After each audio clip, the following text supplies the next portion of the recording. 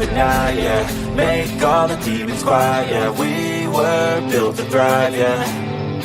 I think that we've all had enough. What keeps you up at night, yeah.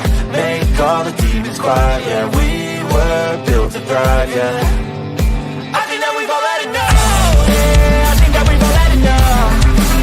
Sick of dealing with the old plan. They know that we're calling it wrong. You got me like, oh, yeah, I think that we've all had enough. Sick of dealing with the old plan. They know that we're calling it wrong. Hey, it's too late to try to go contain it. A generation fueled by creation. We live lives on a small screen nation. We control the airwaves, no negotiation. I refuse to think we need saving. Something good will come from creation. And when we think that the world is too anxious, we'll adapt, evolve, survive, and save it. What keeps you up at night, yeah.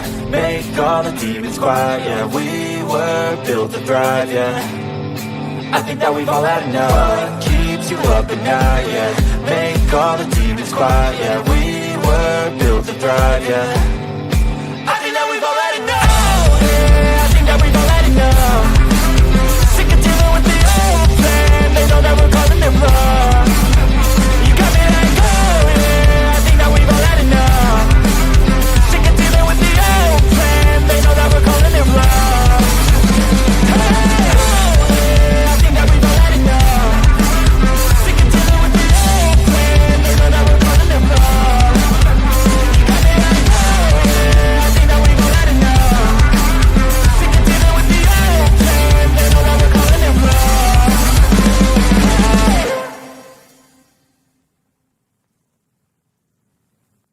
Oh, look at me. I'm retarded. I'm a globe.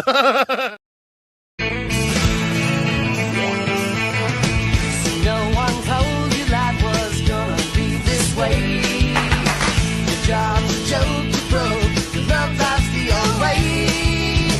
It's like you're always stuck in second gear. When it hasn't been your day, your week, your month, even your year. But I'll be there for you when the rain starts to pour. I'll be there for you like I've been there before. I'll be there for you 'cause I'm there for you too. The whole system is designed to disconnect you from your intuition. Why? Disconnected people are easy to manipulate. Everything from sunscreen to politics to the food industry. It's all designed to disconnect and manipulate you. We are in the middle of a war right now, but it's not a traditional war. It's a war on consciousness. It's a war on freedom. This is the time to listen, not to the news. No, your intuition, your gut, your heart. Love is the greatest weapon against darkness. How do you love more? You begin by loving yourself. How do you love yourself? You listen to the messages your body is telling you. Nobody is coming to save you. Get up. Be your own hero.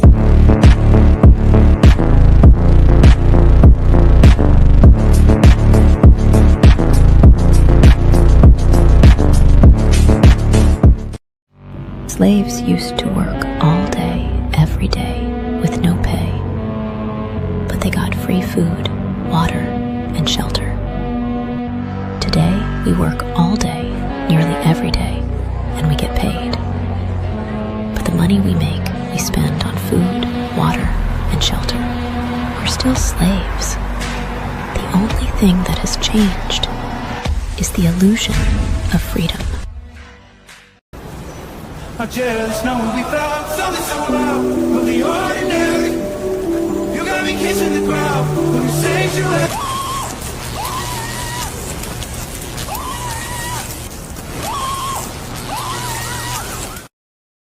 I'm scared, Dad. Do you trust me, son? Yes. Come on, son. Rule number 1, never trust anybody. Stop! Don't touch me there. This is my no-no swear.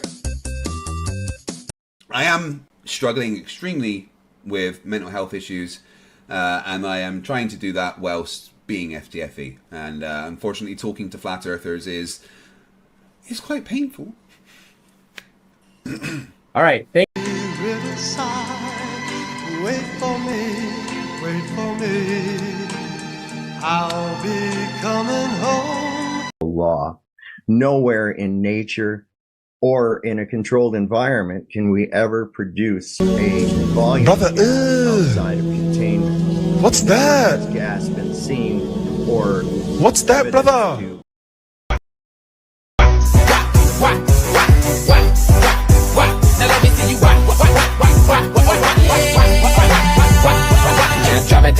Esta es una historia triste la que le voy a contar. Una historia triste la que le voy a contar. No tiene doble sentido, no va. Chicken banana, chicken banana, chicken banana, banana. I remember when I lost my mind.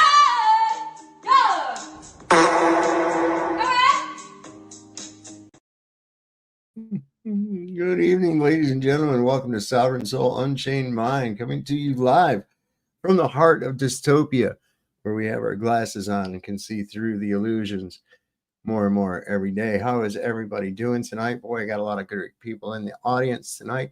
What do we got? Let me make sure I got this all set right here, too. Yep, everything looks good. Good, let's see. What do we got? We got, what's that say? Greeny Page, something. Alfie's Guardian. We got Saddlebum here. We got New Jersey Jeep Girl. We got Alphonse Goethe. We got, let's see, Gorzilla, KK Westbury, Marcy Chan's here. I see a lot of new people too. Keelan Prudhomme. Good to see you, Keelan. Who else we got here? Eldon Bean. He likes the fart girl. We know about that. Justin Johnson's here with us tonight. Cookie Monster Ryan S. is here. We got Roger Ledwell as well. Good to see everybody. J.R. Hartley. Man, oh man, look at all these people. 4057 Huffed says, hey, homies. What up, dog? Mr. Tahiti. We got Cherokee 4 Jacked. A lot of people here tonight.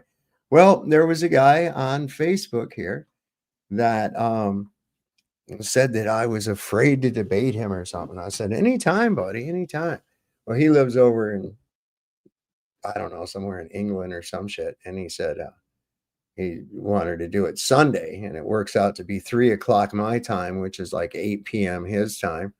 And so we've got that set up for Sunday afternoon at 3 o'clock. It should be rather interesting. He's gotten awfully quiet on Facebook since then, but he said he was looking forward to it. So we'll see what happens Monday at 3 o'clock right here on this and on the Rumble channel as well. I'm limited on the amount of advance time I can put on a video on Rumble, so I'll have to wait and put it up on there probably tomorrow afternoon sometime. I don't think you can go any more than 24 hours, but whatever. So what do we got? Sav is shaking in his boots. That's it. I am shaking in my boots, as you say. Oh my God. Look at all these guys. Anyway, I had a pretty good little video I wanted to show you here. I've shown it once before, but it makes a good difference. Let me go ahead and put this on here real quick. Oh, who's that? Someone, I'm getting some kind of a notification from somebody here. Let me see who that is real quick. Nope, nothing that I need to know anything about, really. Okay, good. All right. So anyway, let me bring this up here. Whoa. There it is. There is one level Earth question that is often used as a defense mechanism by stubborn globe defenders. It's more rhetorical than inquisitive and tends to be their final discussion point before refusing to engage further with the subject. This question, formulated one of several ways, is, so what if the Earth is level? Why does the shape of the Earth even matter? What difference does it make to my life? Firstly, the thing of crucial importance is not the shape, it's the lie. The lie of heliocentrism is one of the most insidious lies imaginable that replaces our common sense and lived experience with unproven theories and explanations from supposed experts. When children are indoctrinated to abandon the limits of their senses in favor of this nonsensical globe model, a schism occurs in their psyche where they are no longer able to trust their own senses and experience, and instead must trust information completely contrary to it, presented by perceived authority figures. To teach such a false cosmology is incredibly deceitful and disempowering to the individual. And the result is that humanity has become just like the slaves in Plato's allegory of the cave. A child who learns not to trust the evidence of their senses becomes forever imprisoned within Plato's cave. A world of distorted shadows, masters, that blinds them to the reality beyond. So, why does the shape of the earth matter? Again, it's not about the shape, it's about the lie. To fool nearly the entirety of humanity for multiple generations, stripping people of their common sense and replacing it with carefully crafted lies, is obviously a matter of serious importance. It is one of the most psychologically devastating things that can be perpetrated upon an individual. And seeing through it should be one of the most revealing revelations of a lifetime. So, when someone asks the foolish question of what difference does it make, that is already evidence of extreme psychological distortion. If knowing the truth doesn't matter to your life, what does that say about it? The level Earth is an epic epiphany that changes many people to their core, affirming their common sense, developing their critical thinking skills, and reigniting a spirit of discovery and adventure. In this way, the level Earth revelation is holistically helpful and truly transformational for many on an individual level. Even more importantly, however, is if humanity succeeds in fully exposing this egregious lie and finally rooting out the liars, the beneficial ripple effect it will have throughout society is massive. Once these foundational facts are realized, these governments, universities, media outlets, and other entangled organizations suddenly and completely lose all credibility. The resulting mass mental exodus away from the control system is exactly what is needed. Essentially, once the level Earth conspiracy is exposed, so is every other conspiracy by proxy, because this so-called mother of all conspiracies holds under its umbrella so many fundamental and foundational facts, and fully reveals them. When confronted with the demonstrable evidence for our level Earth plane, one of the most common and frequently asked questions is, why would anyone lie about the shape of the Earth? Why would there be a worldwide conspiracy to hide the true dimensions of our home? What would be the point of hiding our level Earth to begin with? Many who ask this question haven't actually researched the subject and understand that those who aren't directly involved in the lie cannot fully comprehend the motives of those who are. Therefore, the often repeated phrase, why would they lie, is more a cynical defense mechanism than a genuine question. So we cannot definitively answer the question of motive, but we can attempt to deduce and guess what it may be.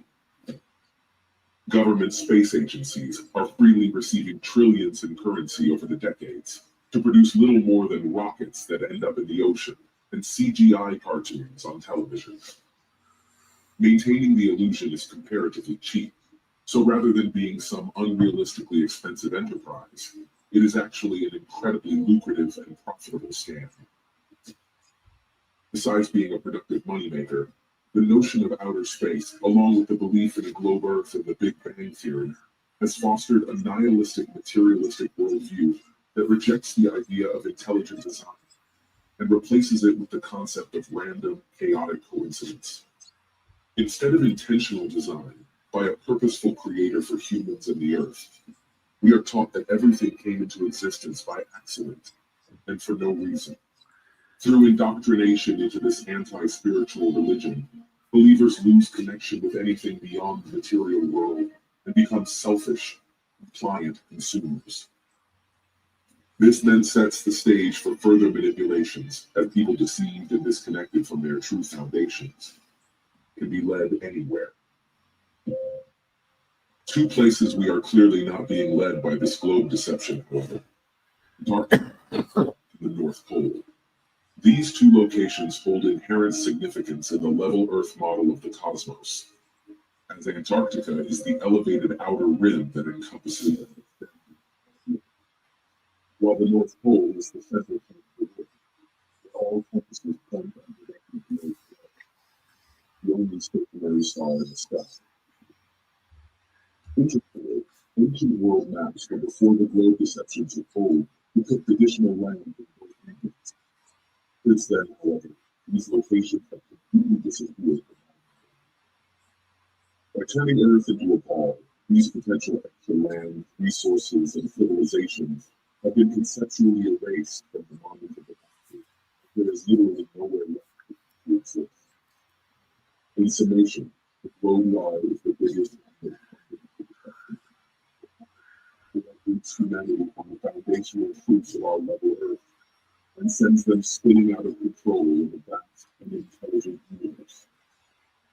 Scientism has become a new world religion, and the masses now follow blindly towards whatever future is manufactured for them.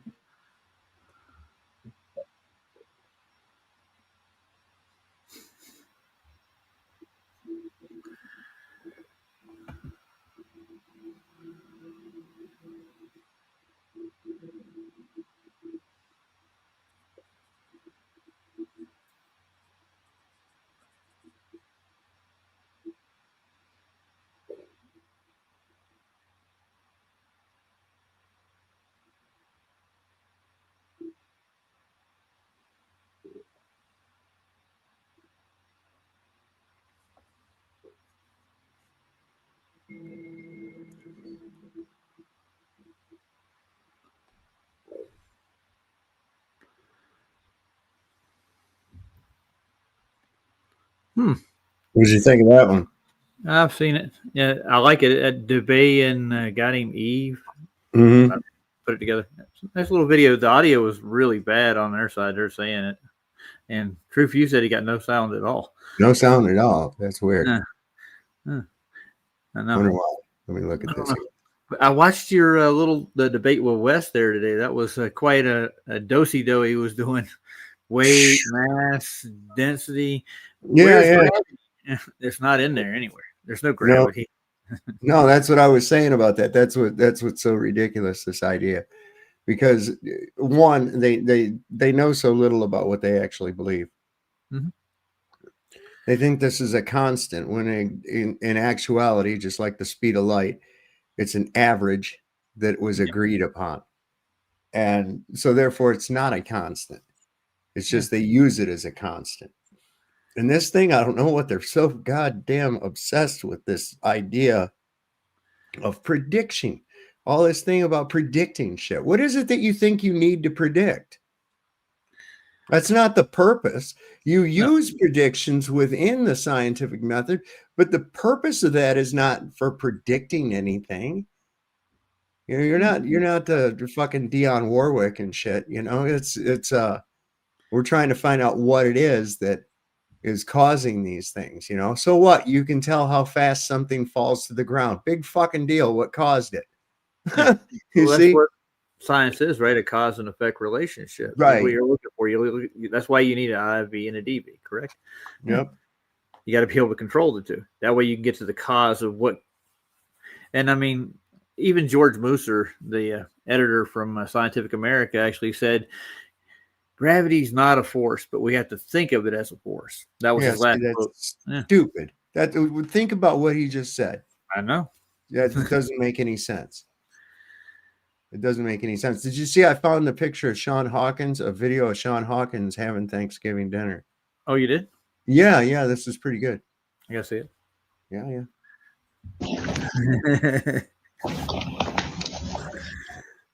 I mean, we all know it's not real, but day number infinity of I didn't see shit, but you did. That's bold, man. I'm telling you. It did look like him, though, didn't it? No, it did. 100%. Well, today has been an interesting day, Sal. Okay. tell us about it. Oh no! I mean, just go watch PJ's early morning stream. You'll think it's really interesting. Oh no! Really? What happened? What happened? Give me a synopsis. Well, we laid down the law with Mikey because we did it before. He always like jumps everybody because they're not out doing activism like he does.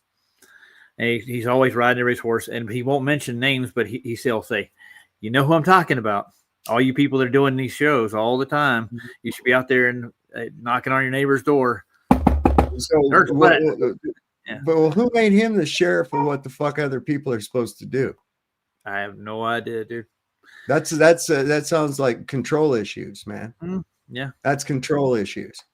I want everyone to do as I do because I'm the one doing it right, and you guys aren't. Yeah. So I think it's a mental edge he has. I guess he gets frustrated easy. It seems like. And he'll take it out on everybody, but he won't stand by what he did. He'll say, "I'm sorry, guys. I didn't really mean it." But then he'll do it again after that. It's a cycle. Yeah.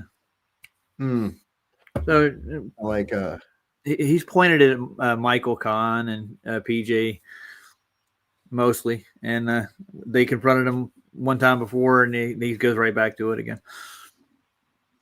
No, he does streams like that, dude. Why? I don't know. I don't understand that why other people think that people need to do what they say or else they're not doing something. I don't get that. I've run across that before. And I'm like, look, dude, you do you, right? Yeah. You go ahead and do you. Don't worry about what I do. Okay. I can't tell people what to believe neither, but I can present facts to them, and you can't make a horse drink, No. I mean, I can show you how they're pulling the wool over your eyes, but I'm not going to pull it off for you. No. I mean, you got to do that yourself, I'm just giving you the tools. Yeah. And I do that. I actually, I had 4 girls in Arby's in the back. They asked me about flat earth, and I told them all about it. I got 3 of them going, "I'll subscribe to you on your channel." And the other one says, "Nuh-uh, nuh-uh, nuh-uh, nuh-uh." Right. I do that kind of stuff all the time, man. And I do it like one-on-one basis. I don't have to flag you down on the highway. Pointing, but I mean, I'm not mad about that, but I don't get mad at people that do that. You know what I'm saying? Right. Huh. Like I'm not. Yeah, I'm more apt to just talk about it in casual conversation, and pretty soon people are like interested. Yeah. And then you have, like you're saying, the people that aren't interested, and that's fine. That's you. But don't get mad at me because I don't buy your magic space ball bullshit. Okay, that's no reason to be mad at me. Okay, if anything, I should be mad at you for thinking such a stupid thing, but I don't care what you think. No, and what you think don't matter as to what is kind of topic. You know what I'm saying? Well, it's the biggest game of gaslighting that there is. It's like they're trying to make it like that video was showing that it doesn't matter what you see. You know what I'm saying? Yeah. They say, "Oh, screw your observations. I know you don't feel any emotion, but you can't trust your senses. You can't trust what you see. You can't trust your senses. This is why." And it's like, no, it's gaslighting. Yeah, it is. Now, I want to pump the brakes right quick. Four Jacks made a really good joke. Take a look at it. Hang on. Good job, Raj. Hang on. Where's he at?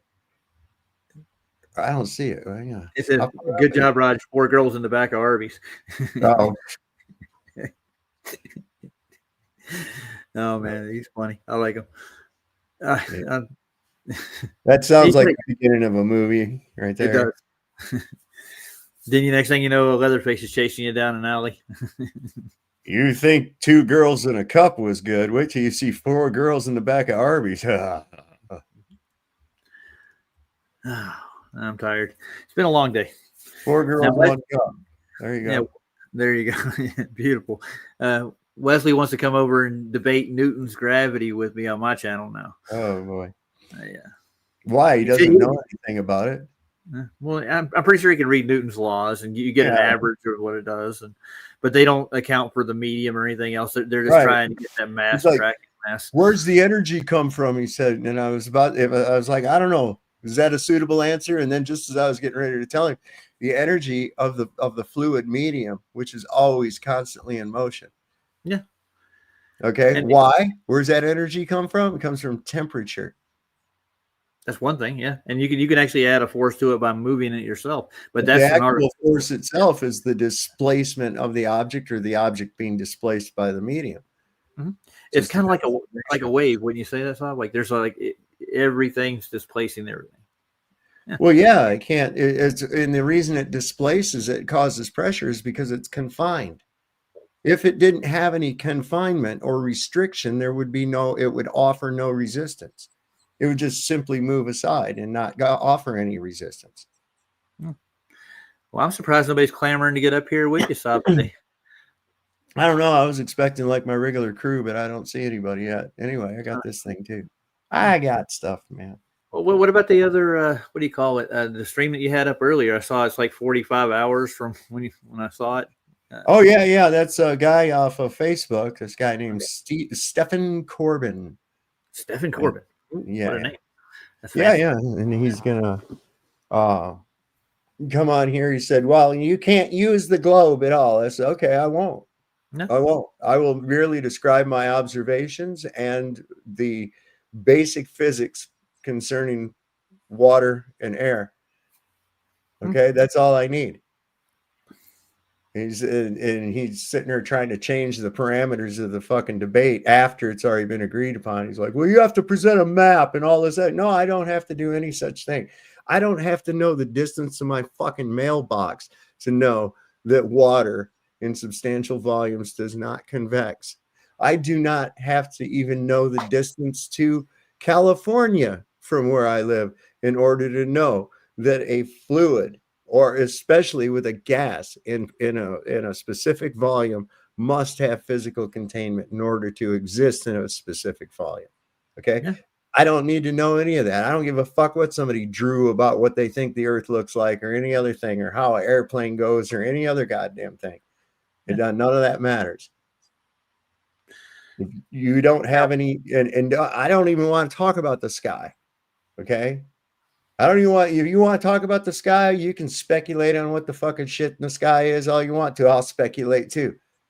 It ain't got shit to do with the basic physics of air and water. I got a question for you. I got this lead ball here, right?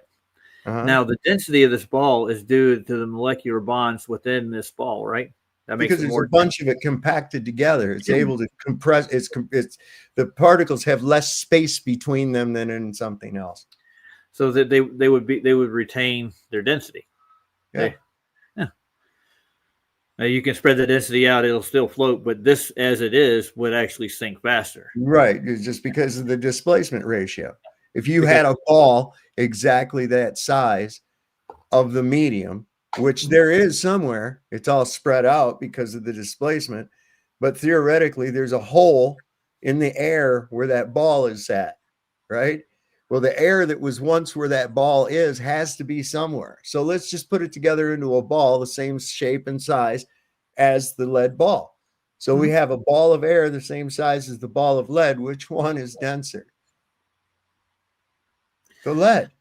Yes, obviously. That's what I was showing you. That was a lead ball, by the way. more stuff per volume in it. Mm-hmm. Yeah, so it's more compact. It's more dense. The molecular bonds in between it are tighter. So it's going to sink through a medium quicker, correct?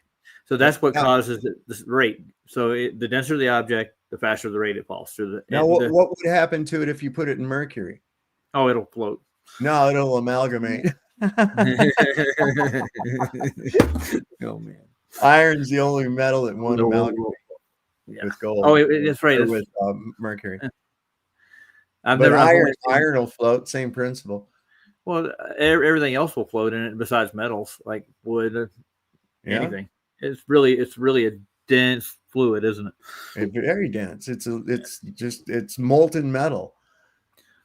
It just I don't recommend a really low melting point. Room temperature, it melts. It's already melted. I wouldn't recommend consuming mercury. No. But I wouldn't be deathly afraid of it either. No. They put a lot of fear into it, and the reason they put a lot of fear into it is because it's one of the key components to the energy system, man. If you can work out even the electromagnetic field that's produced by a mercury plasma is over a million times stronger than if it were a copper coil. So, what's that tell you? With the same energy input, that's the beauty of it. The same energy puts out an even greater, a million times greater electromagnetic field. It's that efficient. Nice. Wow. So the old Antiquitech that a lot of people look at, that a lot of that was made that way. Yeah, I believe so. Even, the lighthouses, the shaft that the light was on, a lot of them, they were in a bucket of mercury. It helped them move smoother because they were actually floating in that pool of mercury. Yeah. Made it easy for it. There was very little resistance for it to turn. Oh. Well, now, Saab, I got to get out of Arby's. Nobody likes them, I'm telling you. They're all you got to get out of Arby's. Why? Everybody's like, they're just making fun of the idea. They got fries that look like old toes. What JJ said, that we got the shit. Well, if you eat enough Arby's, it will make you get the runs. I promise you. Well, I don't need that. I don't eat any fast food anymore. No. At all. Well, they have these market fresh sandwiches that are actually made with whole grain breads and fresh turkey and stuff. But I mean, they're expensive as hell. Yeah. Well, they're going to be. They're still processed. Yeah. Still all processed stuff, man. And I really, now from what, the questions that have become unanswered, like, what are they doing with all the dead people, and, human DNA being found, and, that there's not enough of these fucking animals to produce this much of this meat. I'm like, nah, something funky going on, man. Something funky. So one day I'll go into the walk-in and I'll take a picture of our thawed roast beef gel packs just to show you what they look like. Yeah, that's all right, man. You don't want to see it? Nah. I've worked in places like that, and it's like a lot of times after you work there and you know where everything's coming from, you don't ever want to eat there anymore. I've worked for Perkins and Village Inn too, and they do like Cisco and Monarch for their suppliers. So you basically get you get canned product for the most part, and then you get frozen product. That's what they have. And boy, that Wesley was really fucked up on how an experiment works today, wasn't he? Mm-hmm. Yeah, well, none of the sciences actually adhere to the method anymore because it doesn't fit their narrative, you might say. It shows that they're wrong. That's what happens. Is I was like trying to get it through his fucking head that, this whole time you've been modulating the medium. You haven't modulated gravity. You didn't do it. You can't have the IV and the DV be the same thing. Mm-hmm. He doesn't understand that. Well, yeah, but all they really did do it, if you think about, go back to Archimedes' principle, all they did is take the acceleration rate of any object and replace it with a g and a little g. Yeah. Well, they replaced weight with a g. It's weight due to gravity. It's like, wait a minute. How do you? They assume this cause. It's weight due to gravity, acceleration due to gravity. Wait a minute. How do you know that it's due to gravity? You don't have to put an explanation like that on any of the other variables. Why did you have to put it on that one? I don't know. Well, the thing is, you want to reaffirm that bullshit in your head. But I've heard this, that like in the quantum realm, when they do quantum experiments on the micro level, like colliders and stuff, they do not use gravity in their experiments. They don't add the g to the particle experiments and stuff like that. I'm very doubtful that they're actually doing what they tell you that they're doing. It just seems unfathomable to me. I can only imagine what the difficulty involved in getting two bullets to hit each other. Yeah, much less subatomic particles. I mean, get out of here.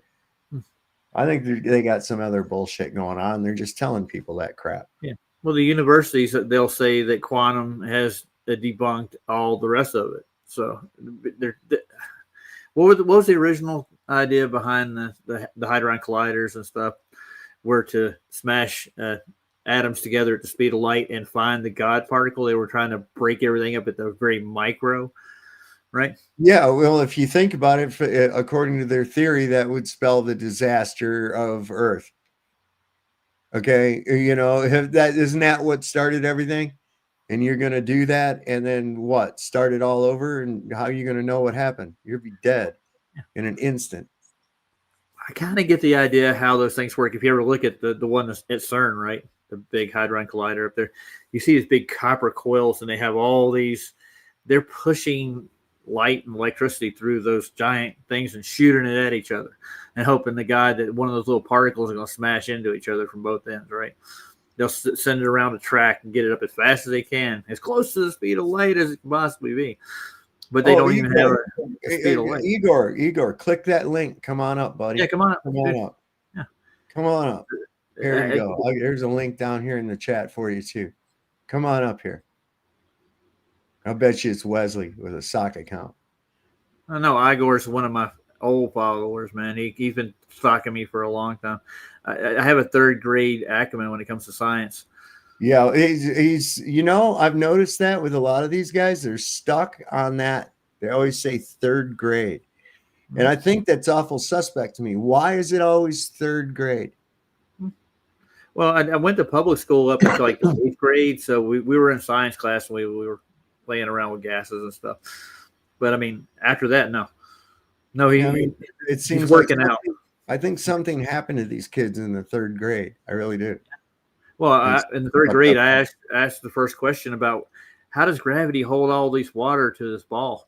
That was the first question I asked, and they said, "Well, you take a bucket and you swing it over your head, put some water in." And I went home and got my grandpa's bucket and a rope, and I did it. I'm like, then I came back to school the next day, and I'm like, "Well, that's got a container around it. That's keeping the water in the bucket." Yeah, not on the bucket. No. Put the water on the outside of the bucket and spin it around. Now you'll have something. Well, you got to slowly turn it at 24 hours of rotation. Yeah, that ain't gonna work neither. That ain't gonna work either. This was only aired once in 1988 or 1998, I think. Let me see. School Room Rock. School Room Rockies back on the block with conspiracy theory rock. It's a mediaopoly. A mediaopoly. The whole media is controlled by a few corporations thanks to deregulation by the FCC. You mean Disney, Fox, Westinghouse, and good old GE? They own networks from CBS to CNBC. They can use them to say whatever they please and put down the opinions of anyone who disagrees. Or stuff about PCB. What are PCB? They come from electric power plants built by Westinghouse and GE. They can give you lots of cancer that can hurt your body. But on network TV, you rarely hear anything bad about the nuclear industry. Like when Westinghouse was sued for fraud. Which part? When GE made defective bolts, it was an unreported crime. Or when it was boycotted for operating nuclear bomb plants just to squeeze a dime. That's a footnote, by the way.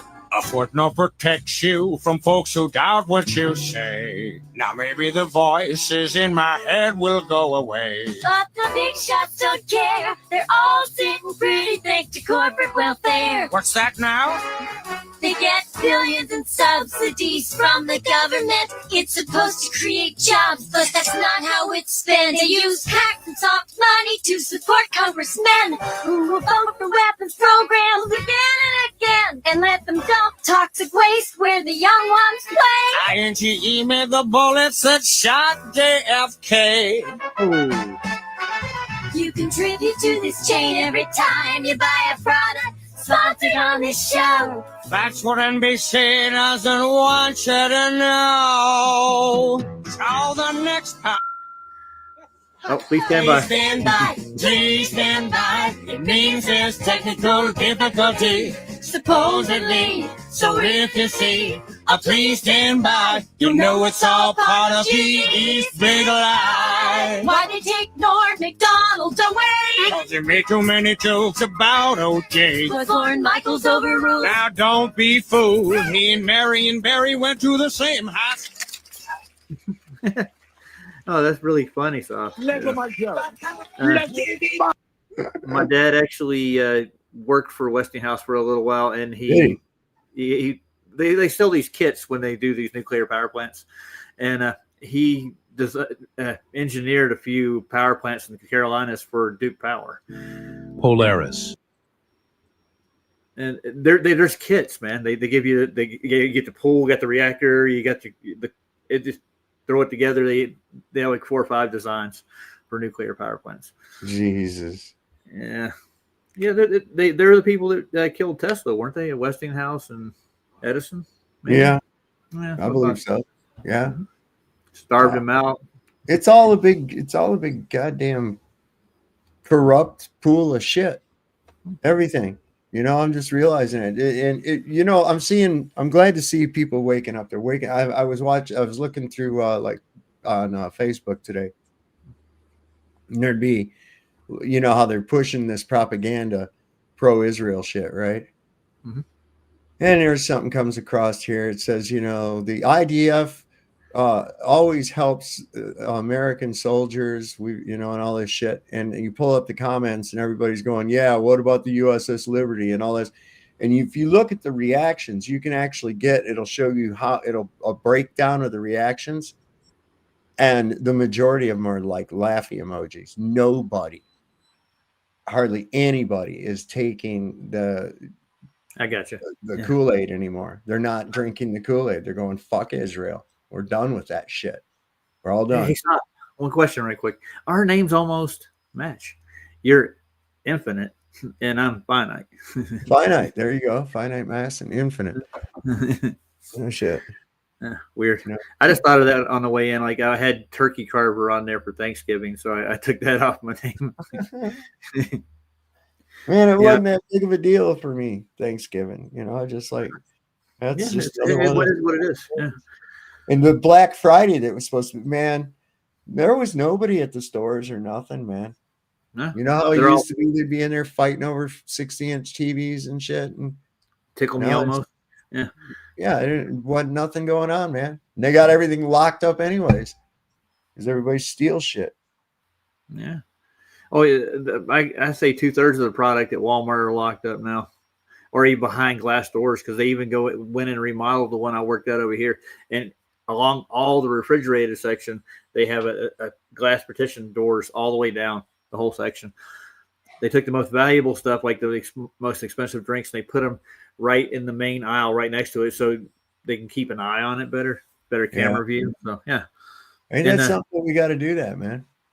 Yeah, I've never had there's no common decency amongst people. Even that's eroded away. It's not whether it's right or wrong; it's whether you get caught or not. That's the gauge. That's the gauge. It's fucking sickening. Yeah. Oh, look, the North. It is the North. Yeah. Winter is coming. Yeah. Look north any clear night. One star never moves while the sky wheels around it. Polaris. For 4,000 years, every navigator and every culture has used it as the fixed marker of north. Here are 5 instrument-backed proofs that Polaris is the immovable nail above a stationary plane. First, the Georgia Guidestones. From 1980 to 2022, a granite monument stood in Elberton, Georgia. A 7/8-inch hole was drilled at exactly 34.23 degrees elevation, the latitude of the site. Every single night for 42 years, Polaris appeared dead center in that hole. No drift, no wobble. Second, the Eiffel Tower summit test. 2016. Telescope 1,083 feet above Paris, same latitude band. Globe predicts Polaris drops 0.003 degrees, 10 arc seconds, from height. Measured 48.85 degrees from summit, 48.85 degrees from ground. Zero change. Third, U.S. Navy HO. 229 tables, still issued 2025. Polaris azimuth correction stays within plus or minus 1 degree of magnetic north for 175 years. even as the magnetic pole drifted 1,200 miles. On a spinning globe, those tables would obsolete every decade. They don't. Fourth, Gaia DR3 2022. Expected parallax for a 433 light-year star. 7.5 arcseconds yearly wobble. Measured 0.0075 arcseconds. 1/1000th the expected value. Statistically, 0. Polaris is at infinite distance. Fifth, the Allais effect. During solar eclipses, Foucault pendulums stall or reverse when the moon blocks the ether flow that drags the plane of oscillation. Celestial interference, not Earth rotation. Polaris does not move. No wobble, no altitude change with height. No drift in 175 years of Navy tables. No parallax. It is the immovable nail at the center of the celestial dome, directly above magnetic north, exactly where it belongs on a stationary plane. The globe needs a star 433 light-years away to fake the alignment.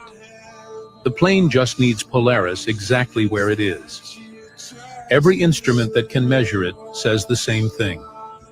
Polaris doesn't move. Earth doesn't spin. Planar forever. Rule number 1. Oh yeah, and they take all those measurements down to the equatorial plane that they measure the whole rest of the Earth across, and they get what latitudes? Mm-hmm. Yeah, that's how it works, man. Just that simple. Which tells you what, they're full of fucking shit.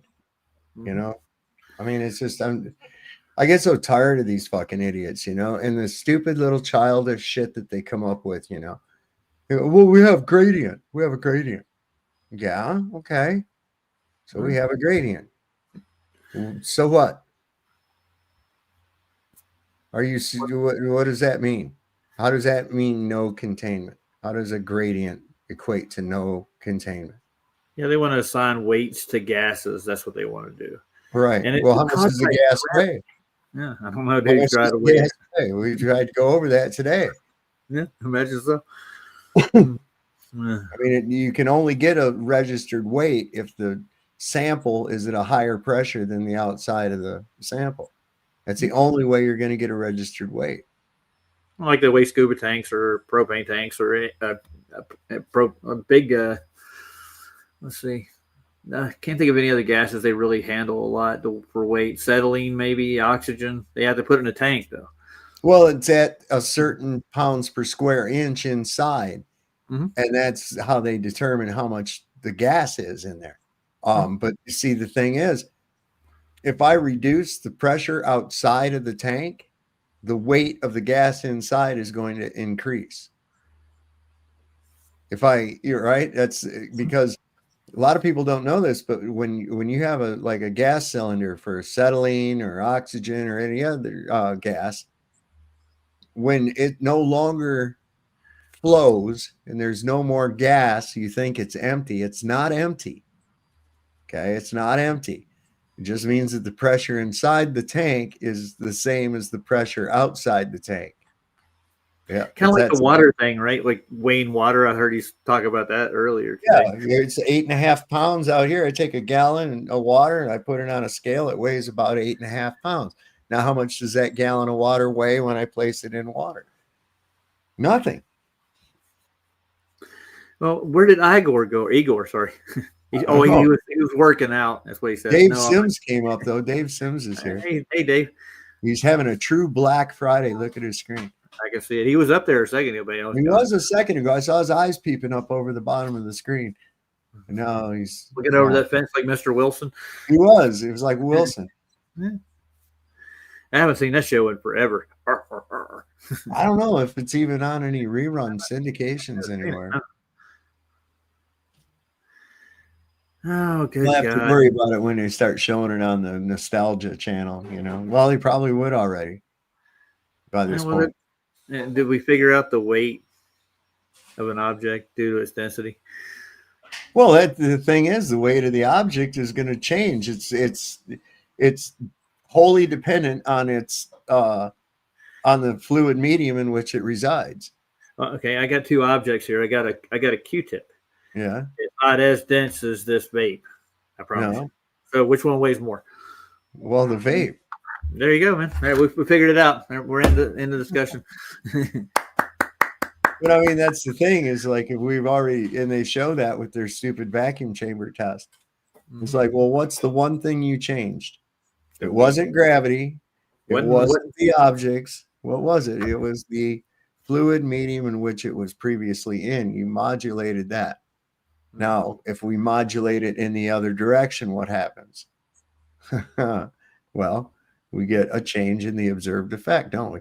Felix Baumgartner, he starts hurtling toward the earth. And as he got closer to the earth, he started slowing down. I wonder why. A change in the density of the medium. Oh, are gases produced at the ground level, I think, for most part? Yeah. That's where they're produced. So they're still going out in all directions. Yeah. But the mass of them are produced right here. Yeah. And they're exchanged there as well. Yeah. And they biodegrade here and they create different gases. People digest stuff. Beyond that, in animals and the water cycle as it goes, it passes right through here to the ceiling of the clouds, and that's where it stops due to temperature, not gravity. I mean, yeah, if gravity was actually a thing, evaporation wouldn't be possible. Yeah, and we rely on it, on evaporation. It makes our weather condensation, man. That's the cycle. That's the cycle. The exchange of carbon dioxide for oxygen between plants and animals. The creation of methane through the digestion of vegetation. I mean, it's all everything here plays an integral role in the function of this entire machine that we call the earth, this creation. Everything has its own little function. And here we think that we know everything, and we don't.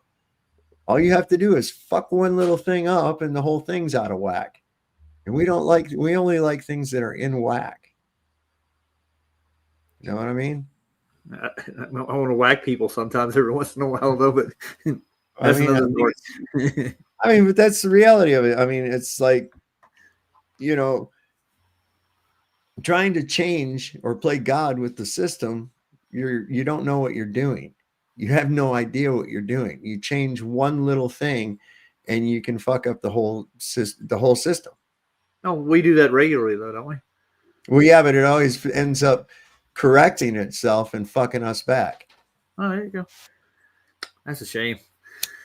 It always does. It's not until we learn to live within harmony with it. Is AA in your chat by chance? Who? Aaron Armstrong. Aaron Armstrong. Yeah, it's one of old Flats's. There's an Aaron Queen. Yeah, I was wondering if that was him. He's got several different accounts. Yeah. I don't know. Hey, Igor, how do I figure out the weight of an object? Come on up. Yes, the density ratio in the medium. That's all weight is the quantification of that.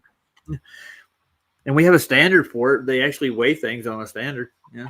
Mm-hmm. Yeah. It's pretty simple.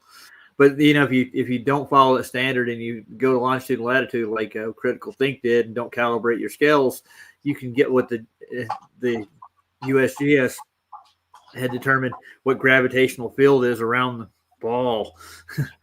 Well, that would mean that you've isolated gravity. That would mean if you've picked up a gravitational field, that means that you've isolated gravity, which also means that you know the mechanism involved with the creation of it. Secondly, if it's in waves, what do you mean? That means that it pulses? Is gravity a pulse? Could you catch it between pulses and, defy it? I mean, get the fuck out. Of course you can. I think what they're trying to do is they're trying to get like these shock waves from like pulsars exploding in the far reaches of wherever the hell it is. An imaginary event, an imaginary event in an imaginary environment. Awesome. Well, they see planets being born and stars being born in the cradle of the universe, wherever it is. No, they don't. Creation. No, they don't. They look up and they make up stories about what's going on. They see something and they say, "Oh, that's what's happening." How did you test that? How did you test your theory? You just looked at some shit and made up a fucking story, and that's now a fact? Get out of here with that. That isn't science. That's crazy people is what that is. Well, what we've done here, like anything close to that would be like a star in a jar, you know. You could create a frequency high enough and put it through a liquid medium and actually get it to ignite almost and make a little star. Sonoluminescence, yeah, is what that's called. Igor, did you miss the link, Igor? You probably did. You need it again? Because I can put it down there again for you. Here you go. Because I know that somebody that's as outspoken as you would not be afraid to click a link and come up and talk. Mm-hmm. Well, I went to his channel one time and he did a little video on how the moon phases were and how it has to be spherical. That was it. Just the shadow on the moon. It causes the so-called phases. I'm not really sure that actually causes the phases necessarily. No. It's a logical assumption if you think you're on a ball. But the problem is that when you run them in reverse, for instance, during a lunar eclipse, the shadow of the Earth completely occults the moon, right? But on when we have a solar eclipse, the moon only casts a shadow about 70 miles wide. Sometimes it's almost 100 miles wide, and it varies. But you can gauge that average in there and then run the ratios based on the distance that they say the moon is, and the ratios don't work out. Given the ratio of a solar eclipse and the moon shadow that's cast onto the Earth would only make a circle going across the moon that was about 10% its size. Yeah, I see it. But it depends on how far away the actual light source is. Well, the light source never changes. That's supposed to be the big thing everybody's going around, right? So that ain't going to change. The light source, you're using the same light source. All you're doing is swapping the objects.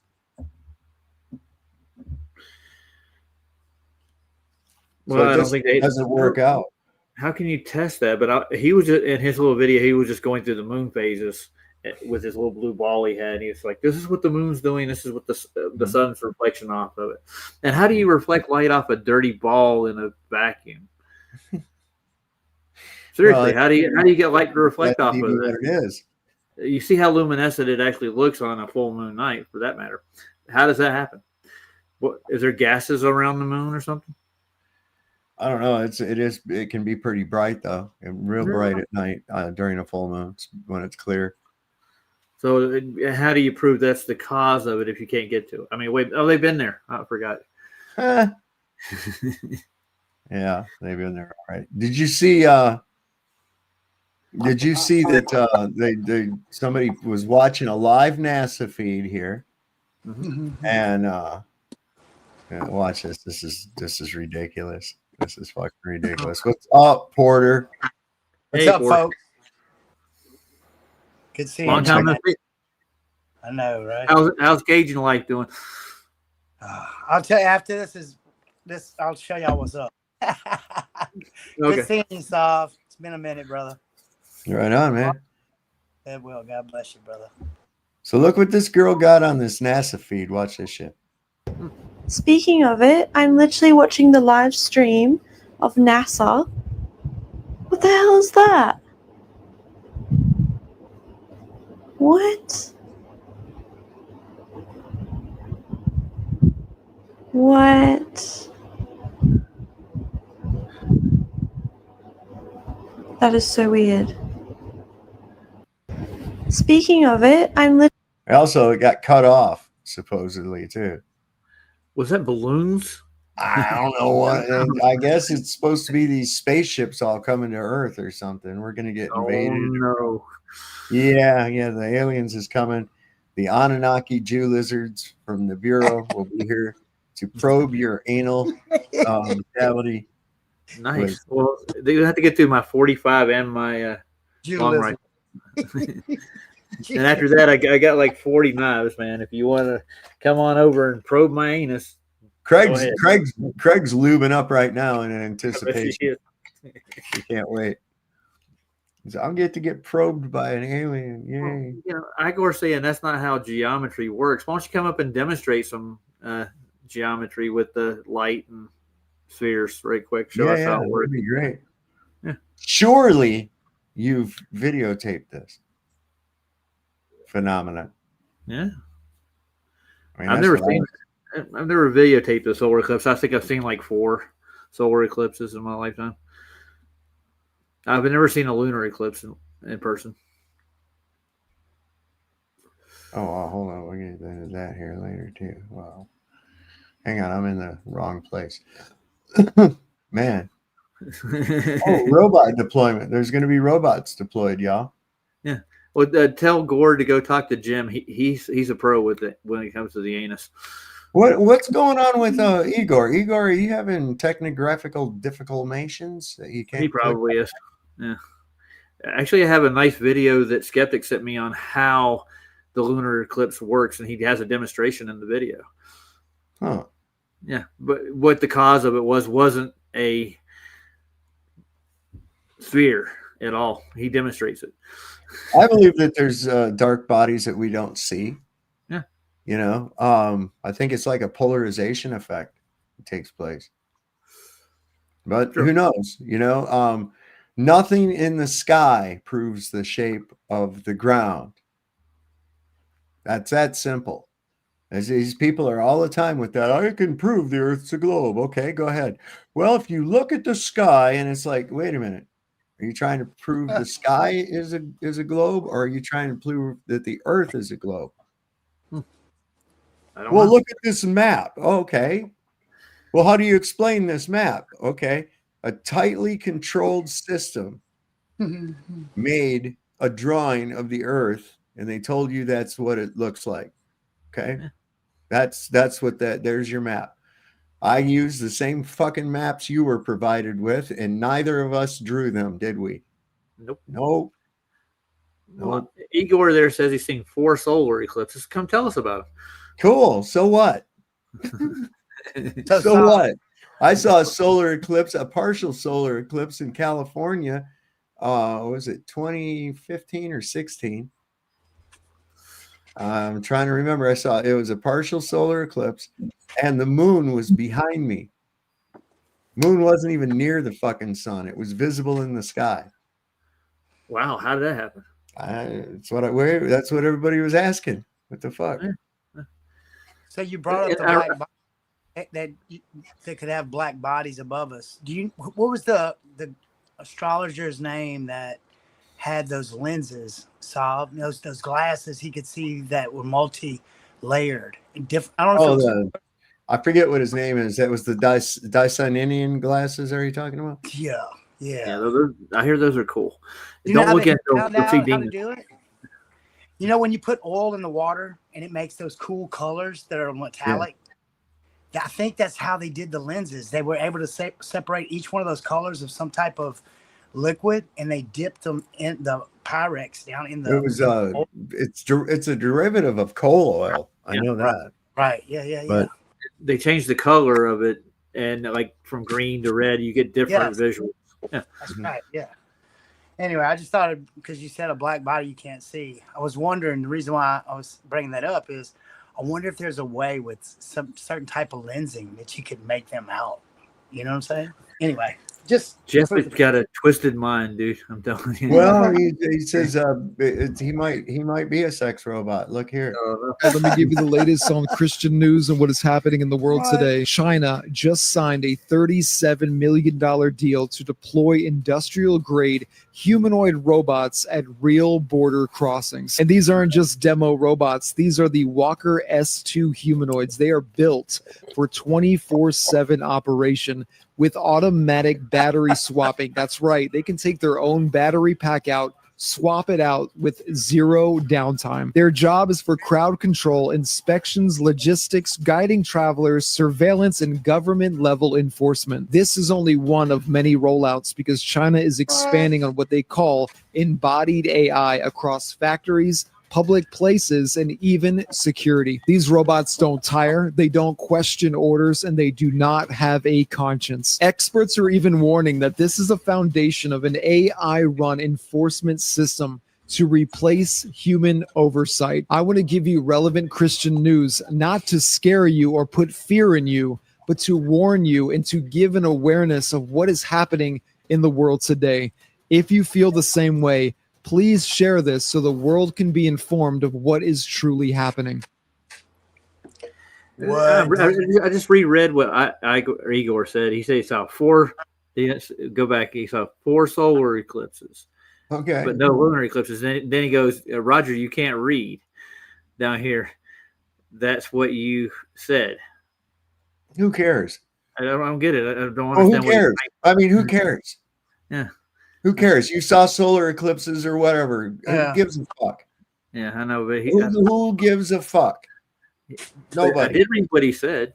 I mean, I read it out loud. Well, it don't matter if you read it right or you didn't read it right. Who gives a shit? Oh, he said you saw. I didn't say I saw 4 solar. I never have. I've seen a few. Oh, maybe I did. I say that? Maybe I did. I don't know.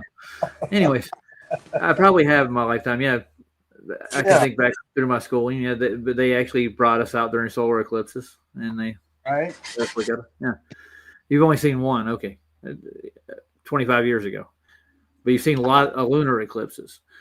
Okay, So, what is y'all's take on the robot army? What robot army? Well, their garden, is that even real? You think that's real? I think they probably have something going on like that. I mean, yep, it's commonplace now. That's I right. mean, it was a real novelty when they first came out, but now you go down into Harrisonburg, and there's these little fucking robots that deliver food and shit. They go, they're not walking; they're just little carts, like. Right. Yeah. But that's just one step, and whenever something like that comes out, then it just keeps going. I saw that at a young age. I remember seeing the first pocket calculator in a Kmart, and it was about the size of a paperback book, maybe just a little bit smaller, and it only went up to 8 digits, I think. But that was really, something else. And I remember telling my dad, he says, wow, that's really something. They had it in a jewelry case. You had to ask somebody to be able to see it. And I looked at my dad and I said, you watch, they'll end up with that thing where it's on your wrist, and it wasn't shit. It wasn't even 10 years and they had it. There it was. You could remember everybody with the little calculator watch. You remember those? And I was like, there it is. I said, they just keep improving on something and now look at it. We have this little fucking device, this phone thing right here, that's a calculator, a camera, a communications device. It's a chimera. It's a little tiny computer. You remember watching Star Trek and they all had those little pads that they were doing all their shit on instead of a paper and clipboard? That's a reality now. A lot of restaurants, you go to them and the people are punching shit in on an iPad. They're not fucking writing nothing down. It goes directly right to the kitchen. Boom. It's amazing. So I believe that, they've been playing around with making these humanoid robots. And a big part of that is they're trying to be God. They're trying to create life and they can't do it. They can never give anything that unique spark of God that we call life. That soul, that spirit. You can make something appear to be conscious. You can make something appear to be alive, but does it have that? You know what I'm talking about? That spirit. It just doesn't have it. No. It's like a shell, right? Yeah. And I mean, what's wrong with people? First thing they think of, is, oh, cool, they're making robots. Wonder how long till we can fuck them.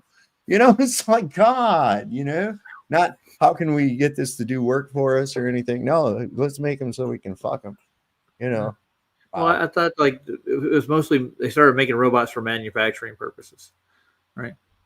Oh, look, here's isn't that from Heinlein? The 3 laws of the robot and shit. I've never heard of it. Yeah, I think it's from Robert Heinlein. robot must protect its own existence as long as such protection does not conflict with the first or second laws. And the first one was a robot may not injure a human being, or through inaction allow a human being to come to harm. They go over that. Did you ever see iRobot? I think that's where that came from. That was Heinlein. Yeah. Yeah. Oh, I got a question for Igor. How hot was it in Bolivia when you were down at the salt flats? What's that? Well, he was down in Bolivia at the salt flats. Yeah. Igor. Igor was down there? Well, this guy gets around. I don't know. Gets around. World traveler. Probably uses a world map or a globe for his navigation. I bet you. They do? I've never known anybody to navigate with the globe. Let me guess. He's a pilot and a physicist and an astronaut and an engineer. But he said there was an island out there that wasn't visible till he got close enough to it because it was obstructed by water. Isaac Asimov wrote iRobot. Did he? Okay. Did he? Yeah. I think he did. I don't know why I was thinking it was Robert Heinlein. But that's because I'm old and I have too much fucking information. My file cabinets are overspilling with shit.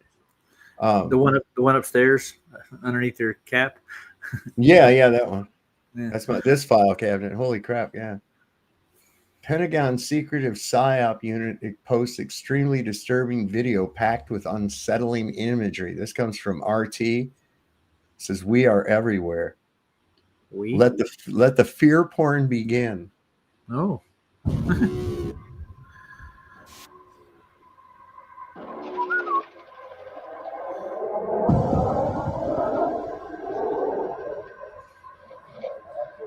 Goddamn army.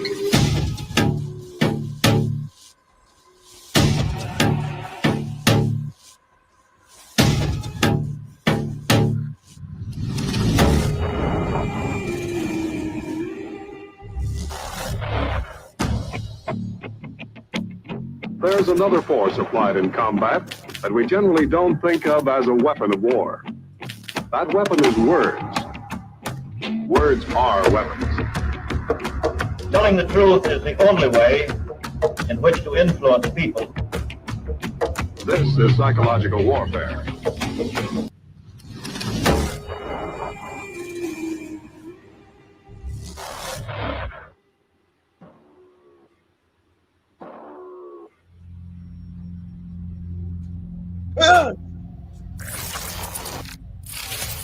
They got a recruiting bonus. Go Army. There you go. That was an Army commercial?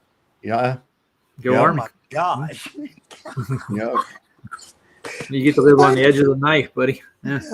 You know what's so weird about all that though, stuff? Half the people that watch that will be like, "Oh, that's cool." Don't even know the background with it. You get what I'm saying? Yeah, man. The control. What is this? This thing here says Gen Z is so red-pilled there is no hope. Well, let's hope so.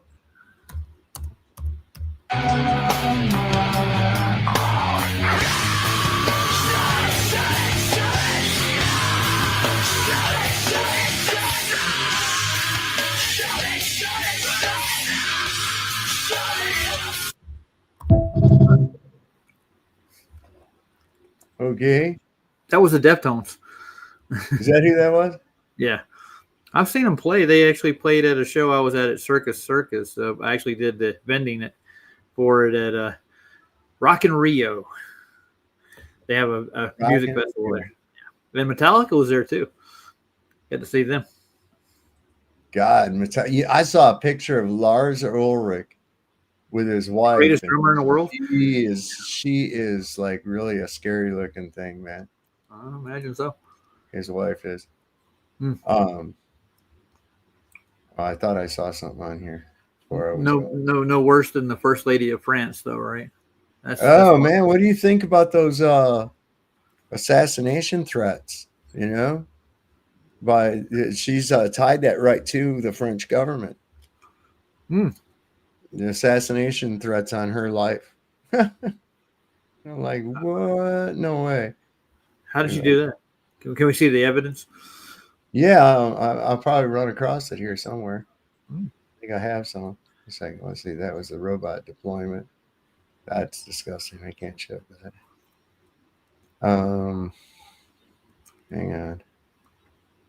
I gotta get myself down. Let me see if I can find a Candace Owens thing. It's going to be way down here. Yeah. And for some reason, I don't think that island he's talking about was obstructed by water. It's probably more like a reflection that would block your view or a mirage of some sort. Well, you got to look at mirror line, especially over water. That little area right there between where it appears the sky meets the water. There's a lot of humidity, and it changes throughout the day. You got to also consider you're looking through several different layers of this shit, thick wise. It's kind of like trying to look through the edge of a piece of glass. So yeah, your vision's going to be obstructed in the smaller sun. Yeah.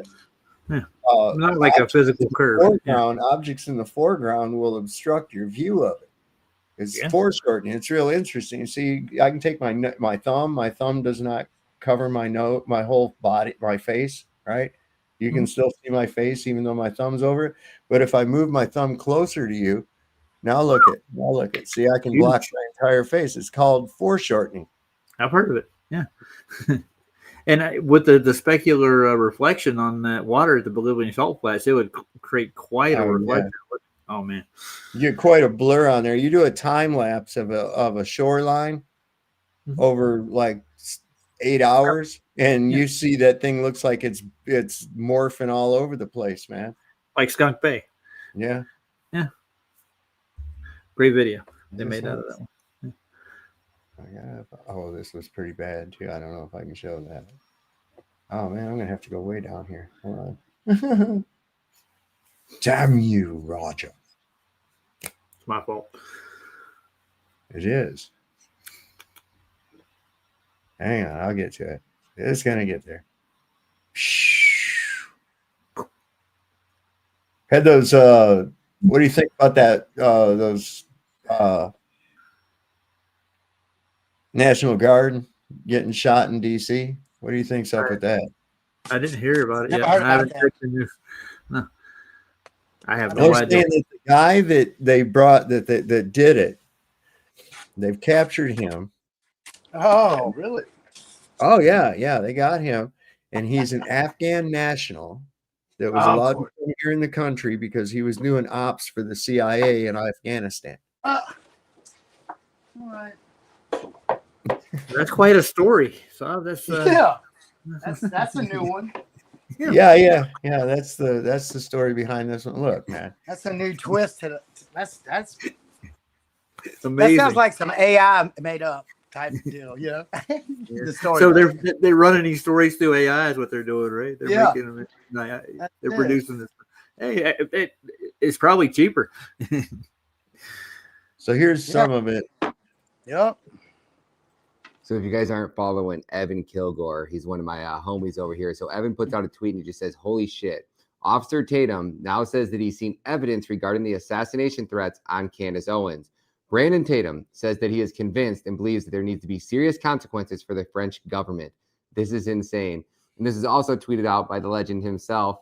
Mr. Ian Carroll says, wow, did not see this coming. Respect, Officer Tatum. Holy shit. So Tatum sat down with Candace Owens. You guys are going to want to check this video out.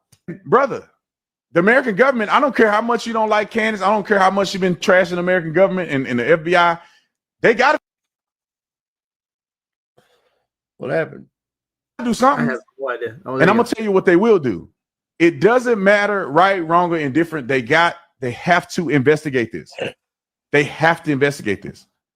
And I think that if it is found to be true and the proof prevails, which I'm convinced after talking to Candace and the stuff that we talked about, I'm convinced, then that means that there should be dire consequences for the French government and whoever else was involved, the Macrons, whatever, dire consequences. I'm talking about the American government should go after them like never before. And that's Tel Aviv Tatum. Let me see this. Was that the one? Hold on. Trying to find the other thing on it too.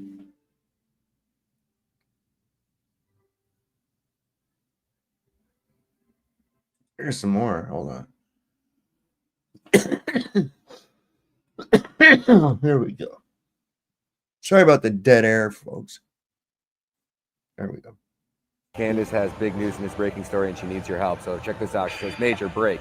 Somebody directly involved in the booking process has confirmed to me that the Egyptians who flew to Provo ahead of the Charlie Kirk assassination were staying at the La Quinta Inn and Suites in Orem, Utah. She says specifically the University Parkway location. University Parkway is going to be important. She says, remember, our Egyptians flew in on September 4th and stayed through September 13th. She says, we are now looking for footage of these individuals.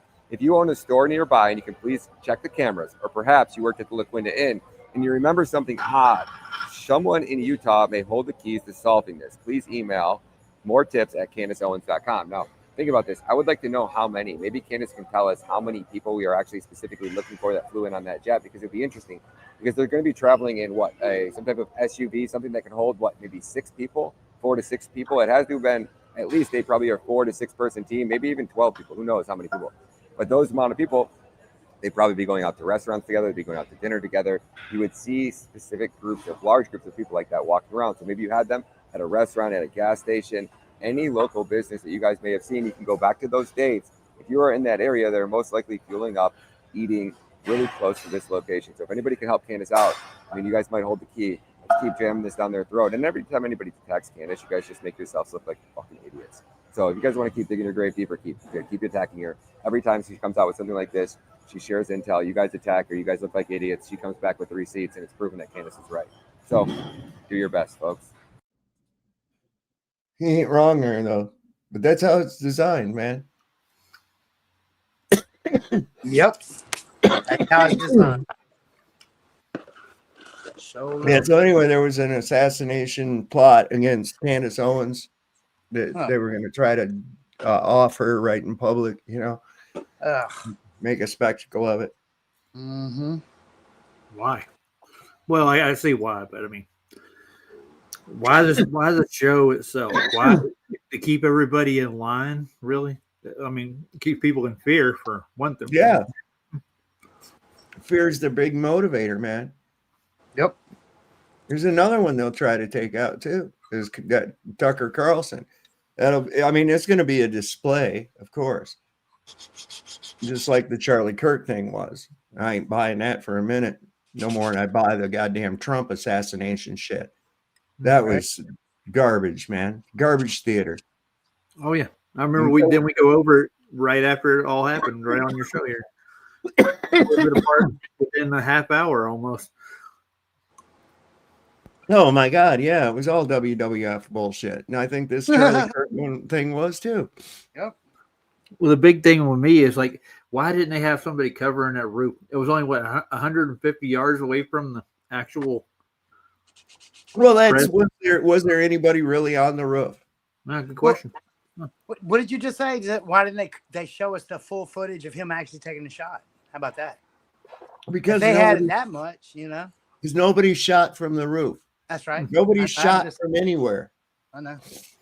I'm just putting it out there. If they got him coming off the roof, then they should have him shooting. They can't. And then this man a steel neck trying to tell me that his fucking neck stopped a 30-06. And I'm like, shut up. Just shut up. Not buying it. That's right. Let's see, I'm looking to see if I find any more about that. Let's see. Oh yeah. Okay, so you want to know a little bit more on that? Let's get into it just a little bit. Why not? It's Friday. This is an emergency bulletin.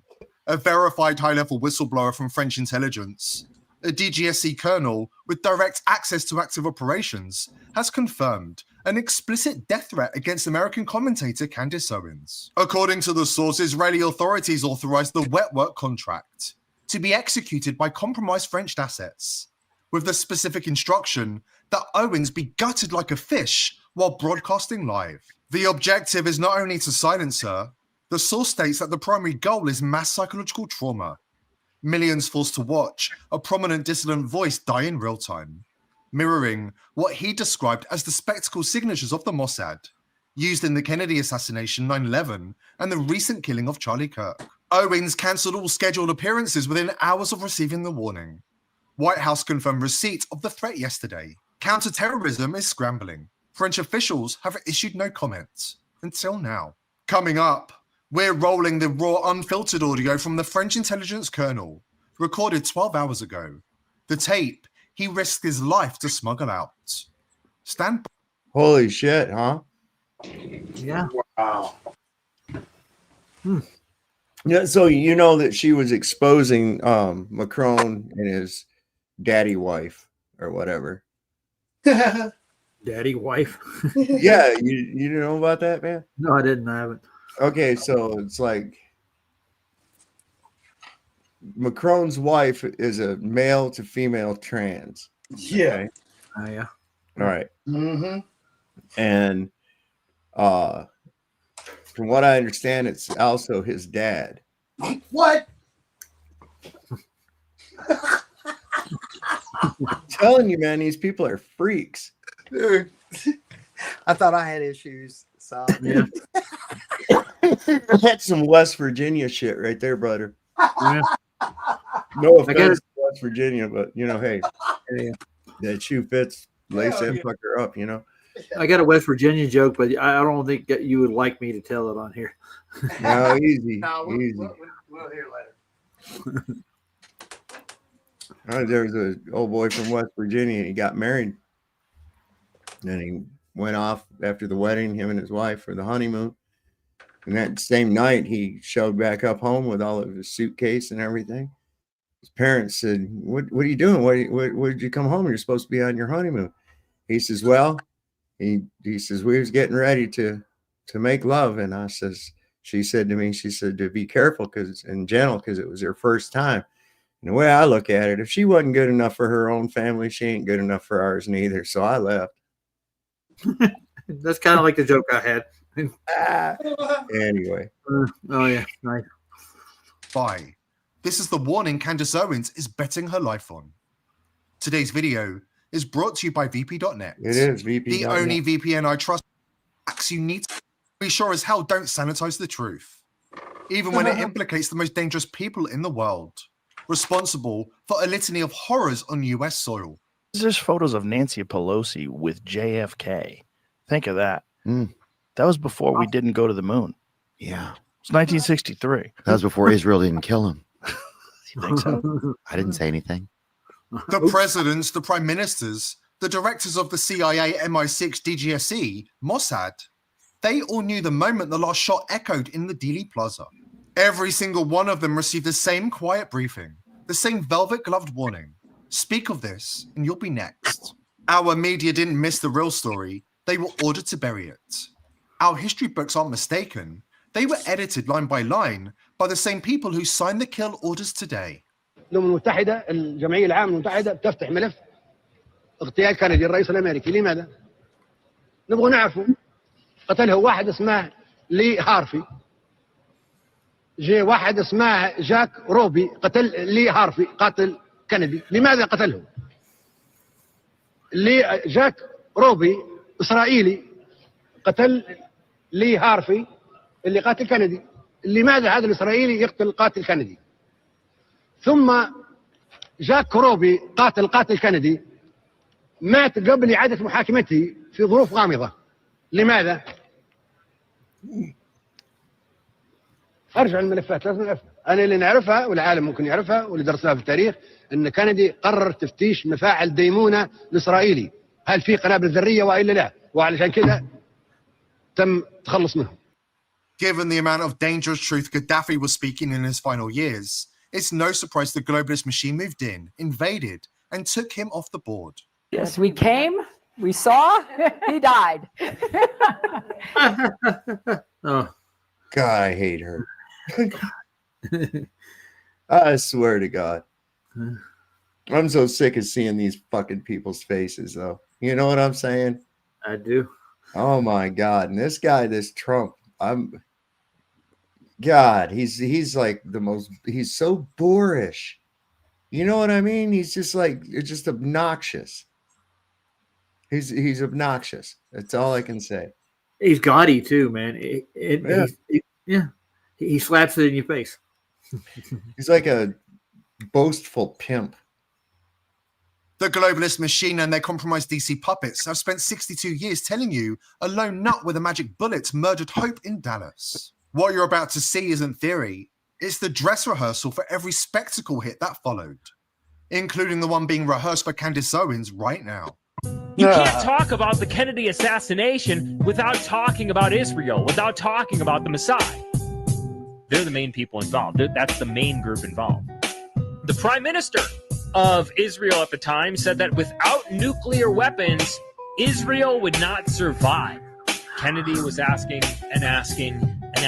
for neutral scientists to observe the reactor. He continued to push for this with CIA Director McCone and finally was granted access. Israel, prior to the visit, set up a fake control room with fake control panels, and part of the agreement was that the inspectors were never going to be able to inspect the actual reactor. After that visit, Kennedy was quoted in saying, "Those sons of bitches lie to me constantly about their nuclear capability." The Jewish community invites JFK to come to Dallas, which was sponsored by the Dallas Citizens Council, which was directed by Julia Sheps, who was a member of the local B'nai B'rith organization, the ADL B'nai B'rith, once again. A confirmed member of the local B'nai B'rith as well, Abraham Zapruder, was also just so happened to be the guy that caught the assassination on film. Zapruder was also a manufacturer headquartered in the Dallas Textiles building. According to ballistic studies, it was from that building the first two shots were fired and missed. The building was owned by David Weisblatt, one of the biggest financiers of the Anti-Defamation League, and Douglas Jaff, one of the biggest donors to Lyndon B. Johnson. The host committee that invited Kennedy to the event in Dallas was chaired by a guy named Sam Bloom. According to Dallas police, it was Bloom who pushed the hardest for the police to transfer Lee Harvey Oswald from the Dallas police station to the Dallas County Jail. I'm starting to see a pattern here. Mm-hmm. I'm starting to see a pattern just based on these names alone. Yeah, and actually their locations and how they were conveniently here and there, like they were planted, maybe. Well, did you notice how they all have, including this guy with the pistol that's about to shoot Oswald, they all have small hat names. They all have small hat names. What's up with that? Huh. They're almost like they're like born to be criminals. Well, it's like they're an organized group. Yeah, that too. Now, it was during that transfer that Jack Ruby shot Oswald. What was Jack Ruby's real last name? Rubenstein. Jakob Rubenstein. Jacob. Yeah. The reactor went critical right after Kennedy died, and they got the bomb a year or two later. What you were taught was a lullaby. The reality is you can't talk about JFK without talking about Israel. Just like you can't talk about 9/11 or Charlie Kirk. Horrors on US soil. And according to the French intel whistleblower, you haven't seen anything yet. Candace Owens is under direct attack, and so are you. We have the details coming up after this important word from our sponsor. VPN, I bet. Oh, I guarantee it. I guarantee it. But that's pretty much, you got the gist of what we got going on there. So, wow. What was the name of the guy who bought the World Trade Center from Rockefeller? What was his name again? It was Larry Silverstein. Yeah, there you go. That's the name. Interesting name, though. And we'll see. Wasn't there like 14 dancers across the pond there, across from the actual event, dancing on a roof? They were from a certain country. They flew in just to watch this event. Wow. Mm-hmm. Yeah, and they flew them back too, and they have asylum. Yeah. All right, I zoomed this up through the commercial. Yay. Nice. Orwell's 1984. War is peace, freedom is slavery, truth is hate speech. The moment you notice the pattern, your name lands on a kill list, with the method already chosen.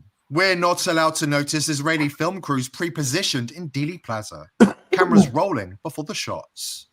We're not allowed to notice the dancing Israelis, 5 Mossad agents on a New Jersey rooftop, tripods up, high-fiving as the towers burned.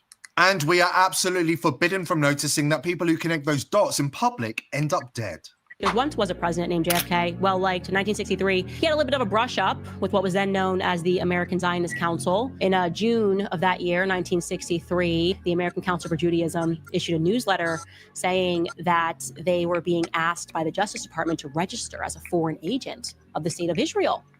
And they had Senate hearings, 2 Senate hearings that year, to look into Israeli foreign agents. And JFK was demanding, his DOJ was demanding for the AZC registration. They were like, you are a foreign agent of Israel. And the department wrote to them in October 11th of 1963, the DOJ wrote a demand to the AZC, the American Zionist Congress, to respond within 72 hours regarding them registering as a foreign agent. And guess what happened? And I guess that ended up working in their favor, because then LBJ became president. And LBJ was very pro-Zionist organization. And his aunt, and this is, by the way, looking at a Jerusalem Post headline here, because I know I get in trouble for knowing these things. A friend indeed. New evidence reveals the incredible aid Lyndon Johnson lent to the Jews.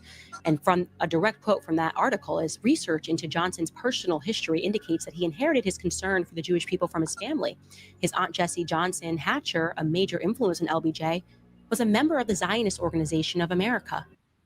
Imagine if JFK had succeeded and forced them to play by the same rules as everybody else. No special treatment, no unchecked influence. How many wars could have been avoided? How many babies would still be alive today? Would we have seen 9/11, the Afghanistan and Iraq wars, the Patriot Act, the endless erosion of civil liberties? This is the moment. Every general, senator, anchor, billionaire, and agency chief who spent years whispering the truth in private rooms, grow a spine and say it in public. One French colonel just did. So before this guy talks, I remember even as a kid, and this is, just going and seeing the story and everything, and looking at these pictures and seeing Johnson getting sworn in aboard Air Force One. Yeah, that was like really like instant president. Click. And the thing, the impression that came over me, the initial impression, and it still hits me every time I see that photograph, that he looks like a sheep killing dog, that he looks guilty as fuck. I know what you're saying. I get the look in the impression He's of got it. this look where he's avoiding eye contact with anybody, very furtive, and he just looks fucking guilty. And I remember thinking that when I was just a kid, just a little kid, thinking, man, Wow. I remember seeing him as president come on TV, and I thought to myself, I was like, that's a bad man. And that's not from hearing anybody say anything. That was just my impression of him, that he was a bad man. I didn't want to watch him. I'd go in the other room or something. Wow. First impressions on an innocent mind actually probably would lead you to the truth, maybe, in a way. Well, that's it, before your mind becomes corrupted with this system. Mm-hmm. You got to choose a party, Sav. Which one are you on? The pot party. We're gonna have a big fucking weed party. He burned his career, hid his family, stared at Candace Owens' live execution order, and said, not this one. He chose conscience. Now the rest of you cowards in the Rolodex of power need to do the same. My name is Rank Colonel DGSE Action Division. For 21 years I ran black contracts in Africa, Middle East, and yes, sometimes on your soil. Tonight, I break every oath I ever took. 2 days ago, a priority cable landed on my desk. Opération Poignard. Target Candace Owens. Client, Unit 8200 liaison embedded inside the Elysee. Payment routed through a shell in Cyprus we have used since the Rainbow Warrior days. The directive is explicit. Quote, eliminate the subject during live broadcast. Maximum visceral impact. The blade must be visible. The audience must feel the cut. They want her open from sternum to pelvis, while the red light is on. Whoa. They want the chat scrolling no, no, no, as their intestines hit the desk. That trauma is the secondary payload. Primary payload is you, the viewers. Break the Americans who still speak against Israel. Make the rest too afraid to open their mouths.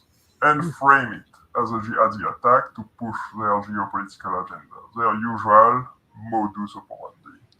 The team is already in country. 4 operators, 2 ex-Legion Blade specialists from Corsica, 1 woman involved in the job on that Saudi journalist in Istanbul, and a spotter who was in the crowd in Utah. They have our studio floor plan, they have the shift change of our security. 2 of our own circle accepted crypto for information 2 weeks ago. When she cancelled this week's shows, the orders updated immediately. Mobile kill box. Wherever she surfaces next, whether it's an emergency stream, even a goddamn parking lot live stream, they are planning to be there. I sent her the precaution through a cutout she trusts. Burner rules, no GPS devices, no routines, but she is stubborn. She thinks exposure protects her. It does not. It is the bait. If she goes live again without changing her voice print, without hard encryption, without ditching every person who has been within 10 meters of her in the last month, she is as good as dead. They will let her speak for 5 minutes, long enough for the bot to boost the clip, then the feed will show exactly what they want the world to see. I am recording this because when they find me, I want there to be a record. This is not rogue.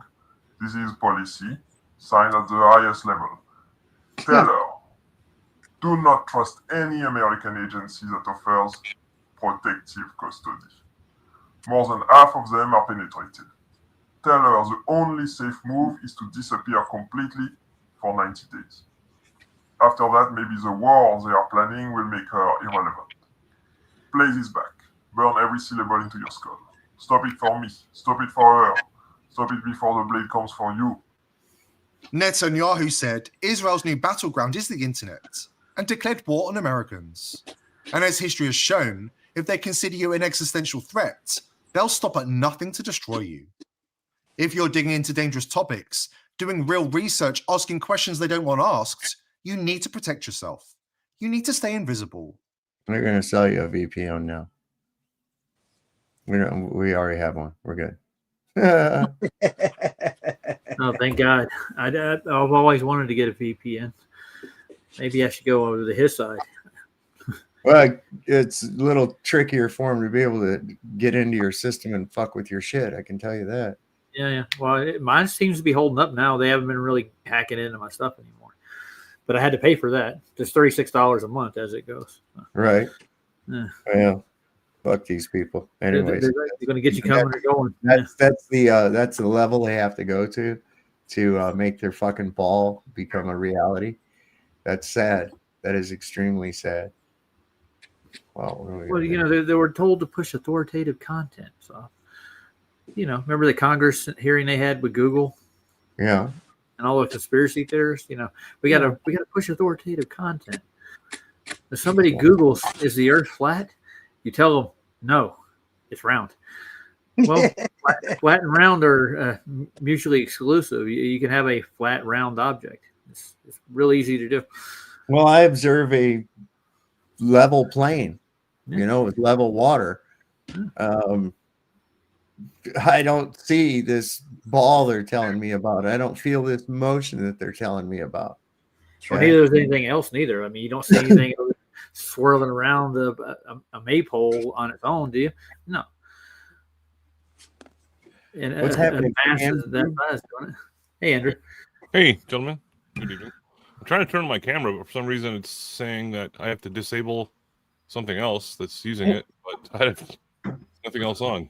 But it's kind of an interesting point for me to join in at the moment. Have you guys heard of something called the PRISM program? No, I don't think so. PRISM as in PRISM? Correct. Okay. I said prison for a second almost. Oh, yeah, we've heard about that. It's play the program. I'm gonna share my screen then. Is that what they're selling that as now? A program. All right. They're calling it a benefit. People Step right up. You're the next one in line. Yeah. Oh, they're right down the corner from you. They're in black and white SUVs, so they got these like signs on the side of them with lights on top of them. Oh, yeah. Not anymore. They got those fucking ghost cars. They ghost cars? Oh. You know, with the ghost writing on the side, you can only see it if you're at an angle with a light. Oh yeah, I know what you're talking about. All right, so there's a thing called the PRISM program, and I'm just, there's not a whole lot of stuff on this, but Wikipedia happens to have some information. I don't like using Wikipedia, but sometimes. Can you magnify that for us a little bit? Control plus. Control plus while you have that open should magnify the screen. Well, you can also just hold down Control and mouse wheel in. That's what I just did. Oh, I didn't know that. Cool. Okay, so yeah, PRISM is a code name for a program under which the United States the NSA collects internet communications from various U.S. internet companies. The program is also known by the SIGAD US TAC 984XN, whatever the fuck that means. PRISM collects stored internet communications based on demands made to internet companies such as Google and Apple under blah blah blah of the FISA to turn over any data that match court-approved search terms. I'm not going to read the entire thing; it's pretty lengthy. But among other things, the NSA can use these PRISM requests to target communications that were encrypted when they traveled across the internet backbone, to focus on stored data that telecommunication filtering systems discarded earlier, and to get data that is easier to handle. Okay, so that's, again, it goes on for quite some time.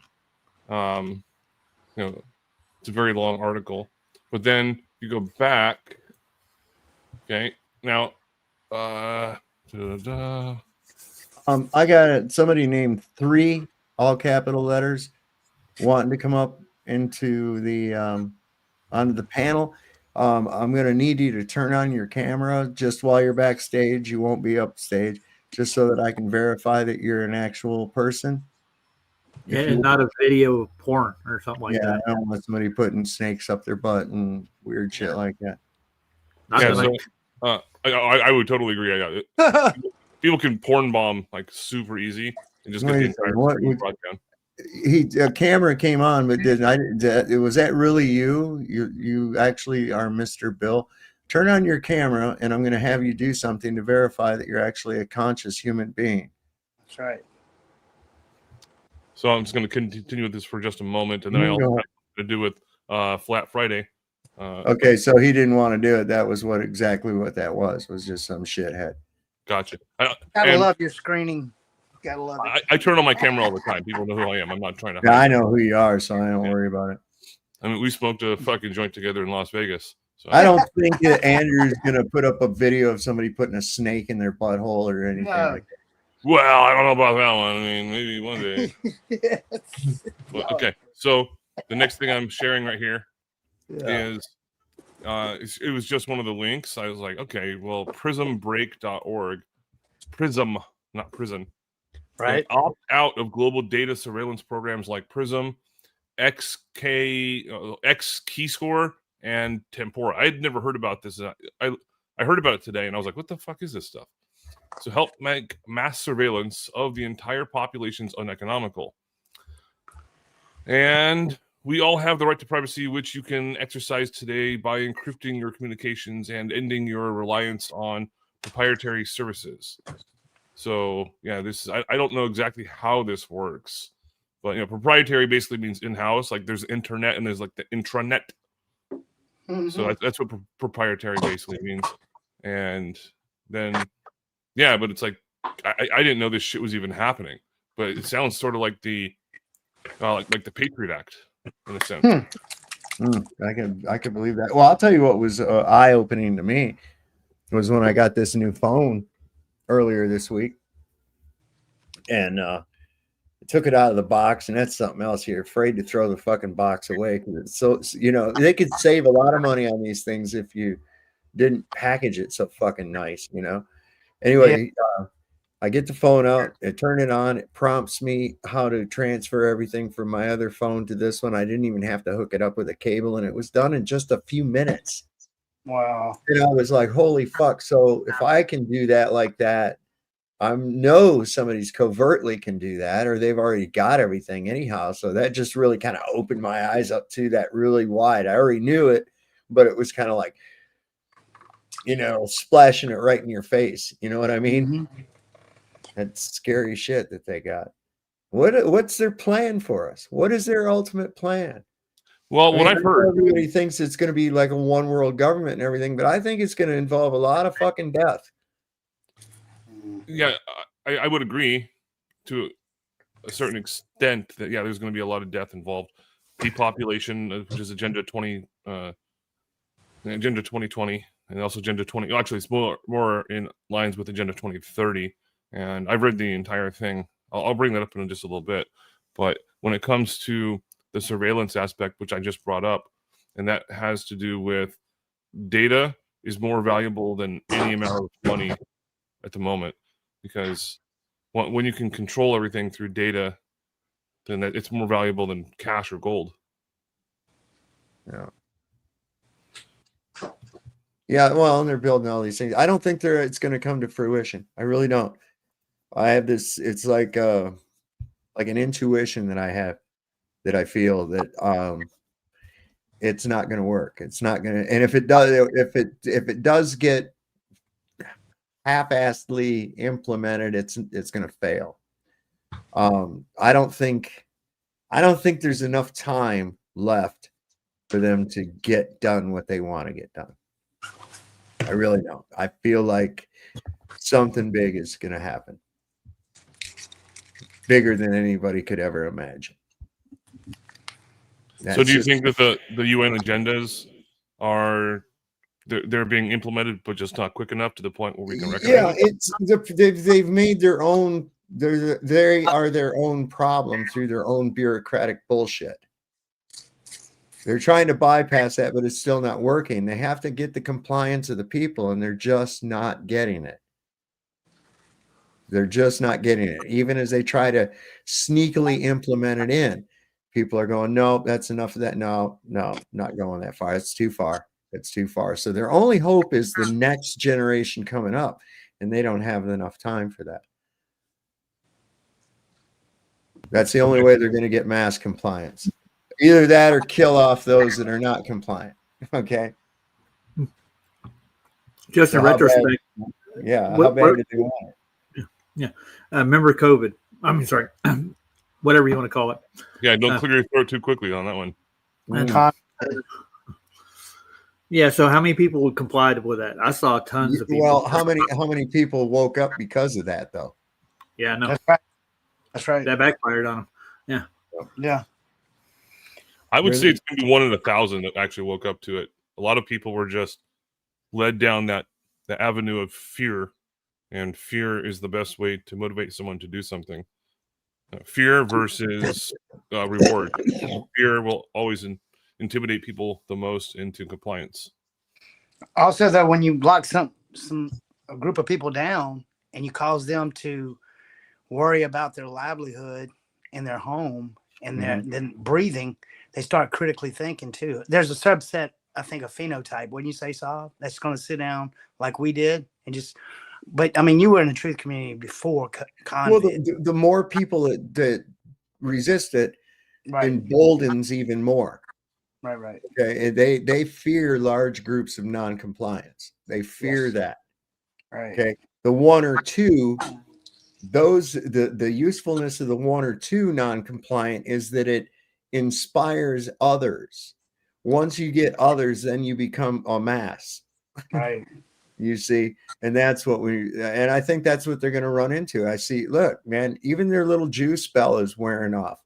I was scrolling through Facebook today, and of course they're putting a lot of money into their pro-Israel propaganda shit, right? Yeah. And I kept getting all kinds of crap, even in my Facebook feed, pro-Israel shit. And this one comes up and says that the IDF has always been there to help American soldiers in their time of need and shit. And I looked in the comments, And it was just a bunch of people saying, yeah, USS Liberty, right? Blah, blah, USS Liberty, right? Yeah. And you look at, I'm looking at these pro-Israel posts that are coming up. And of course they're sponsored. And these pro-Israel posts that are coming up, and you can look at the different reactions, right? Yeah.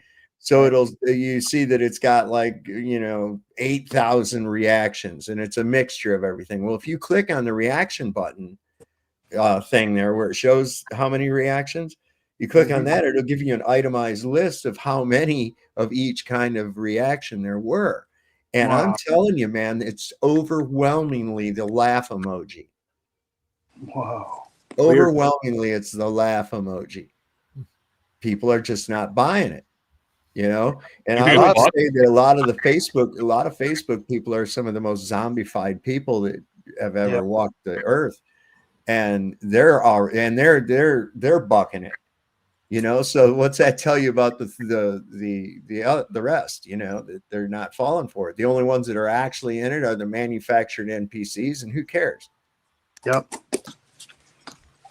They don't really do the influence. They're just there to give a perception of influence. They're there to give you a perception of majority, because they want you to go along with consensus, not by fact, not by logic. They want you to go by consensus. This is the main reason people believe the earth is a globe, is because, well, that's what everybody says. Yeah. It's not because it makes any fucking sense to them. It's just that's what they say. That's what I've been told. Right. Someone said that and said that's a fact, and you're smart for believing it. And it's like you didn't go no further than that, Yeah. Well, that's what goes into what I was saying a little bit ago, that a lot of people, they don't want to venture into the unknown because it's a fear-based situation. Right. People don't want to walk into a dark room without knowing what's in there. Yeah. And that's where fear can basically influence someone's emotions, reactions, and their behaviors way easier than, walk into this dark room, and then eventually you might find a big bar of gold somewhere. Well, think of fear as an acronym for false emotion appearing real. Yep. There you go. I've heard that one before. Now think about it, the reward has to outweigh the fear. So like the bar of gold could be like, if that's your motivation, you'll go through a glass, nails, fire. Yeah. So the analogy that I always use is, let's just say that I live here in San Jose, California, and Los Angeles. For me, that's about a good 6 to 7 hour drive with no traffic. Do you know the way to San Jose? Is there a song like that? Yeah, you never heard that? No. Oh, I gotta treat you. All right. Okay. Well, so if I were to say to someone, okay, right here in my area, my neighborhood, that in Los Angeles, giving them like an exact address, like on Burbank or something, and then from there, like, okay, you have 4.5 hours to be down there, and there's going to be a briefcase with $50 million in it or something, and you have to be there in 4.5 hours. If you don't get there in 4.5 hours, we're going to execute everyone that you care about in front of you, and then execute you. Well, that comes into a situation of fear versus reward, and driving that fast, you'd have to be going. That would be like the Cannonball Rush. Yeah, it'd be like fucking crazy. You have to go like 120 miles an hour or something. And I guess something to present a little bit as well, but I don't want to hijack the show. But please, Dave, go ahead. Well, here, real quick, this is for you. This is a great song, man. I can't believe you never heard this before.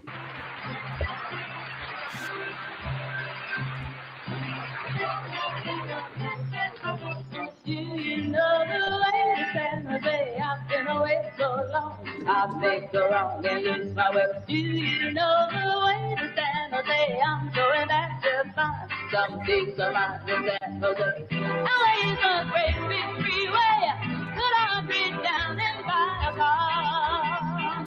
In a week, maybe two, they'll make you a star. 32 years, how quick they pass, and all the stars that never burn are parking cars and pumping gas. You can really streets in San Jose, they've got a lot of space. They'll see a place where I can say, I was born and raised in San Jose. I'm going back to find some peace of mind in San Jose. Billy Fortune is some magic. It can pull you far away from home. With a dream in your heart, you never alone. Dreams that you stood up to go away. And there you are, without a friend. You pack your car and ride away. I've got lots of friends in San Jose.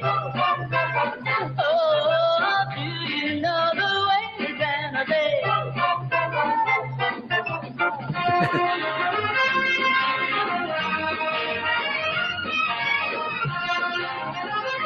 That's a trip.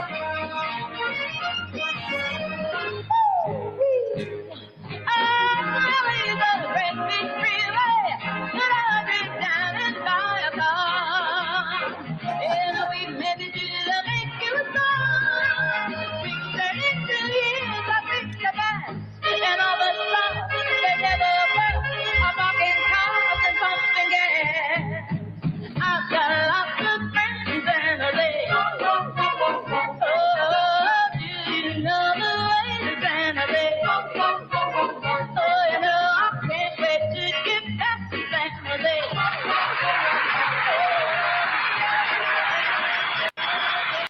Anyway, that's 1968, Dionne Yeah, Warwick. hey, that's old. In That's the a Psychic little before Network. my time. Written by again Burt Bacharach and Hal David. Oh, nice. Oh. I didn't know that. Yeah.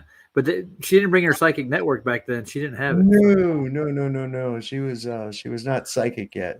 Oh, yeah. She had to develop that power over time. She did. She did indeed. That's a great song. I've always liked that part in there ever since I was a little kid. I love that. I don't know why. Here's something weird about that. I mean, it's a great song, very talented singer. I think black women could sing much better than they can today. Well, there's a thing about that, and like black people have a greater range a lot of times than whites, and it's due to that they have a more spacious oral cavity. You know what I'm saying? The inside of their mouth is actually like got more cubic centimeters of space than most whites do. Yeah, that's why they say that Freddie Mercury was able to hit certain octaves better than others. Exactly. What is that song, Loved by You? Dean Martin, or who was it? That's that same era kind of. I want to be loved by you. I don't know what the name of it. You're talking about Tom Jones, dude. Yes. That's what that reminds me of. Loved by anyone. Oh, yeah. Because how's that go? Yeah. Hold on, man. I know what you're talking about. That's what it brought me to. Really not unusual to be loved by anyone. That's right. That's right. Carlton sung that song on Fresh Prince of Bel-Air all the time, dude. Yep, that's Really right. bad. He sure did. That's right. He sure did. Yeah, that song's been covered by a lot of people. Yes. Here's Burt Bacharach. Burt Bacharach's music. You forgot about What's Up Pussycat. That's a great song too. Oh, What's yeah. Up Pussycat? Whoa, whoa, whoa. the Mad Welshman. Oh yeah. The Mad Welshman. I saw D-Man out there in the house, man. What's He up? is. I saw him. Look, here's Shifted Reality. Hey, he shifted. Hey, what's up, Sob? Not a whole lot, brother. How are you doing tonight? I'm good, brother. Chilling, man. Okay. Before you go any What's up, further, hey, say something about my avatar. Go ahead. I love it. There you go. It's a Grand National Lego set. Oh, look, there's Dave Sims. He was here earlier, but he was peeking up over the top of the camera like looked like a creeper. Wilson. Looked like Mr. Wilson on Disembodied the- head. Yeah. Oh yeah. What up, guys? What's going on, brother? Yeah, I wasn't feeling good, dude. I got a cold going. I was laying on the couch. I'm like, fuck it, I'll pop on for a sec. And then I did, and then I get a call right away. So, I look like a fucking creep. Sorry about that. I knew it was. I was like, look at it's like it looked like you could only see you from up above your nose like that. I was like, what's going on here? His camera. Blair Witch style project, Blair Witch project style, whatever. It's like Wilson on the Tool Time show, man. That That guy died like Did he? 10 years ago. Did he really? Yeah.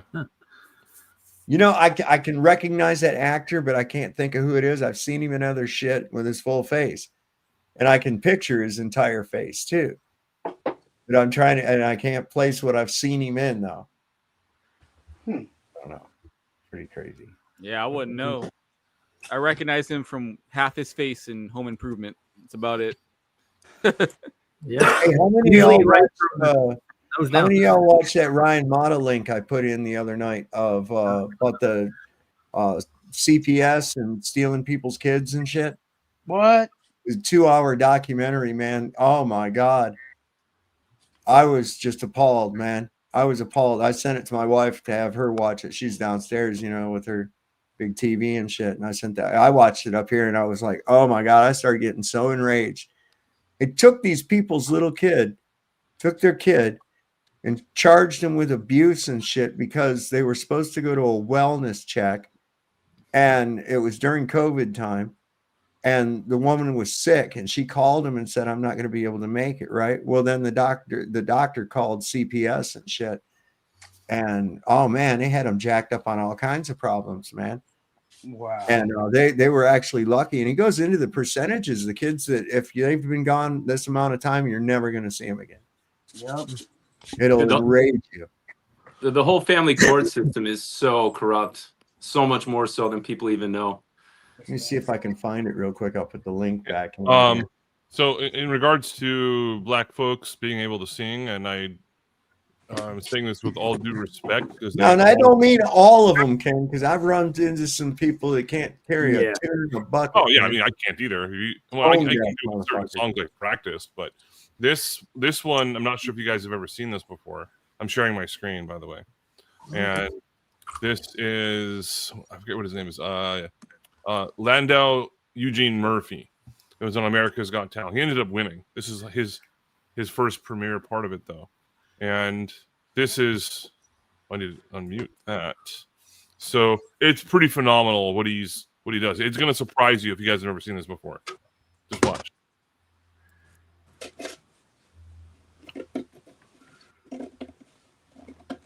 Oh yeah. Okay. I think it's sharing screen. That's very nice. Say what? Go ahead. Oh, go ahead. Okay. Well, this is like the introduction part, right? When he's chewing gum on stage and shit, and they're making fun of him for doing it. But then they're like, okay, well, go ahead and sing. And he was washing cars. That's what he did. But here you go. Bobby. My name is Bobby. Pretty good. I remember that. All right then. What's your name? My name is Landau Eugene Murphy Jr. Landau, are you chewing gum? Yes, I am. I wouldn't do that when you're performing in this show. Seriously. Thank you. That's better. Where are you from, Landau? I'm from Logan, West Virginia. Okay. Yes. And what are you going to do for us today? Well, I do all kind of music, but tonight I'm just trying to follow my dream. And what do you do for a living? I was recently washing cars out my new car detailer. All right. Well, good luck. Thank you.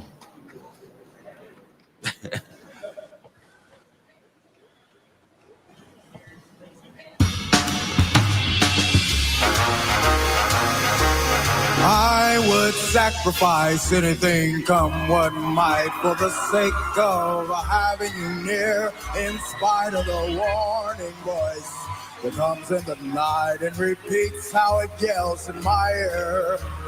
Don't you know, you little fool, you never can win. Why not use your mentality? Get up, wake up to reality. And each time I do, just the thought of you makes me stop just before I begin. Because I've got you under my skin. And I like you. That's pretty awesome. Under my skin. Yeah. Okay, so That's about all I have to. It's Frank Sinatra. People Love didn't it. know. Yeah, we know. That was really good. Wow, I can't believe he whipped that out. It was Well, he unexpected. ended up winning the entire thing, so he won $1 What? million. He Bravo. won. What? That's Nice. what's up. Yeah, dude. I feel like that's that. If you guys ever do karaoke? Yeah. Bohemian Rhapsody, the only song I've ever done. Oh, really? I won a contest one time. Oh. Did you Sav, actually? I can totally see that, Sav. You got a good voice, Sav. I'm not gonna He lie, can brother. sing. You ever heard him play? He can play too. He can play and sing. I'm sure he Sav- could. Yeah. I've been multi-talented. working on my Pearl Jam recently. I know. We were Yeah. talking Pearl about Jam. that. Which All one? the way, the wizard on the well. Oh, here, stop. Wait, hold on. Here we go. You ready? Hell yeah.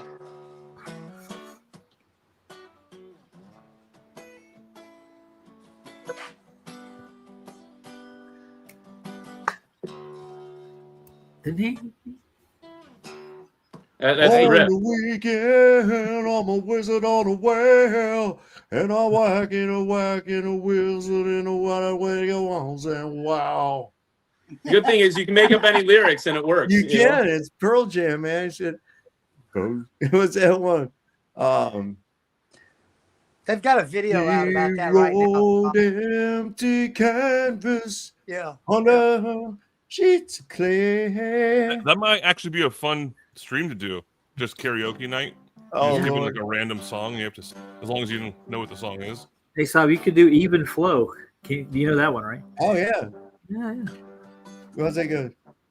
Reason rests his head on a pillow made of concrete. Yeah. Oh, amazing. Maybe he'll see a little Saturday. Oh, yeah.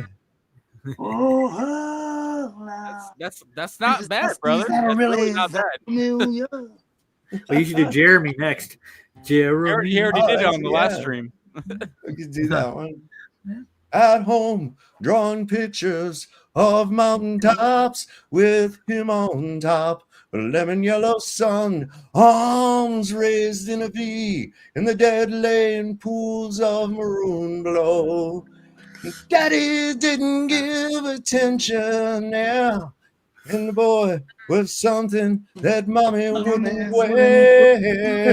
King Jeremy, wicked. Yeah, that's it, dude.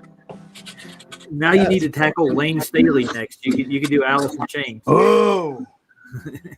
Oh, dude, that's a whole nother fucking ball of shit. Like Sick Man, like Sick Man. Sick man, sick man. All right, I got a question for everyone here. Okay. And obviously, it's going to be opinionated, but if you had to choose one vocalist in any band ever, who would you say is the best? Yoko Ono. Oh no. What? Come on. Well, see, that's a tough one. I've always thought that Karen Carpenter was one of the most fantastic voices. What a range. Yeah, she's always been one of my favorite vocalists, I would have to say. Nobody's ever really been able to. Maybe I don't know, Joni Mitchell a little bit, but not quite as good as Karen Carpenter, I don't believe. Wasn't she a hell of a drummer too? Oh yeah, yeah. There again, they got famous playing the music of Hal David and Burt Bacharach. Yeah. Dude, in the 60s, my uncle was in a pretty big band in the 60s, and he would open up for Janis Joplin and like the Rolling Stones and all those bands. And he was actually, you were talking about black woman singers. Minnie Riperton was in his band. You know Minnie Riperton? Yeah. It was Rotary Connection is the name of the band.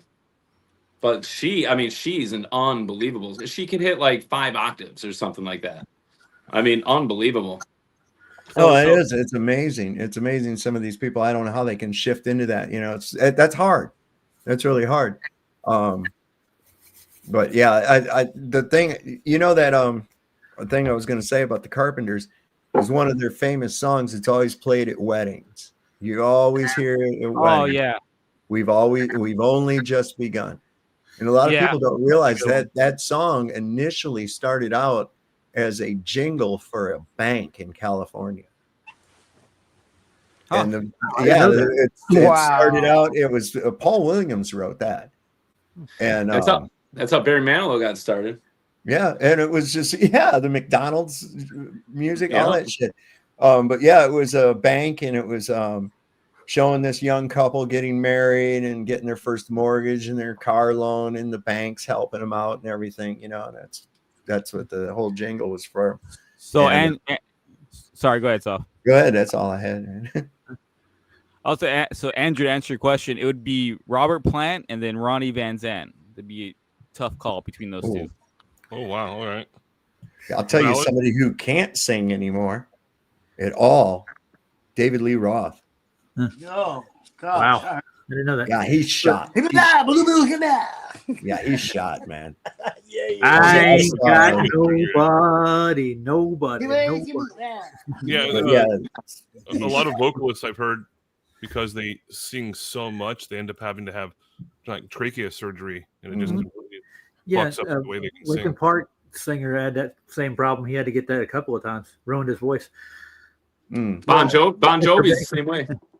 Yeah, I think Maynard for Tool. I was going to say that myself, Chris dude. Cornell. I'm going to go grab you by the throat. Yeah, who do you think's Cornell. got like the most unique, distinctive voice that you know it's them as soon as you hear them? Geddy David Lee. Freeman, Disturbed. Okay, I guess, yeah. Just kind of got a trippy sound. Yeah. I was gonna say John Fogerty. Yeah. Yeah, he does. Well, From they don't even make music CCR. like that. Yeah. You can't Well, find John it. Fogerty is like I always it was very recognizable for me, and I remember Yeah. hearing a lot of CCR when I was a kid. Oh, it's Just awesome. because, Love CCR. Yeah. and just because Porter chose Maynard, I'm going to have to choose somebody else. I'm going to go with Les Claypool. Canned Heat's another one, but I can't think of that guy's name. Well, when I'm saying best voice and singing, yeah, they can be guitarist and Jeff Tate.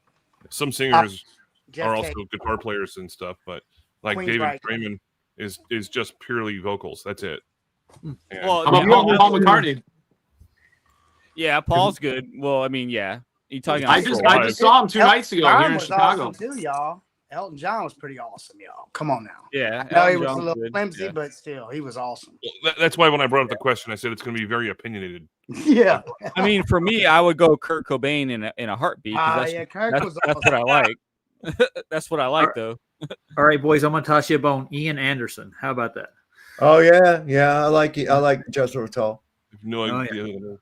Yeah, Jethro Tull. That's Ian Anderson. Yeah. Are you The raw Robert Plant was badass too for Led Zeppelin back in the day. It's hypnotic. all right? I'll Yeah. show you something. I know where this Yeah. place is at. I know where this place is at in this video. Come on. I know. I got pictures of me standing in this place. Sure. Okay, this is right at right near the state line of Nevada and California. Right. What song is that? Oh, Big Log. It's called Big Log. Brand? Yes. It's Oh, yeah. That's really good. I'm Yeah. glad you I pulled love this this. up. Yeah, it's Robert. It's under. He did a solo thing on his own. Robert Plant. Yeah. Yeah. It's not under Led Zeppelin. It's Robert Plant. Yeah. Big Log. Yeah. Now this place he goes by is called the Amargosa Opera House. Right. And it's haunted. Right where they call State Line Road. And this is the Amargosa Opera House. And this place it's now open, but it was abandoned for years. That's the middle of nowhere stuff. Yeah, it is. Well, I go right by this place. I turn right there to head toward Pahrump, Nevada. Okay. Mordor. I'm telling you right now. Yeah. No, that's what I had coming up. That was a big song like when I was in high school. That was the same year I joined the Army, 83. So. Damn, dude. Yeah, you joined when I was born. Yeah, had the I wish old I was TA born in 83. suspenders and the steel pot helmet and all that. Well, good shit. it's interesting only because some people, some of my students, I'm like, how old are you? They're like, oh, I'm 18. I'm like, oh, fucking A. Yeah, I get it. Yeah. I'm basically 43 at the time. Like, shit, I've been doing this electrical stuff before you were even born. But I'm going to share one last thing with you guys, and then I'm going to be in the background. I got to carry some. I'm not going to leave, but I'm just going to share this. Yeah, one thing, Andrew, wait till you have one of your own and it gets to 18 and you're looking at it going, well, I've hit the bottom. Yeah. I mean, I don't think I have any kids, but yeah. He doesn't think, but he could. Well, listen, my 12-year-old grandson is now taller than me. Wow. Here we go. When it comes to this is Agenda 2063. This is directly off of the UN Nations information. Okay, so it's basically what they talk about. They say it indirectly, but this is all about creating a Africa as the world's next superpower, like basically replacing the United States. Which there's other agendas that are moving towards that as well. But then, so and it has all these different things. Okay, these different categories. Africa's economic growth, continental free trade, governance and leadership, peace and conflict resolution, culture, renaissance, youth and women's empowerment twice, and then watch the actual video itself. I'm not going to play it for you guys at the moment unless you want to, but all you have to do is just go onto the internet and just type in just Agenda 2063, and it goes through all this stuff, and it is, it's pretty fucking creepy what they're doing.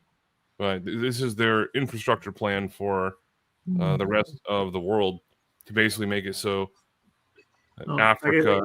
I got a question for you, Andrew. Didn't Bill Gates spend like 4 years over there not too long ago doing a lot of stuff per se?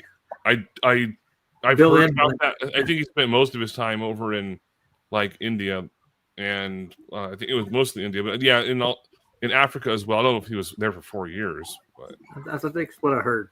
I can't verify it, but yeah, but this is it's on their agenda, like the depopulation agenda, and then also the striving for lots of different things. I've read most of their agendas. A lot of them are like 200 or 300 pages long. That's okay. It doesn't matter. It takes me like a day to read it. And a lot of it is repetitive information, so it's just like, I don't know who wrote it, but it is interesting. But yeah, this is the concept. There are 54 countries, I believe, in Africa, and their population is only around 65 million people in the entire continent, which is equivalent to England. So, well, where do you get the idea that anybody wants a bunch of stupid motherfuckers that get scared of pronouns to be telling me what the hell to live, how to live, and what I should be doing? I don't know where they get this idea at. Me neither. Thing they go, well, we have to progress. What do you consider progression? Progress to what? What is it we're supposed to be progressing to? Well, some people think we evolved too. I don't get that neither. Mm-hmm. It's like they're always wanting to expand and make it, and it gets worse.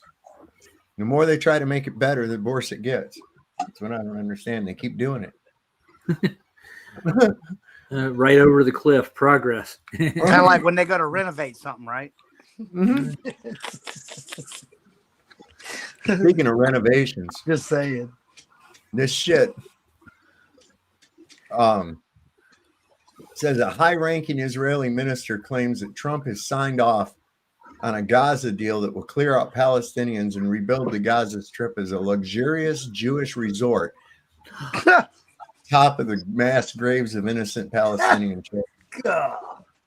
Well, you got to have something to hold up the buildings, man. And mass graves are one of the best things, I understand.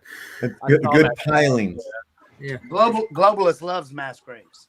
Man, these people are sick. Yeah, they do. You're right. They do. Sick ass motherfuckers. Look at Ground Zero with Metatron's Cube in New York City. Oh, yeah. I have Metatron's Cube right here. I do. It's in a little, I don't know if you can see it or not. Oh, really? Yeah, it's inside. It is in the crystal. Yeah. Okay. See it? But ain't Oh, whoa. That's Dude, that's sick. trippy. That looks like the cover of a Foo Fighters album. I'll show you You ever another shot one. laser through it? I don't want to be your monkey wrench. All right, hold on. Hang on. Color and the shape, right? This is a video. Hang on, I got it. I'll show you another one real quick. Let me let this play while I go get it. This is a video from Gila Gamliel's office that, again, we've translated into English, revealing that according to Gila Gamliel, Donald Trump, the president of the United States, personally has signed off on a Gaza deal and a reconstruction plan that will include the building of a new Trump Tower and high-dollar resorts and luxury housing for Jews on the land where Palestinians have been slaughtered. Watch this.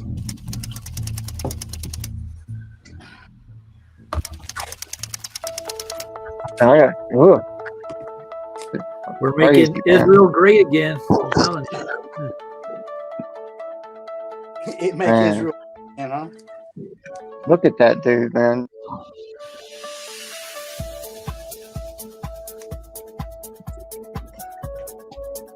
That's a sad state of affairs nowadays, guys. Well, they call it progress. You know.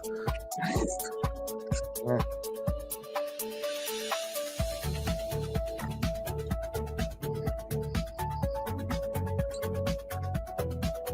Real quick, let me just show you something real quick. We got this too.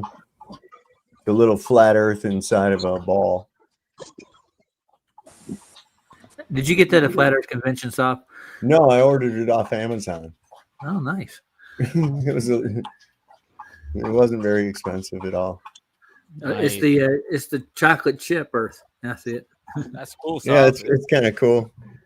That was neat. Do you have a link or anything for those?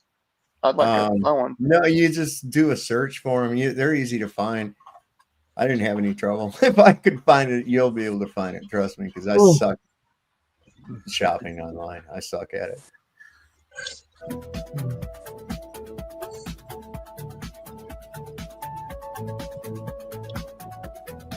It's us or them, voluntary migration of Gazans, the Gamliel Trump plan. Now, what the hell is she talking about? Do you know anything about a plan to rebuild Gaza? Do you know anything about a deal to rebuild Gaza? Did the United States Congress vote on some kind of international treaty in which the United States is going to come in and build back better in the Gaza Strip? Not that we've been told, not here at the show, not that the American people have been informed of. But she didn't say that Congress signed off on it. She said that Donald Trump signed off on that deal. The Gamliel-Trump deal, the Trump-Gamliel deal.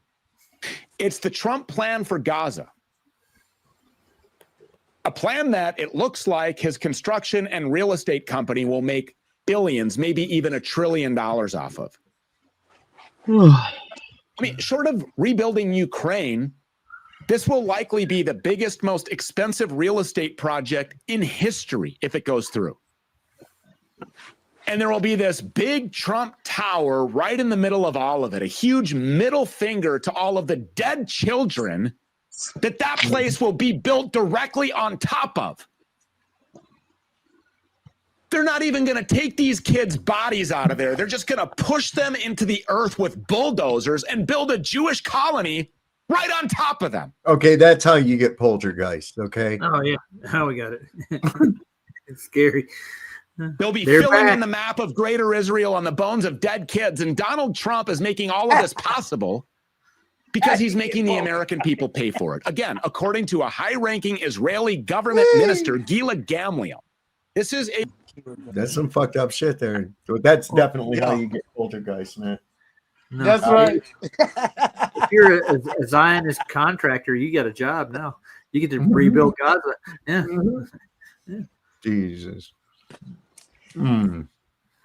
So, according to Agenda 2030, right, they got 5 years to do some major stuff, and if they don't do it, I'm gonna kind of second guess that the 61. Yeah, I don't think they're even gonna make it to the 30 one. Nah. I don't know. They keep having to kick the can down the road. I know. There ain't enough time. No. And then people are waking up to the point where And then, God, there's just so much counter agents that are going on with it, though. So there are people in the unseen now that are writing programs, that are programming data sets that are as awake as we are, that have different types of skill sets that are just doing all kind of things, throwing up crosses. I'm just saying, it's a battle for them as well. I mean, the fish stories that they want to believe that they can succeed with is a result of we're not still locked down and afraid of the air anymore.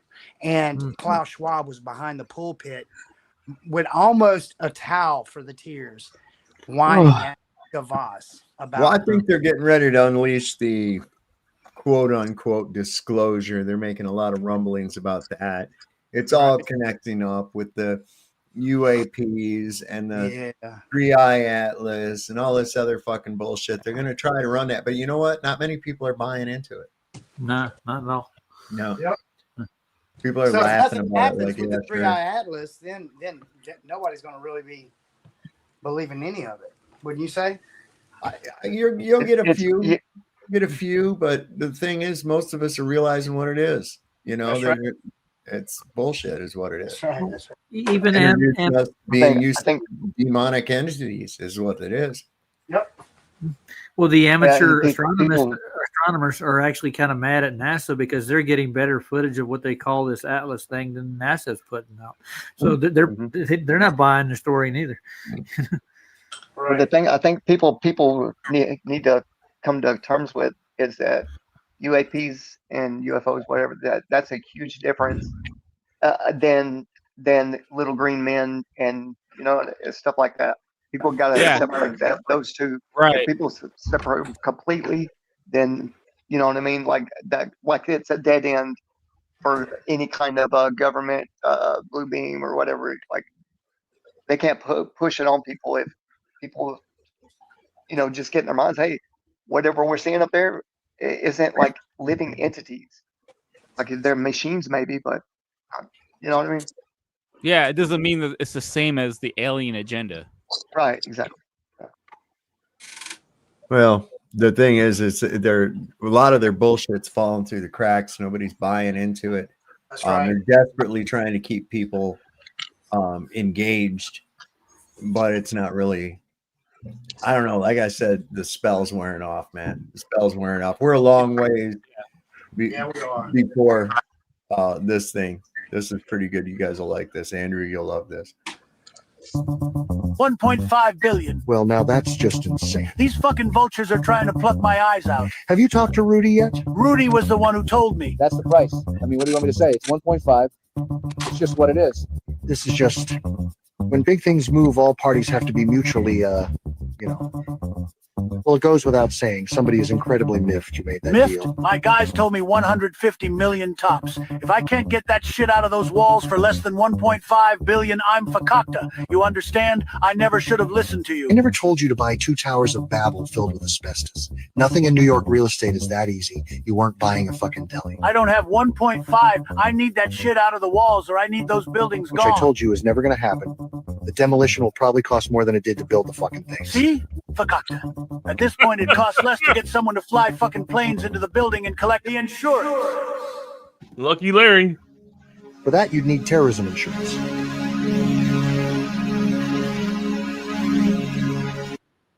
I'll call you back. Deborah. I'm right here, sir. Oh, I need you to find out what kind of terrorism insurance we've got on those piece of shit towers.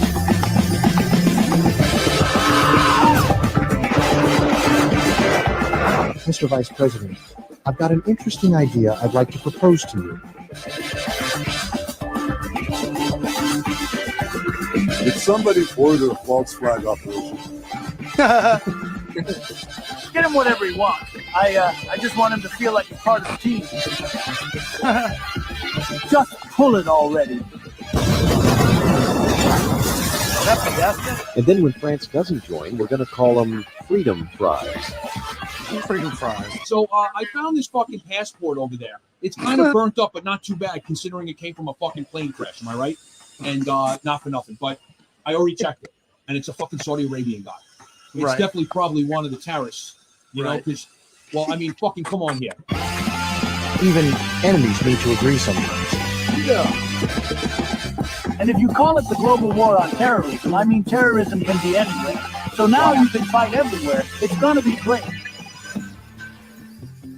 Wow. So that's the plan so far. Be honest. What do you guys think? I'll tell you, Dick. Daddy's going to think this is just so cool, you know. I'll It's tell like you, Dick. getting the band back together. It's like Ocean's 11. Wow. Yeah, Ocean's 9/11. That's Yeah. pretty good. 9/11. That in reality. Hey, Sam, I want to date myself right quick. Gotta Hey, laugh. So I'm called Freedom Flies. Freedom Fries. They did So, that. Man. Saab, do you remember Project Blue Book? Yes. No, yeah. I'm gonna Remember date the myself. you remember the TV show? Yeah, oh yeah. Yeah. What? Yeah, they've been doing this UFO thing since the 70s, dude. Maybe Oh, yeah. back to the 60s. But the Oh, yeah, government, dude. Yeah, Project Blue Book, there was a TV show, and it was following these two investigative Air Force officers that would be sent out to investigate claims of people seeing UFOs and whatnot. What is this? Why have we got Bryce Ellie and Brian Wilson all at the same time? we got two of you in here. Hey, Bri. Oh. Yes, Bri. Yeah, right on. So there's actually a new movie that came out recently, or they're calling it a documentary. I can't remember what the name of it is at the moment, but allegedly it's about these people. There's like 34. I'm gonna pull it up in just a second here. These 34 different people that were some film documentary guy came out and was able to convince a bunch of people to, like, government officials, top secret security kind of stuff, and it's just about them trying to spill the beans on the UFO disclosure stuff. Mm-hmm. And it's got a pretty decent review on IMDb. I just can't remember the name of the fucking thing at the moment. But anyways, it is Real quick here for a second. Harry Sinakis or whatever backstage. I'm going to need you to turn your camera on, and then I'll give you some instructions so that I can make sure that you're real, and then I'll bring you up because I don't recall ever seeing you here before. Okay. Amen, brother. No, and he left. Okay. Yeah. All right. Go ahead. Anyway, Andrew. I think it's called like The Disclosure or something like that. I think that's what it's called. I like that method of sussing people out before they get on. That's Put your awesome. camera on, let me see your face, That's right. and then they do one. Well, and not just that. I want to see, I'm going to have you do a certain thing. Like I may have you raise your right hand and extend 3 fingers, or You might say, Yeah, well, there's only one guy I would say you don't want to see on camera, and that is the man known as Brenda. Oh my God! Don't ever no. Hi guys. Brenda. Not Brenda. No, you don't want Brenda. Brenda Big Ball. Oh shit! I joke about this, but I'm actually not too off when I say it. In the final Lord of the Rings movie, that that troll, like the one-eyed troll, looks like fucking like Sloth in the Goonies. That's what Brenda looks like. That looks like Will Duffy. That. Hey, you guys. That's smart. That's smart. Then look like Will Duffy. Here's what is this Will Duffy? Or That's not that as well, yeah. That's the one. Is he want to pull because that's pretty shit. All right, I'm going to share my screen one more time for the time being. I want to see what you guys think. What do you guys think about this? I saw this years ago. Didn't know what to make of it. Okay. I still don't know what to make of it. But I've been looking into like different cloud formations and stuff like that. But this is a picture that was taken from like a prop plane over Australia, and oh wow, whoa, yeah, I don't know what to make of it, but you can obviously there's clouds with shadows on them at a certain angle and stuff like that. I don't know if this is a more like hardcore version of like chemtrails or something. But Could be. That doesn't look natural. It looks like 3 fat lines of cocaine. Oh, yeah, that'd be fun. Fucking big lines of cocaine. Behave yourself, Brian. You'd be out riding the crazy train. You'd be Holy out riding the crazy train. Are we still coding? We're still coding. Oh, we are. So yeah, these are called I'm morning hating. glory clouds, and apparently they're pretty rare. But when people see them, then they will, people are taking pictures of them and stuff. But yeah, it's. And then we have other things like the one on the bottom right side here. Like also, this one I think is fake, a donut cloud. But then we have like shelf clouds. I've seen these before. Yeah. Those occur over the ocean, close to the yeah. shoreline. But yeah, when it comes to like the morning glory clouds like this, then it's just like what I mean. They spray us over here in the Bay Area all the time. It's like a daily thing. I mean, we're lucky if we go a week without getting sprayed. But if you look, that's electrostatic forces right there. It's too uniform, and they roll like they're twisting. Yeah, I don't know the answer. I was just trying to get a little like, hey, what do you guys think? Because then there's also like other shelf clouds like this. This is not fake. I've seen these. I've never seen morning glory clouds though, but yeah, the shelf clouds, cumulus clouds, things like that. And then clouds are pretty fascinating to start looking into because I'm going to be an electrician for about the next 10 years, and then after that, I might go into like meteorology or maybe even surveying. I'm not really sure what I'm going to do next. I'm young enough to switch careers. Well, Andrew, what's the weather going to be like for this afternoon, sir? Fuck all. There you go. I have no idea. The best man to ask that is Will Dovey, bro. He knows a year ahead of time. Oh, no, God did that. You know that. God did that. He cleared the weather up for the right shot. And it's okay to lie and all that. Oh yeah, of course. And can I just ask something? Yeah, go ahead. Go. Well, you just did. How's the trails going anywhere with all of yours? Because it's kind of eased over this way. What? The chemtrails, it's eased over this way. You barely see it anymore. I don't know, Brian, you're near me. Where are you? I'm down southwest, Cornwall. Down near Cornwall. Bristol way. You're not going to see much action down there. We see a lot, but lately we barely see it. Well, to be fair, we don't see the blue sky anymore, but you know what I mean. Yeah, you get one blue sky and then 6 days of shit. Well, we do in Manchester anyway, just guaranteed. Is that how close to Wales is that? I always heard Wales had horrible weather. Manchester is renowned for rain. That's another country altogether, sir. Is it really? Dude, Yeah. I didn't grow up there. I'm like, yep, that's yep. Oh. Yeah, they're not far. those cloud Go ahead. formations. I've seen those in Maryland here, like those weird ass cloud formations. We see, I'm looking to see if I can find my pictures of the lenticular clouds out in California. If you have something similar to that and they're like evenly spaced, usually, then you can tell it's some kind of interference pattern going on there, right? And That's then when they don't cross a lot, then that's coherent. They're coherent. They're like phase locked, I guess you would say, if they don't It's touch caused by Earth spin. Yeah. Oh, yeah. Right? So, what are the clouds that form around mountain peaks? They're not cumulus, but they form a ring around the top of some of the mountain peaks at high elevation. I don't remember what they call it. I have way too many fucking pictures. I'm in the foothills of the Appalachians, so it's rare that I get right up on top of the mountain up there, but I'm due for a trip to the mountains. So. Okay, which county are you in?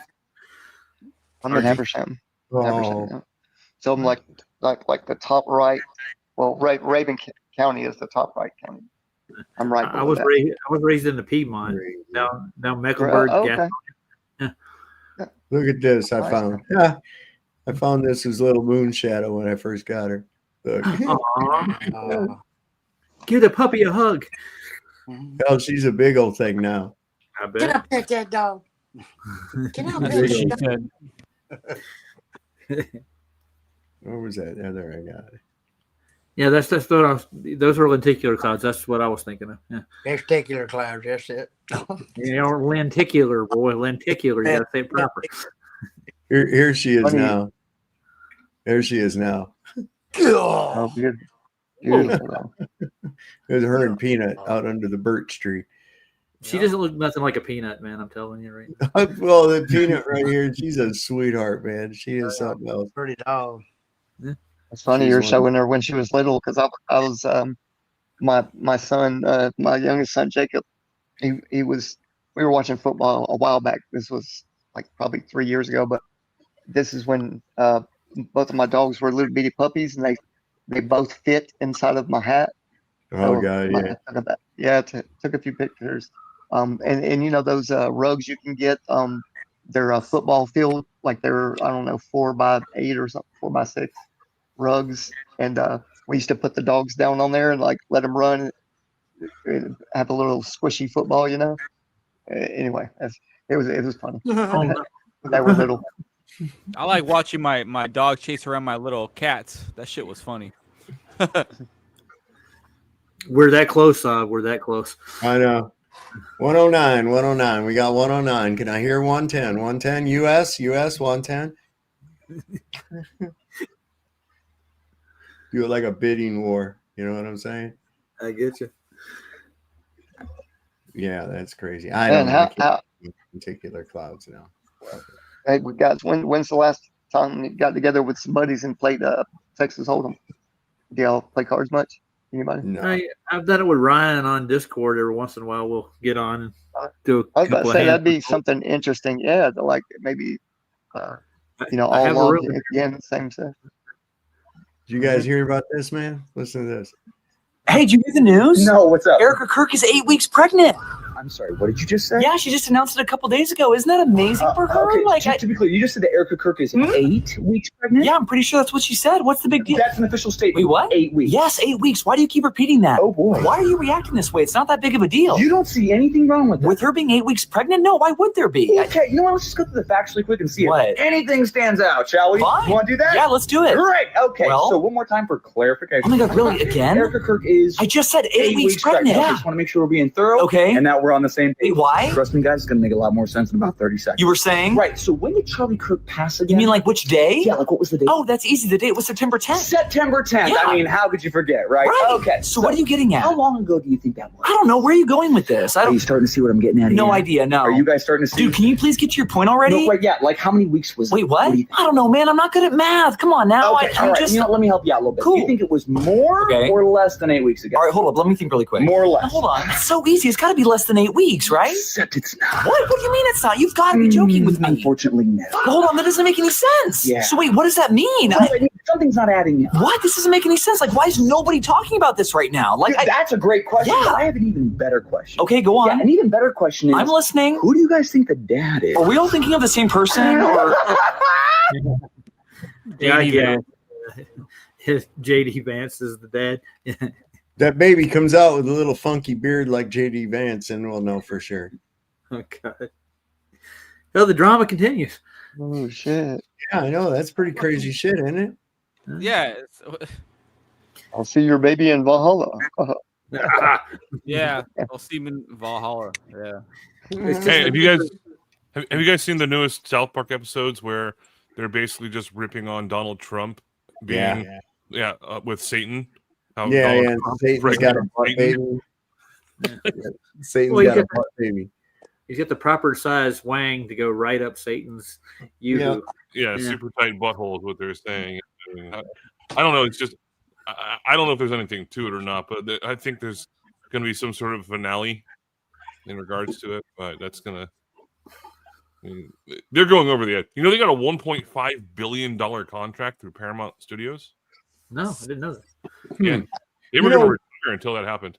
They're sitting here already talking about, this current fucking puppet hasn't even been in office a year. And they're already trying to figure out who the fuck to run in the next election.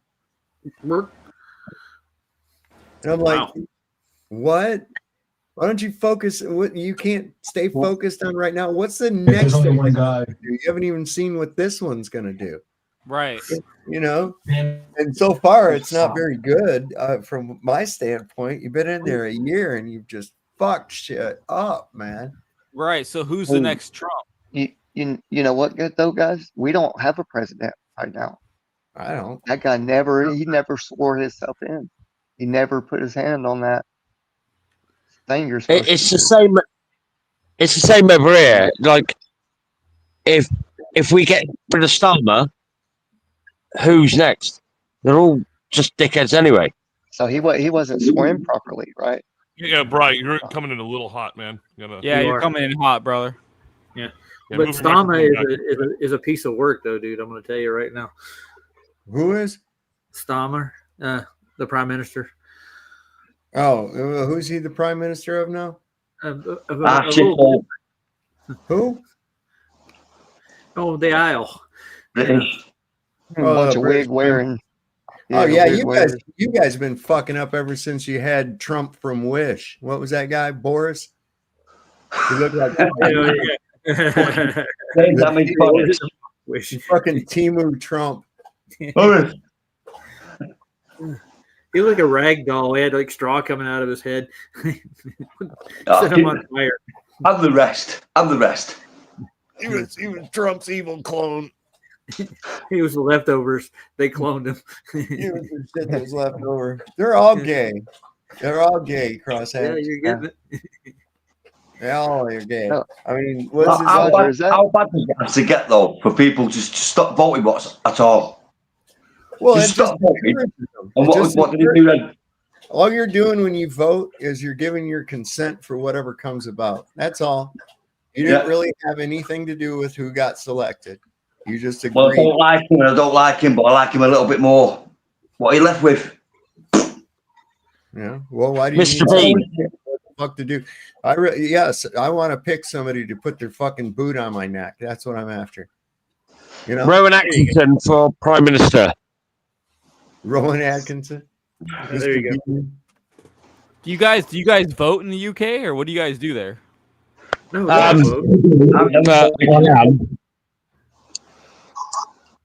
I don't vote. I don't pay council tax.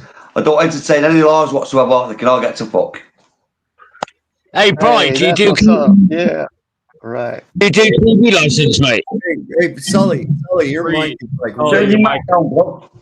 Yeah. Back off of it. One of the two. Back Yeah, off it's like it. way loud. I have to turn the volume down for that. Yeah, it just about blew me out of the chair. What we got to do? Sorry. Back off the mic, man. Turn it down. One of the two. I'll do it. Further away from you. I do the same as I normally do. All right, I got you. I've got a drink, Brian. I've got a drink. Talk again now. There you go. That's better. No. I'm not long woke up, mate. Hey, you don't sound pissed, no? Everybody else, shut the fuck up. Brian, Sully, talk. All right, I don't hear you. Yeah, what am I doing wrong? Am I coming echoey or something? Yeah, it's like you're roboting. It's spotty. It's like it's almost like you're too close to the microphone or something. But it's turned down. I'm doing the same as I normally do. I'll turn it down a bit if you want, but I can't hear then. I'm half There deaf you anyway, go. so. It's much better now. Much better. Okay, sorry. It's all right. Are you from down Craig McNeil's neck of the woods then? FCFE? Brian Wilson, you're not in a World War II radio studio, okay? You don't have to holler at your microphone. We can hear you too. There's no bombs dropping anywhere. I know, man. It's like, in one of those World War II movies. Right, I'm down in. What? He's up Coventry way, I guess, is what he was saying. I don't know. Hey, Sov, I want to ask you a question, please. Okay. Did any of you ever hear back from that guy? You remember that guy? I was watching that one night, and that guy came on, absolutely plastered. Oh, no, I haven't heard anything back from him at all. Oh, was watching it come back. All right. Well, unfortunately, the success rate is only 1%. I was hoping he'd come back on the next night because he was pleased with you, really. Yeah. Yeah, I was too. But I have to look at the actual statistics too, though.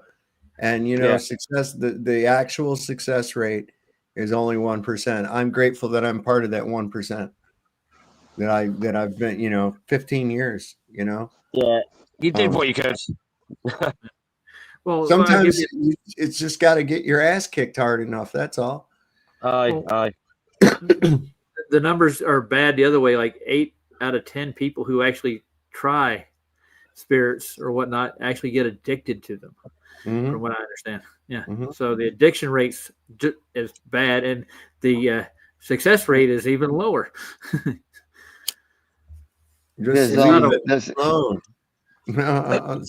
Is anybody here like a recovering addict or alcoholic? Beat? Well, I'm cured. I would have to say I'm cured. They say there's no cure, but I can't even get past the smell of alcohol, even if I wanted to. It's kind of the same with me. Yeah, I used to drink a lot too, man.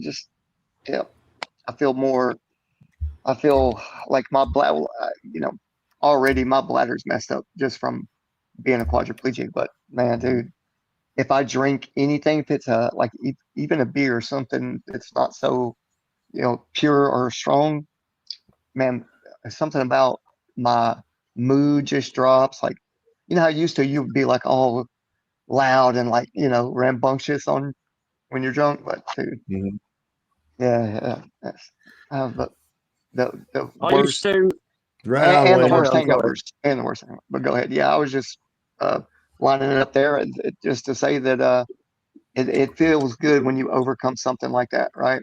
Mm-hmm. And you're able to stick with it. Yeah. Yep.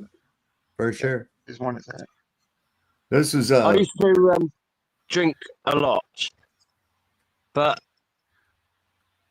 I've overcome that. I've got a new partner, and I'm still in the shit, but life's got a lot better for me, and drink is not the answer anymore. It's not.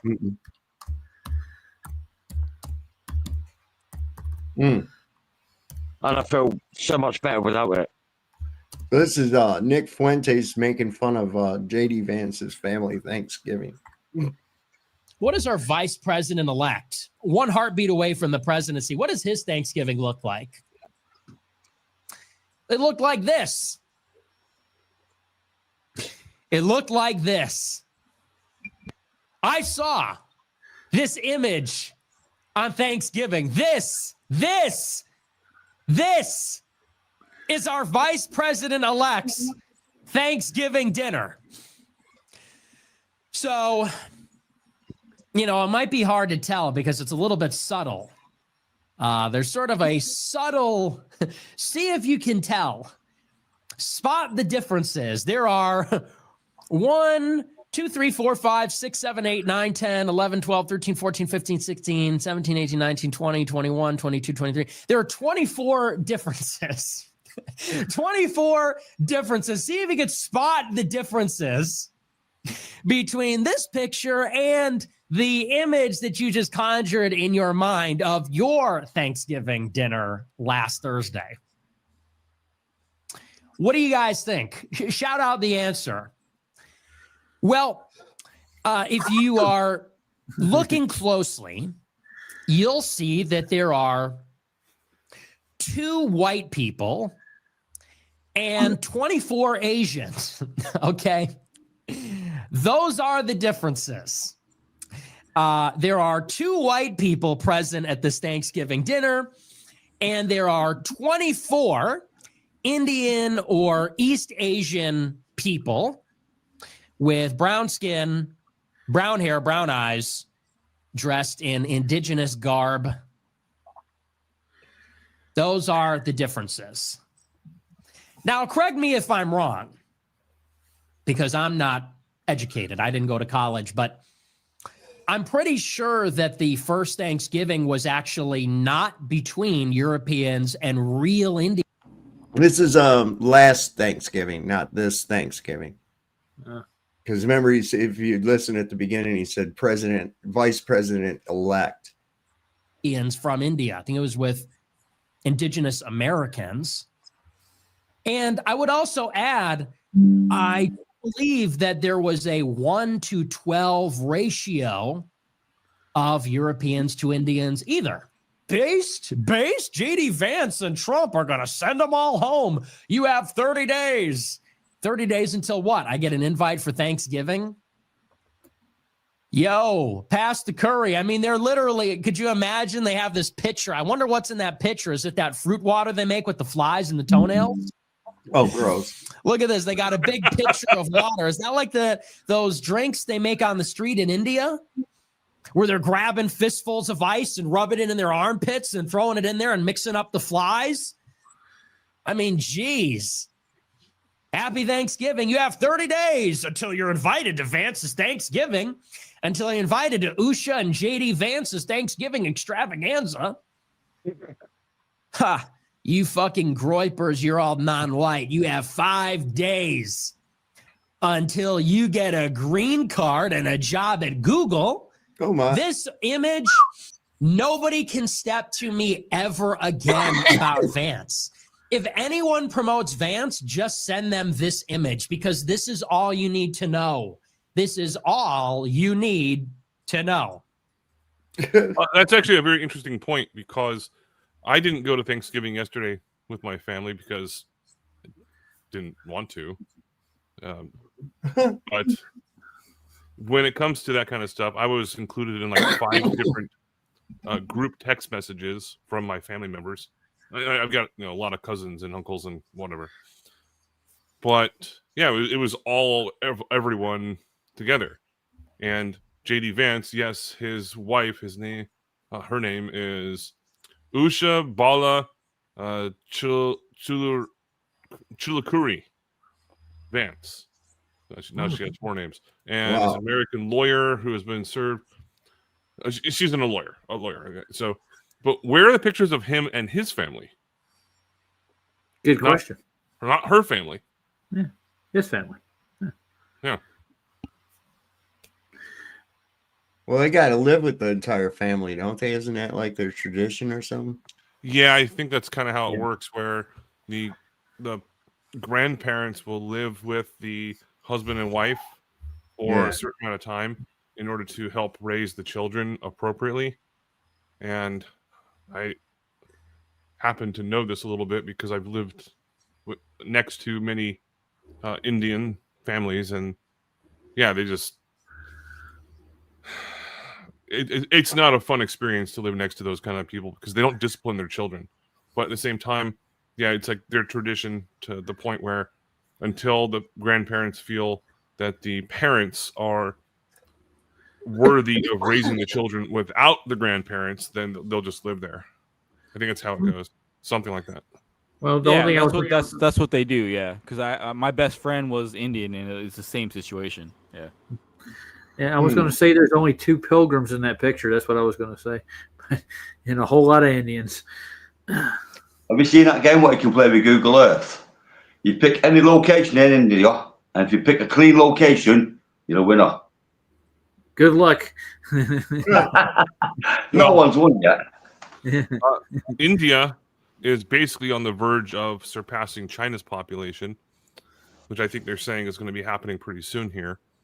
But if you look up a lot of places in India, yeah, it's super impoverished. It's disgusting. It's like one of the poorest places on earth. But then you go to other places. Yeah. Yeah, but if you go to like I don't know, like Mumbai as an example. Mumbai, then, yeah, then it's just like it's sort of like going to the UAE, United Arab Emirates. It's just like everyone is fucking rich. So they have the fucking slums there too, though, right? Well, that's what I was just saying. Yes, in India, yeah, it's disgusting. I mean, people they take cow shit like showers. It's disgusting. Yeah, sorry. I'm wondering why they don't keep, people that live in the southern hemisphere, like far south. you would think that if you know certain situations, living situations, were really bad, and they didn't have the money to like give for certain whatever. Well, why not give those people that live that far south the opportunity or choice to go live in like Antarctica, right? Like, why not? Who There's the plenty fuck of wants room. to go live in Antarctica, man? Yeah, that's a good Probably question. nobody, but some people might want, you know what I mean, to get out of a bad situation. Maybe, I don't know. Eric, why don't you move to this place where you can't grow any food? It's freezing fucking cold, and your chances of survival are really low. No, it's not all like that. It's not all like that. There's places down there. So they have a caste system there where like certain people are below certain people, right? Yeah. I So gotcha. like when they see somebody on the streets like a child suffering, they don't have anything to do with it because to them it's bad karma to help them because they're below them in the caste system. Yeah, you got to climb that ladder and. Oh wow! No, you can't. Imagine being raised like that. The caste Yeah, but- system does not allow people to climb outside of that. They're in it, Well, and that's it. well, Unless you can after be. death. Yeah. Yeah, one of It's my like really good 180 from what we're Johnny. being taught, like raised up, right? Like you'd say, well, I guess if you are raised, like, to be that way, like, it's hard for me to say that, because we're raised in such a different way that, so, yeah. Well, if I want to be reincarnated, I want to come back as a cobra. Well, you see, the thing is, I don't give a shit how you're raised. You're here now. Yep. Okay. It makes as much sense to me as people that buy a house near the airport and then bitch about the noise. Got a good deal. No, I mean, he was talking about the way the Indian people were raised, not to help people when you come on over the here, street, though, right? change Yeah. it different. Oh, I got you. Yeah. You got to assimilate. Too. Yeah, that's true. Yeah, I know exactly what you're talking about in regards to that, Dave, because when I bought my home, I wasn't completely aware that it was it's about 500 feet away from the landing path of the San Jose airport. So I hear this shit all the time. I've become a little deaf to it over the years. Yeah, you get used to it over time. Yeah, and when it comes to people in, like my buddy, he's Punjabi, and I talk to him about it all the time, and he's like, dude, stop asking me about this kind of stuff. I've been here. He moved here when he was 19, and I think he's like 35 now or something. And he said, well, I was asking him one day, like, is the caste system a real thing that's applied in India? He said, oh yeah, it's more than Americans know of. Oh yeah. Hey, Aaron Queen says, remember that trip to Antarctica that completely debunked flat Earth? No, I've never heard of any trip to Antarctica that debunked flat Earth at all. Yeah, that was a good one. Well, tell him that I'm taking one next year. If he wants to come along, he can come down with me. I would definitely go with you, but I just don't know if I can get up. Hey, Roger, are you trying to go to the South Pole Station, or where are you trying to go? Yeah, I'm trying to get to close to the 90th parallel as I can. That's where I'm trying to get. Find out as much as you can on that ice cube neutrino detector. That'd be awesome. Yeah, there's this one debunker that's running around screaming about that, like that proves the globe. So you said you're going to be going there for work, right? Yeah, I'm trying to get in working down there and then actually do my deed while I'm there in the process. What kind of work are you planning on doing when you're there? Well, I know they got Sparkies and tool, whatever they call them. You work in a tool shed, you work on maintenance, stuff like that. They got. I applied for a couple of them, and I haven't heard anything back. But there's always a good listing. But it's the government that's who's hiring these people. They've already background checked you. You're not going to get hired. Yeah. You've seen all your flat earth memes and pictures and gone, oh no, he's gonna cost shit. Yeah, do you remember that time, November 28th, 2025, when you were on Sovereign Soul and Chain Mind and you were talking about that? Yeah, you're fucked. That's funny. Yeah. Oh, I'll raise Kane. They do that. Something.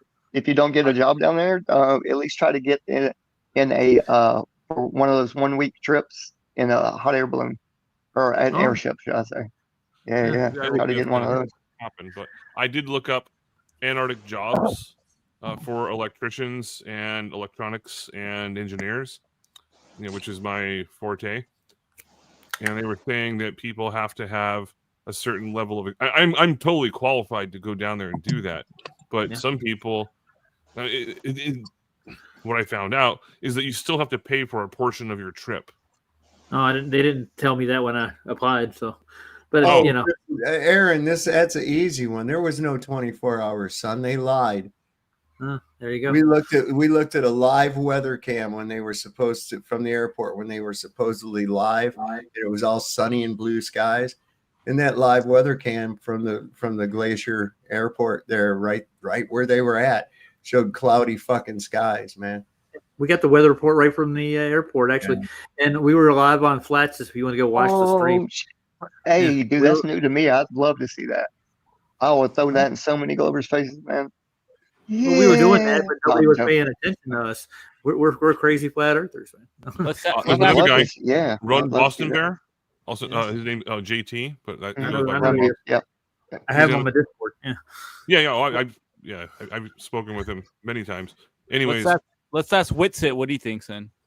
Well, it's not. Don't veer off too quickly. You're wasting your time, dude.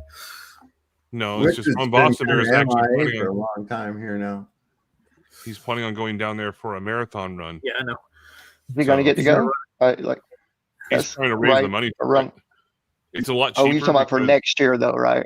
You're talking, not this year. For next year, 21,000 to do or 22,000 to do the marathon. I think. I think it's less. I think it's like just north of 10,000. They're only there for like one day or something. Hell, Witsa hasn't done anything for 2 months. Yeah, no. I know why. I just. I'm not at liberty to discuss that. It's no, Andrew. Do tell, Andrew. Nope. Spill the games. Nope. Well, if you do talk to him, ask him. Did he know that? Ask Winston, did he know that there were NASA launches going on like 2 football fields away that day from them? Didn't see that Chilean Navy aircraft either. I've got a question. Yes. Yeah. The question? I've got a question. We're waiting. Yeah. Ask the question. God damn what? Roger. Yes. Obviously, my mum watches this all the time. She said, not right now, but she prefers you as Robot. Oh, she does. Oh, nice. She's watching Flats. Very well. Nice. I like the owl a little bit better, but the robot's cool. All right, so here's a positive kind of thing, kind of bring it back to Dave in regards to the topic that you gave it, Flat Friday. Well, Jaron originally had said he was doing streams a lot, and showing, here's the A model and here's the globe model, blah blah blah. He said, if I come back, and I see a 24-hour sun, then what I'm going to have to do is go back to the drawing table and try to figure things out again. And I was like, okay, fair enough. Yeah. That seemed logical and honest. But that was in Vegas. Yeah, man. Yeah. And Secret Garden. I did so many fucking mushrooms when I was in that fucking place. Holy shit. But oh, look, it's Dave. And Dave. Anyways, what he said is, if I come back and if I suddenly say that, that's with Dave. That was right in front of the conference. Man. In the hallway. So he said that I got a bunch of photos as well, and I actually have videos as well. But he said, if I'm all of a sudden I'm friends with a bunch of globe earthers and I believe that the moon landing was real, I've been compromised. And guess what? He said it was real. Oh, he believes the moon landing is real now. Yeah. Mm-hmm. Oh yeah. Of course He might as well just believe he can, like, I don't know. That left is right, up and down are different. I don't fucking know. I don't trust him anymore. Andrew, isn't he going to ball games with Duffy still? I saw them at a Mavericks game. Yeah, Mavericks game. I don't know, but I wouldn't be surprised if they're having like gay sex at this point. But to go with that disco football as well. That would not surprise me. Disco football and naked wrestling.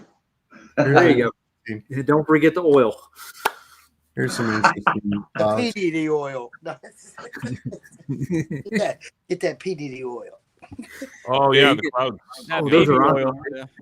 awesome. Yeah, it's pretty cool if you actually look up. I mean, there's loads and loads of videos of people that, just they have their camera and they see a cloud formation and they just record it, but then they put it in like slow motion. Yeah, I got that. And Yeah, dude, it's fucked or up. slow motion. No, fast forward after the recording, and it shows you how the clouds actually form. It's freaking weird. It is. It's fucked up, dude. I've done that shit. Yeah, it's weird as shit. Well, Andrew, you piqued my curiosity. Hey, Saf, do you have any of those chocolate bars left? Yes. No. Yes. I had a feeling you did. Yeah, I can get more. Don't worry. Oh, this is bad. What is this? What do they call that when you get the vaccine and all of a sudden it causes what do they call Different that? strokes. There's a mild stroke. Yeah. No, but there's a medical term for it, like where it causes Oh yeah, I know what you're talking about. Yeah. Nancy without makeup. She's got a name. Jeez. Fuck that, dude. Good God. Oh shit. It's Down syndrome, right? Is that what you're talking about? No, it's curable. Apparently, Bell palsy. Is that what you're there thinking? you go, Bell's palsy. Yeah, Oh, Rhonda had that after she got pregnant the first time. So yeah, I know Wait, what it's what? like. What'd Yeah, you you say? can get. She developed Bell palsy after she got pregnant. Who's that? My wife, dude. The girl in the room. Oh, with her. dude. Wow. Sorry It about happens, that. dude. These things. It's just one of those things, dude. Yeah, dang, that sucks, bro. Yeah, well, life sucks sometimes, dude. And then you stomp on a bug. Whoa. Oh, I wouldn't say that out loud very often. I forgot I had all these. I'm like a king of all this crazy shit back in. Hey, Andrew, I was curious. I had a question off topic a little bit. Okay. Hey, I was gonna ask, did you ever hear like the how do you say, safe phrases, safe word phrases that Aaron and Witsit were talking about? Like if they said when they got back, then if you heard them say blank blank blank. Well, that's what he just said. Yeah, he did that. No, that was Darren. I'm wondering about Witsit. No. I don't think Austin said anything like that. No.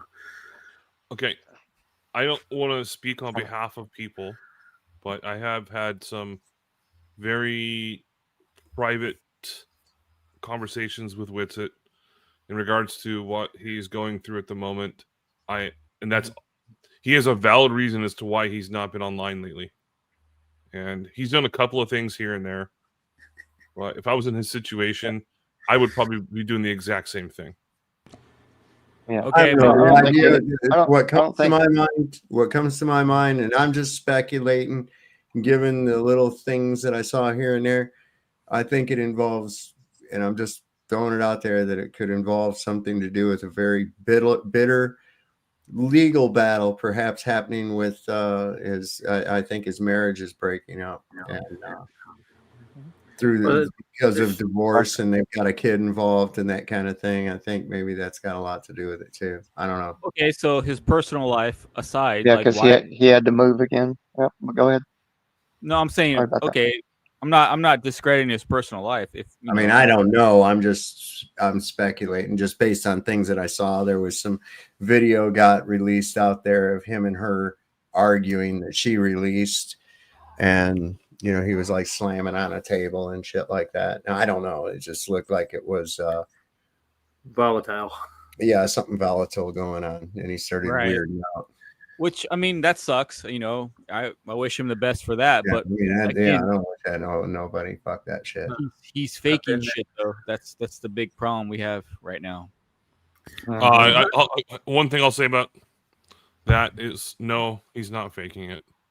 He is. He admitted that he had a vape, and I don't think that's what I asked him flat out on a private conversation, like, because I offered to send him a bunch of ganja, and he said no.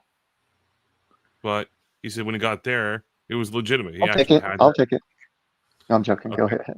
That's fine. I have like 4 or 5 ounces. I don't smoke very much weed anymore, so I have like 4 or 5 ounces. So I have no fucking use for it. So I can walk down the street and get weed anytime I want.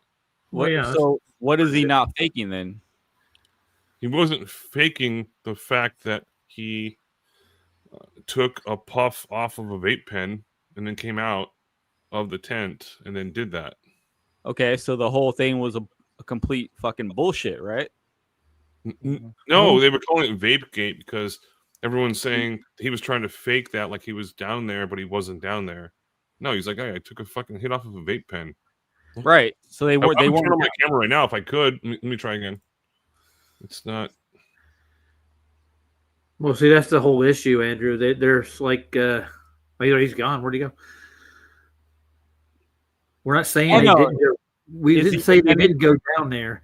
We're saying what they showed is not what actually happened. Partially, it was manufactured, and they had to make a trip down, maybe 2 trips down, to speak of. Has nothing to do with whether they went or didn't go. You know, that's what they want you to focus on that. It's not about whether they went or they didn't go. It's what they're showing you. Is it real or not? Right. So is he saying that they actually went there? I'm confused. Like, is that what he's defending? Yeah, that's what Austin's been defending since he got back, dude. Literally, all of them have. That's all they talk about. They don't talk about what they did while they were down there. They defend the fact that you don't think we didn't go, huh? They all say that over and over again. Yeah, I don't think they went. So, like, does Andrew's not here anymore? But I would ask him, does he think they went? Oh wait, he's here. He's just where'd he go? Yeah, he was just there. I was just getting ready to click on his ass, and he disappeared on me.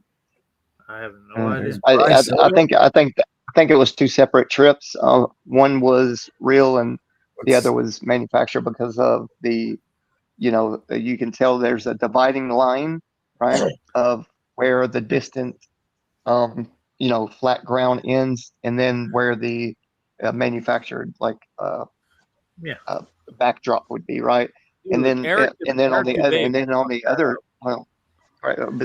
the other side of just shit that I've recently come into contact with, that if someone did go down there and make a trip, and it was only certain people you saw, right, in those sections of film, I guess you would say, and then the backdrop is real. It doesn't look like it's separated by a green screen or anything or technology.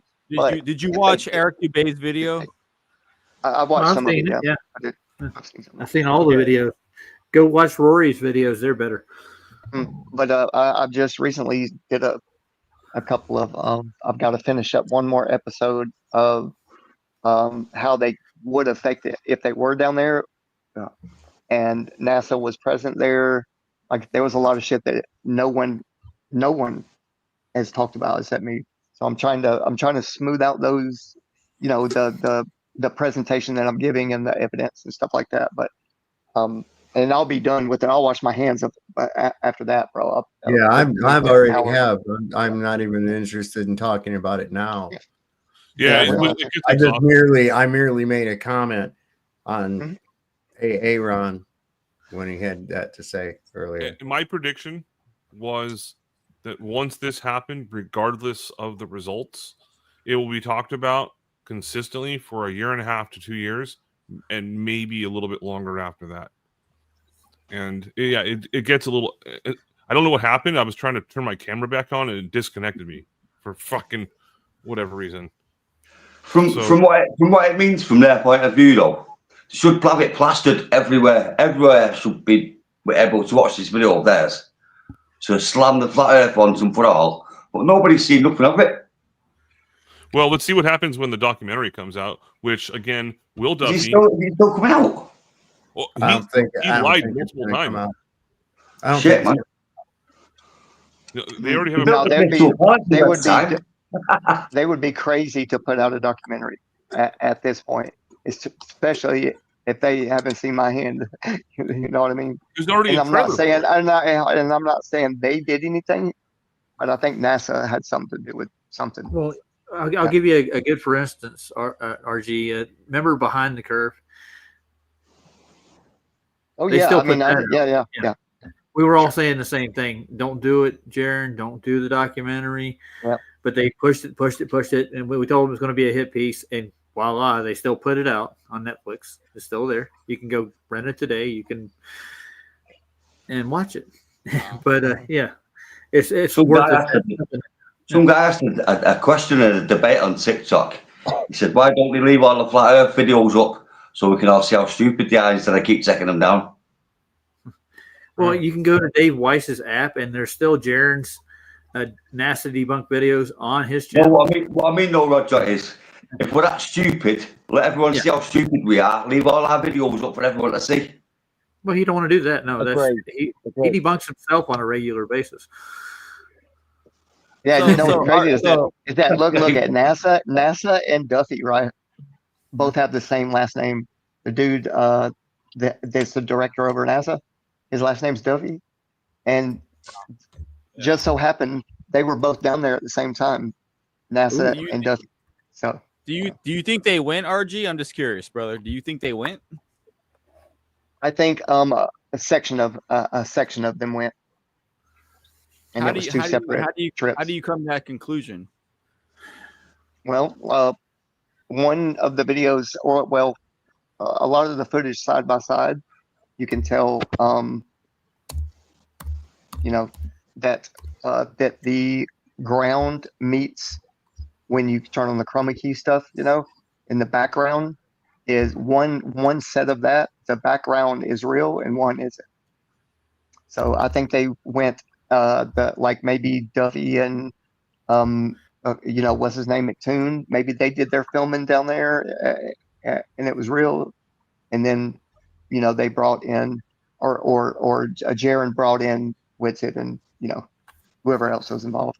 But yeah, I think some of that footage was real and some wasn't. And got to remember there were 3 different cameras and shit being used, not just one. So Right. if they fake some of it, why would you trust them at that point? I didn't say I trust. Whoa! I'm not trusting anybody. No. Well, no, I'm just saying in general. If they fake some of it, why would you trust them with any of it? Well, I'll give you. You mean no? I see what you're saying. Yeah, and I'll have to send you a file that why I based my answer like I do. You know what I'm saying? And I'm not saying I trust them, but it does look like there were 2 separate events that they merged together. It seems that way. But yeah. Oh yeah. Why would they do that then? So the question, why would they do that? Well, I don't know. I would why would they look at my dog for an hour? I mean, to try to get rid of a lot of us, basically, and divide us like it. Are you? I mean, okay, Jaron. If you still follow Jaron at this point. No. Whoa. What do you mean? No. No, I'm not saying you do, but I'm saying Jaron. Come on. Can we not understand that Jaron's full of shit at this point? Or yeah, absolutely. Yeah, no, he's. Yeah. So I don't know. Yeah. Right. Hey guys, his past record. Go ahead though. Go ahead. I want to ask Monkey Cat to come present the evidence from TFB on the show if he's got some. He said the evidence proved it. Oh my God, is that dude still around? Monkey yeah, Cat? there he is. Yeah. You're like a dog with fleas, Roger. Did you know that? It's not me, man. I swear, I had nothing to do with you. It is you. They follow you around, man. I've never heard that metaphor. If you lay down with dogs, you get fleas. Yeah, I know. I mean, for real, man. You come over here and bring your fleas with you, man. They don't ever over here any other time. Maybe I just stay They're like me. chasing you. They're chasing you. They're stalking you. No kidding. They want you. I got a big target on my back. It's rainbow color. Yeah. Hey, I have something to say about the Jaron situation, and I considered him, a fairly decent friend. met him multiple times. We did some tests together and stuff like that, and whatnot. But before the whole trip situation happened, he was basically relying on YouTube to get, and this is out of his own mouth. Okay, I'm not spreading gossip or anything. Anyway, or rumors or whatever. He said that, yeah, he's having to dip into his cryptocurrency in order to stay afloat in regards to paying his rent and all that kind of stuff. I was like, wow, okay. So he's not, he wasn't doing very well financially at that point. So I was like, oh shit, man, that's not good. So You know what? As soon as I saw Will Duffy, even before he spoke, I thought this guy's full of shit already. Honestly, I did. Because he's right through. So if Jaron, if I can continue, please. Yeah, go ahead. Go ahead. Shit, yeah. man. Okay, so what happened was all of a sudden that experience down to Antarctica, that happened, and now, even though I unsubbed from everything from his channel, he lost 16,000 or 19,000 subscribers in about 2 months, and that's more than the amount of views he gets on his channel, which is like, oh shit, that's a lot. So then he was saying that, yeah, I might actually have to get a job again. And I think that's kind of what happened, because he had to clear his internet history essentially on his channel. He deleted every single Flat Earth video he had on his channel. Wow. Yeah, every single one is gone. So the problem that I have is before this even happened, I saw through Jaron's bullshit way before this. So we all did. Yeah, we all did, brother. Like, and I'm not trying to be like if Jaron's having problem, okay, whatever. But I never fucking I saw through his bullshit a long time ago. I'll put it that way. I'll leave it at that. Yeah, it's fair enough. And a lot of people, they could say, oh, hey, me, Andrew, my name's Andrew Baker. I live in San Jose, California. I'll give you my phone number, my address. I don't give a shit. But if all of a sudden I came into like some really, really hard financial situation where it's like, oh, I'm going to have to default on my mortgage and become homeless essentially, or I have to flip over to the globe. Well, the most obvious thing is I would have to sell my soul to the globe essentially in order to prevent me from living on the fucking under an overpass. So it's sad that he would do that. I wish he didn't do that. Yeah. Well, I'm not saying it's not sad, but I think some people have done that in the past. And yeah, I think that's kind of the situation. I don't know for a fact. I haven't called him in a long fucking time. And Dave, when's the last time he What's that? Jaron, What did you say? when's the last time you had contact with Jaron? Like through your phone? Shit, it's been a long time, man. Probably about a year. Yeah, getting close to a year. Yeah, the last time I talked to him was he messaged me and was raving and going fucking nuts and acting like an asshole. So I blocked him. I was like, Oh shit. Okay. Just so everyone, when I tell people this on Discord and on YouTube: do not ask me for anyone's phone number. I will not give it to you. I don't even give. If I had Brenda's phone number, I still wouldn't give you his phone number. I don't fucking like that guy whatsoever, but I still wouldn't do. I don't dox people. So people on Discord ask me that fairly often, and I'm like, I'm not doing that. I'll dox myself, but when it comes to Jaron, the same thing. People want his phone number and what's his phone number, and shit. Like, I'm like, I'm not giving you that information. So stop fucking asking me. You shouldn't give them. You shouldn't do that. That's correct. I know I don't. Yeah. You know when I knew that Jaron was gonna go down there and flip is when I was trying to show him a viable way that the AE map could work as long as he did it in a 3-dimensional way with a firmament. And I kept trying to tell him and send him messages, bro. And he was like, he kept playing dumb, like he didn't know what I was saying. I was like, bro, I know you say what I'm saying. Right. But then it's probably been a year, since I even tried to even message the dude, I mean, it's almost like he was asking for it, like he wanted to go to the globe, because everybody kept saying like, hey, Jaron, look, bro, open your eyes over here. Yeah, that's what I'm saying. We saw through his bullshit way before this whole experiment happened. We all knew he was full of shit, dude.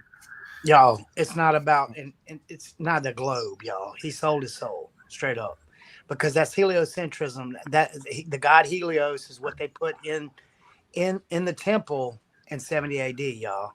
That the abomination that caused the desolation. And I can honestly say this: we all know it's not about a globe. It's about God and the devil. Yeah, you're dude, you're 100% right. That's not what they're trying to hide, right? Yep. They're hiding the bigger picture. Yeah, the creation. Yeah, that's true. Yep. Take it out of all the schools. Yeah, that was the first. Prayer. Take prayer out first, and then not allow any kind of religion in school. Yeah. Yeah, it's way bigger than this discussion about Jaren and the experiment. Well, listen, there's a lot to it, and I think that this whole thing about the hidden land and the fucked up time zones, there's a lot to that. There's a lot to this. People are so trusting in these maps that they have. They are so trusting. And soft. I'm glad you said that, brother, because we all think we get in 24 hours. Kinabachi is a sneaky place, isn't it? One revolution, it's really 21 hours. One revolution. There's a 3-hour gap there between Russia and Alaska. Well, it's not really. There's not a gap, really. What they're doing is they're actually hiding something in between there. Yeah, there's land there. That's Jesus. The land of Jesus is what it's really called. Yeah. I think so too. Okay. So we got Monkey Cat Pat joined us here tonight. How you doing, Monkey? What's going on, my friends? Oh crap. Dude, I like your avatar there with the kitty cat. That's my cat. I have 5 cats. I love Jedi cats. clamp it. All right, hey, only you got me here. What do you guys want to talk about? Well, I don't. What do you mean we got you here? You came here. Yeah, you did. I did come here. Yes, because I wanted to have a conversation. Well, then that would be up to you to bring up the topic, wouldn't it? Yeah. Well, okay. Well, you guys were bullshitting about the final experiment, so let's go with that. Yeah, okay. You said you had evidence. Talk about it. Right, meow. Yeah, right meow. Right meow. We'll get to it. Well, I mean, you could look at the 24-hour video they got of the sun. They captured that. I know you guys don't like it because... No, it's not that we don't like it. We don't believe it because it's fake. Why is it fake? No, you could say that you don't believe it because you don't. Okay, believe hey, Monkey, stop for a second. Shut up, Roger. Hey, dude, don't tell me this. Don't even. You're on here, dude. You want to stay on here? Yes or no? Sure. Go ahead, Raj. Okay. They can only hold so many memory in those 360 cameras to begin with, right? How much memory do you think they had? What did you say? Well, in the 360 cameras they were doing their footage or they're filming with, how much memory do they have in those cameras? A lot. A lot. Oh yeah. Have you looked into it yet? I have. Or are you blowing smoke up my ass? Have you? I mean, I don't know. I didn't get to the specs of how much that they could. You should look into something before you tout it as evidence, dude. That's really what you should do. Oh, you're gonna tell me to do that? I am. No, I would suggest Roger. anybody. Hey, Roger. I would suggest that anybody Anybody needs to do that. Everybody. Right meow. Hey, Roger. Right meow. Meow. Hey, Roger. How's your trip to Antarctica coming? You going there soon, right? Next year, sir. Yeah, you get a have not job been down paying. there? You got to pay attention to my streams. When are you going, Pat?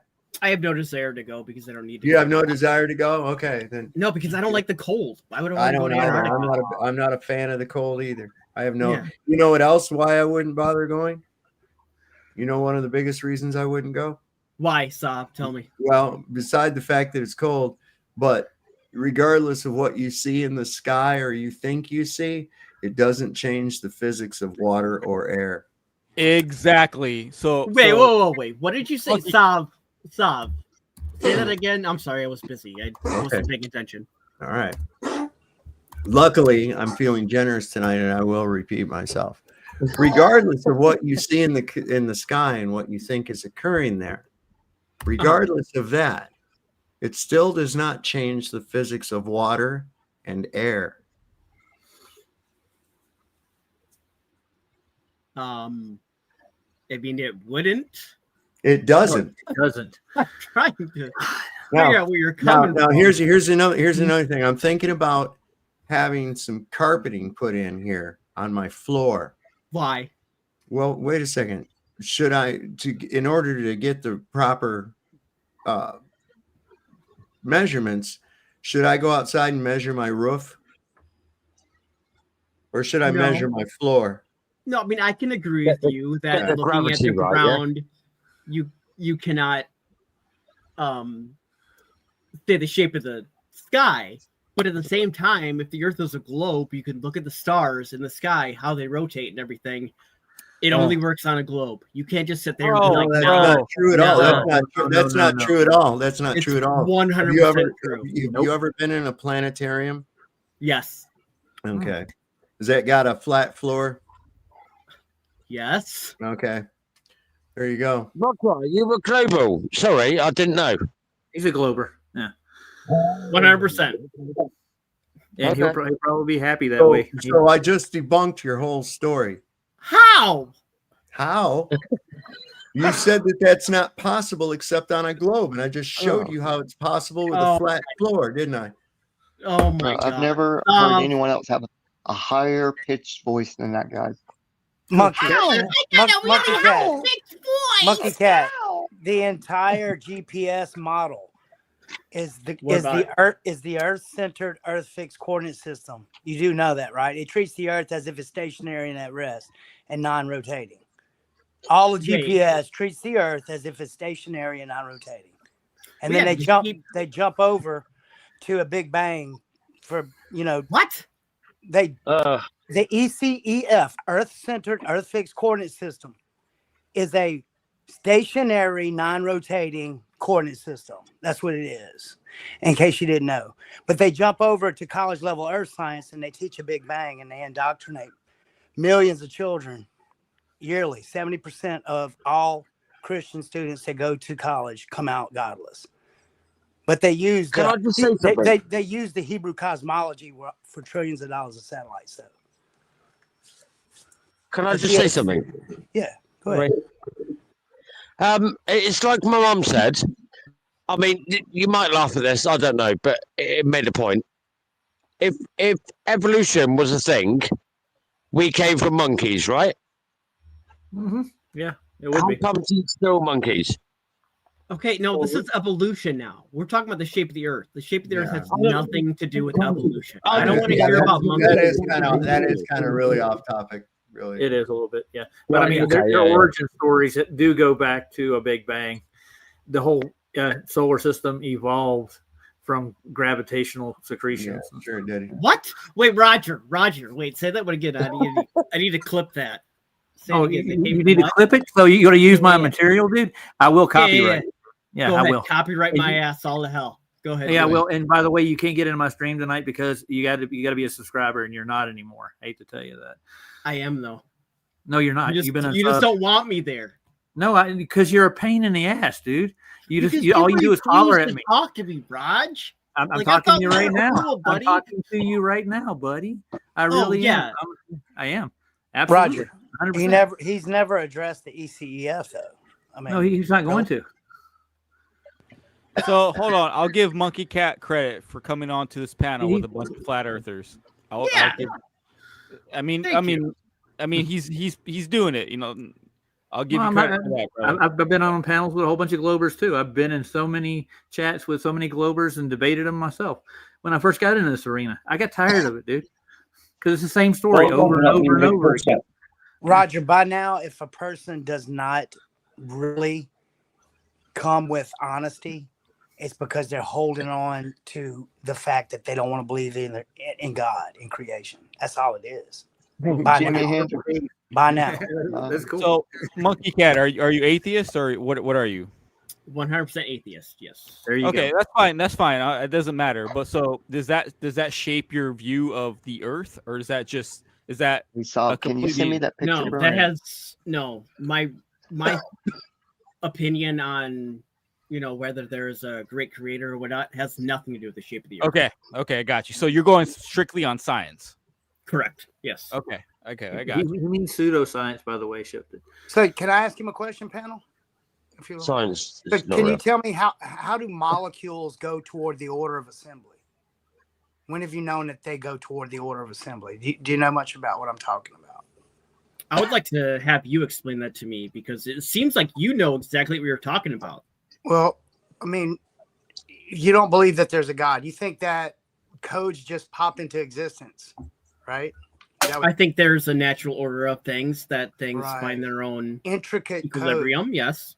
Yeah, 3 billion base pairs. And then 98% of that entire genome, 98% doesn't even come with instructions. It's called non-coded DNA.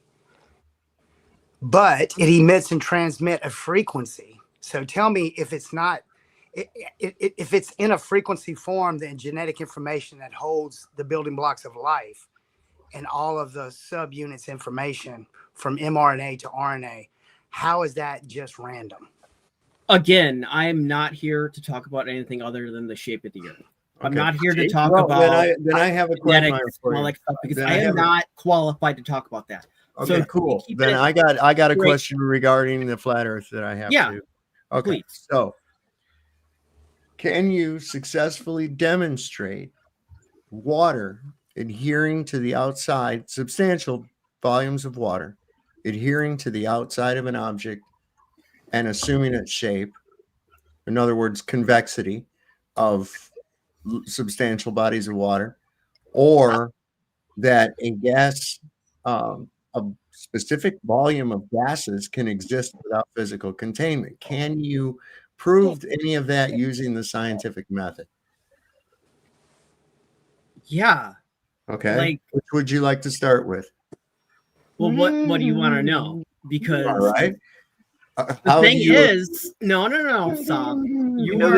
This is a trap question because I'm going to It's not say a trap gravity. question. It's No, not a because trap I'm going to question. say gravity. If you're going and you're to going to say claim- bullshit. Wait a second. If you're going to claim a spherical Earth, then you have to reconcile those basic physical impossibilities using the scientific method.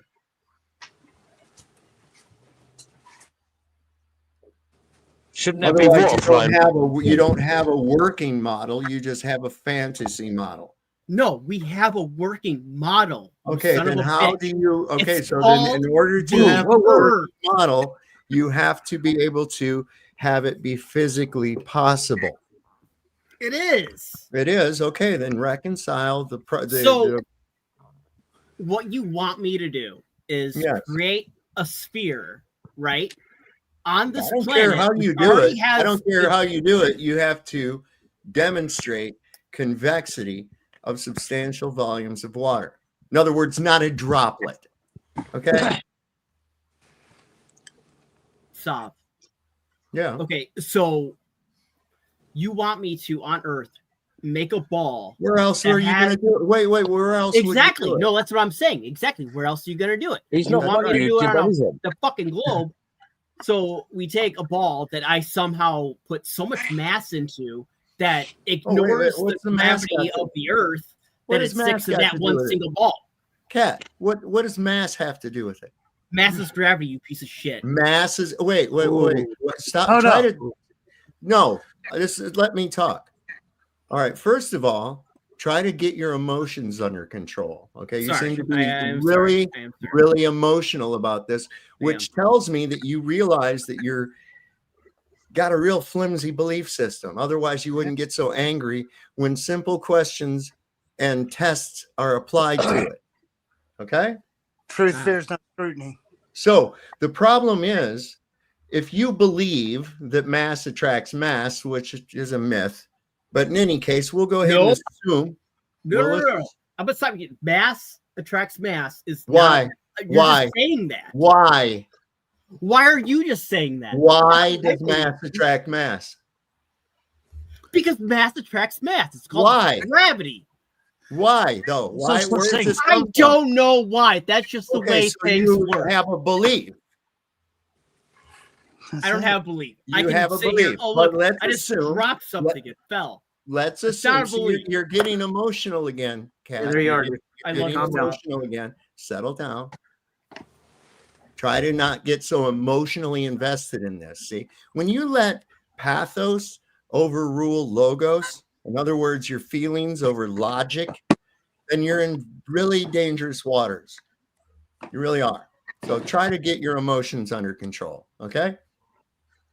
So let's assume that mass does attract mass. How do you obtain a mass of gases without physical containment? Again, I'm going to say gravity. Okay, then in order for you to say gravity, can you cite or demonstrate or show the scientific experiment that verifies that gases are affected by gravity, other than just claiming mass attracts mass? Well, I mean, I would say the What's your evidence of that? But What is gases your have mass. Okay, what is your evidence? Attracts mass. Well, wait a second. No, stop. Let me ask you a question. All right.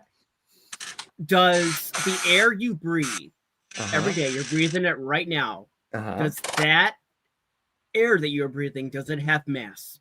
Only in a contained volume, because it's not contiguous. It's independent particles. That's the dumbest answer I've ever heard of. I've asked many people that question. It's independent molecules. So you won't listen to the answer. Yeah, no, go ahead, man. I'm sorry. Okay. So gas molecules are not bonded to one another. Okay. So they're all independent of one another. And in order to have a mass of them, you have to have them gathered together. Otherwise, they will spread out to fill the empty space. So you have to have something to put the mass of gas in. Otherwise, you can't have it. That's the only way you're going to get a specific volume of gases. All fluids require containment. I don't think you understand how anything works. This is what fascinates me with you guys. Well, I don't care what fascinates. What I'm looking for is some actual, verifiable scientific proof of your hypothesis. I want you. How about you show me the same? Saab. Of what? Show me the same. What Of you what? just asked me to do. We can What show do you. mean? I don't claim that you can have a volume of gas without physical. Then what are you claiming? What do you mean? What am I claiming? We're asking you a question. I'm merely stating an axiomatic fact. That we're in a close. Have you ever witnessed anywhere in nature, without begging the question, have you ever witnessed anywhere in nature where a specific volume of gas does not require a physical container or a fluid, any fluid? Yeah. Have you ever seen plasma? Because plasma does that. Yeah. So the air is plasma. Is that what you're claiming now? No. Didn't say Okay. that. But plasma right. is a sort of quote unquote air, as you say. No, But it's it does a different state of matter altogether. It's not a Mhm. gas. Nope. But it's an ionized gas. It's not a gas. It is a gas. It's one of the four states of matter. You have liquid, plasma, solid, and gas. This is a physics fact, by the way. Okay, so you keep wanting to jump to a different state of matter. I'm speaking of gas right now.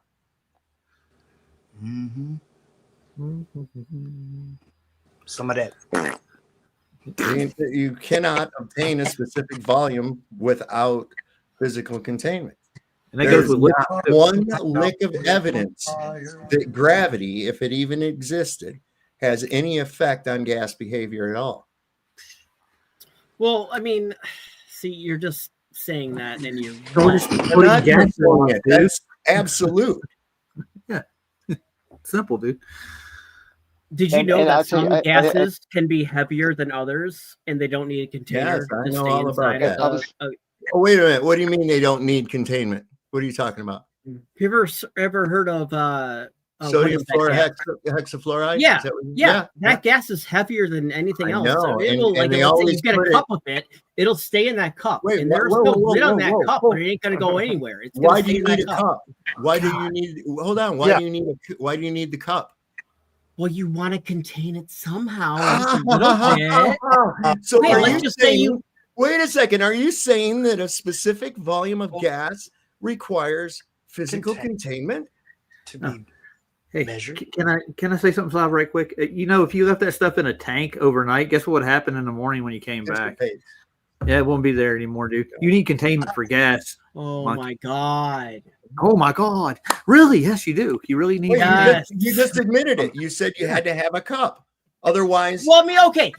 All right, let's just say you take that cup of hydrofluoric peroxide, where the hell, you dump it on the ground. You're standing in the grass in your backyard. Dump it on the ground. Okay, it's going to go to the ground. Yeah. And it's going to spread out sideways. And eventually, once it gets light enough, it will start floating up. There you go. The reason why I used a cup is because you want to contain a little bit. Not contain it all the way, just on the side, not on the top. Oh, come Not on the top, like Do your it dome. without Like physical your fucking containment. stupid dome. Listen, your hypothesis is not using any cup. There's no cup, nothing. It's just air for some reason stuck to a solid object. This is what you're proposing. When there's never anybody witnessed this ever. Is there a higher concentration of air around a lead ball than there is around, say, a wooden ball, for instance? I mean, technically, if you were to measure it, if we there's had not. if we had the proper measurements, measurements if a to do bullfrog that, had, yes, technically, but it would be so if small. a bullfrog that is such a small amount, it doesn't fucking matter. technically, if a bullfrog had wings, he wouldn't bump his ass every time he jumped. You don't have any such instrument. There is no measured difference of the amount of air around one of these objects due to its mass or its density or any other thing.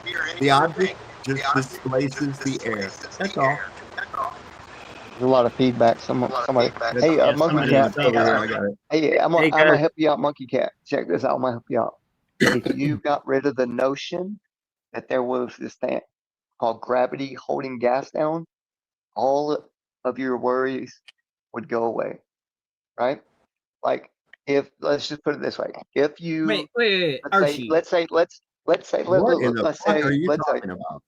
I'm saying if you got rid of the idea of that type of gravity holding the gases, two things, right? Or mass attracting mass. If you got rid of that idea, everything would work out perfectly. Like, what? you No, wouldn't have to have an explanation. no, I would be more confused than ever. I don't know what the hell you're on about. I don't either. Yeah, So you got rid of what? Like, you're saying Well, that gravity holds gas theory of down. gravity. He wants to Where say there is say no. that- Hold on. Okay. I don't Well, really there is no understand what you're talking about either. The problem is that you have a belief system based on nothing other than things that you think are pulled to the ground when they're not pulled to the ground. I could if I jumped off of the roof, I would hit the ground, right? But if I jumped off the roof into 100 feet of water, I stop going toward the ground and I go up. And technically, if I'm 100 feet of water deep, I'm literally flying 100 feet above the surface of the earth. Now, what did I do? All I did was change the medium, the ratio of density between myself, the dependent variable, and the independent variable, which is the medium. As soon as I went into a different medium, everything changed. Equilibrium. Yes. But y'all, panel, he did say that gravity's holding the gas, right? So at the weakest form of where gravity is, way up, and that's an open 10 to the negative 14 torr vacuum of space where there is no gravity, how are we not sucked out then, Monkey? Well, how does the gas stay in? Is a better yet That's question. it.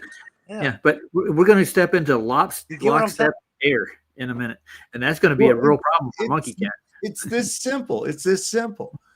Regardless of pressure, regardless of any of that, regardless of I was if there's a talking about vacuum. Go ahead, Raj. Okay, yeah. So if you have lockstep air, right, and if gravity is holding it to the surface of the earth and the earth is rotating, that air would cause some serious problems for everybody, wouldn't it? If it's moving with the earth, like you wouldn't never have any wind for one Well, the bottom line is this: regardless of pressure, regardless of whether there's a vacuum or not a vacuum or whatever Wait, the fuck it is. Did Roger say we would not have any wind?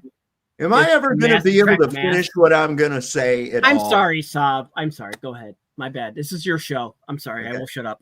Regardless of whether there's a vacuum or what the pressure is or any other such thing, the fact of the matter remains that a specific volume of gas or gases cannot be present without physical containment. There is nothing else to it. You cannot obtain that. No gravity is going to pull on it and pull little molecules of gas from space and all this other shit and hold it to the earth. That's not going to happen. It cannot be demonstrated. It cannot be reproduced. It can only be theorized, and all experiments that try to show that fail. If I put a gas inside of a balloon, let's say helium, and I have that helium balloon in a vacuum chamber and I reduce the pressure outside, that helium balloon will indeed drop to the bottom. But what happens if I pop the balloon? Will all the helium stay down there at the bottom with the gravity? The gravity pulled it down is what the claim is. So if the gravity pulled it down and I pop the balloon inside the vacuum chamber, why doesn't all the helium just remain on the bottom of the chamber instead of dispersing throughout the empty space? What happened to gravity? Okay.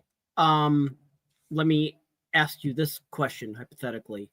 Let's say you were to take your experiment, right? Let's move it outside where there's no earth. Let's move it to somewhere where there is. No. Let me. You're using. What if we take it to Narnia? No, because the experiment that you are asking for is impossible to do on Earth because it's impossible to do any. Hold on, it's impossible to do anywhere. So what I am asking you to do, it's impossible to do anywhere because you cannot. If you mean to tell me that if I released or popped a balloon full of gas out in your imaginary outer space, that it's going to sit there in a ball? Is that what you think? It depends on what gas you have. If the gas has enough, I don't care what kind of gas you use. and how much it depends. How about a mixture of the air? How about a mixture of the air that we breathe right here? We take that balloon, we take a balloon of this air right here, and we put it out into space. We won't have to pop it. It will pop itself. Okay. My God. What's going to happen seriously, to it? Think about this for a second. Okay. Okay. So let's say we are outside of any sort of gravitational pull of the Earth or any planetary, whatever. We're out there. Okay. You get like a big ball of gas. What's your favorite gas? Get that big ball of gas to start with. Whatever. How do you get the big ball of gas to start with? Dude, I am trying to tell you, just slow down. Okay, we have this big ball of gas, whatever gas you like How a did big you get ball, a big ball not of a gas, balloon size, a big ball. How Hypothetically, did you get that though? This is hypothetically, Sam. Well, yeah, you have get to have one. the ball of gas. You can't. Can you just have a ball of gas? Oh, you're killing me. You take this ball of gas. How did you get a ball of gas? It doesn't matter. It's yes, it does matter. Oh my God! That's the whole Okay. gist of the fucking discussion. We How take do you this, get the big ball of gas? We take this chunk of gas. We How put do you it get a in chunk of gas? zero- For fuck's sake, let me talk about this. Holy We take shit. a chunk Calm of down. gas- All right. We Bob, I take gotta a go. chunk I of gotta start gas. my show. All I'll see you right. later, Yeah, dude. Roger. All right, see you later, Roger.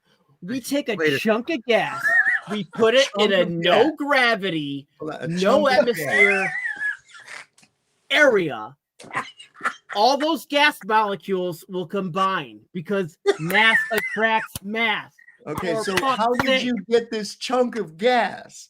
I don't know. It's a hypothetical. It's a hypothetical based on an impossibility. Oh my gosh. How did you get the chunk of gas in the experiment, first place? you dumb piece of shit.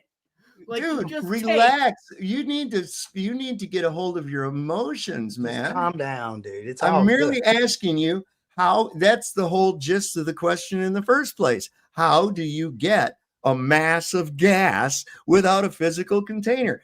Now you're claiming chunks of gas. How do you have a chunk of fucking gas?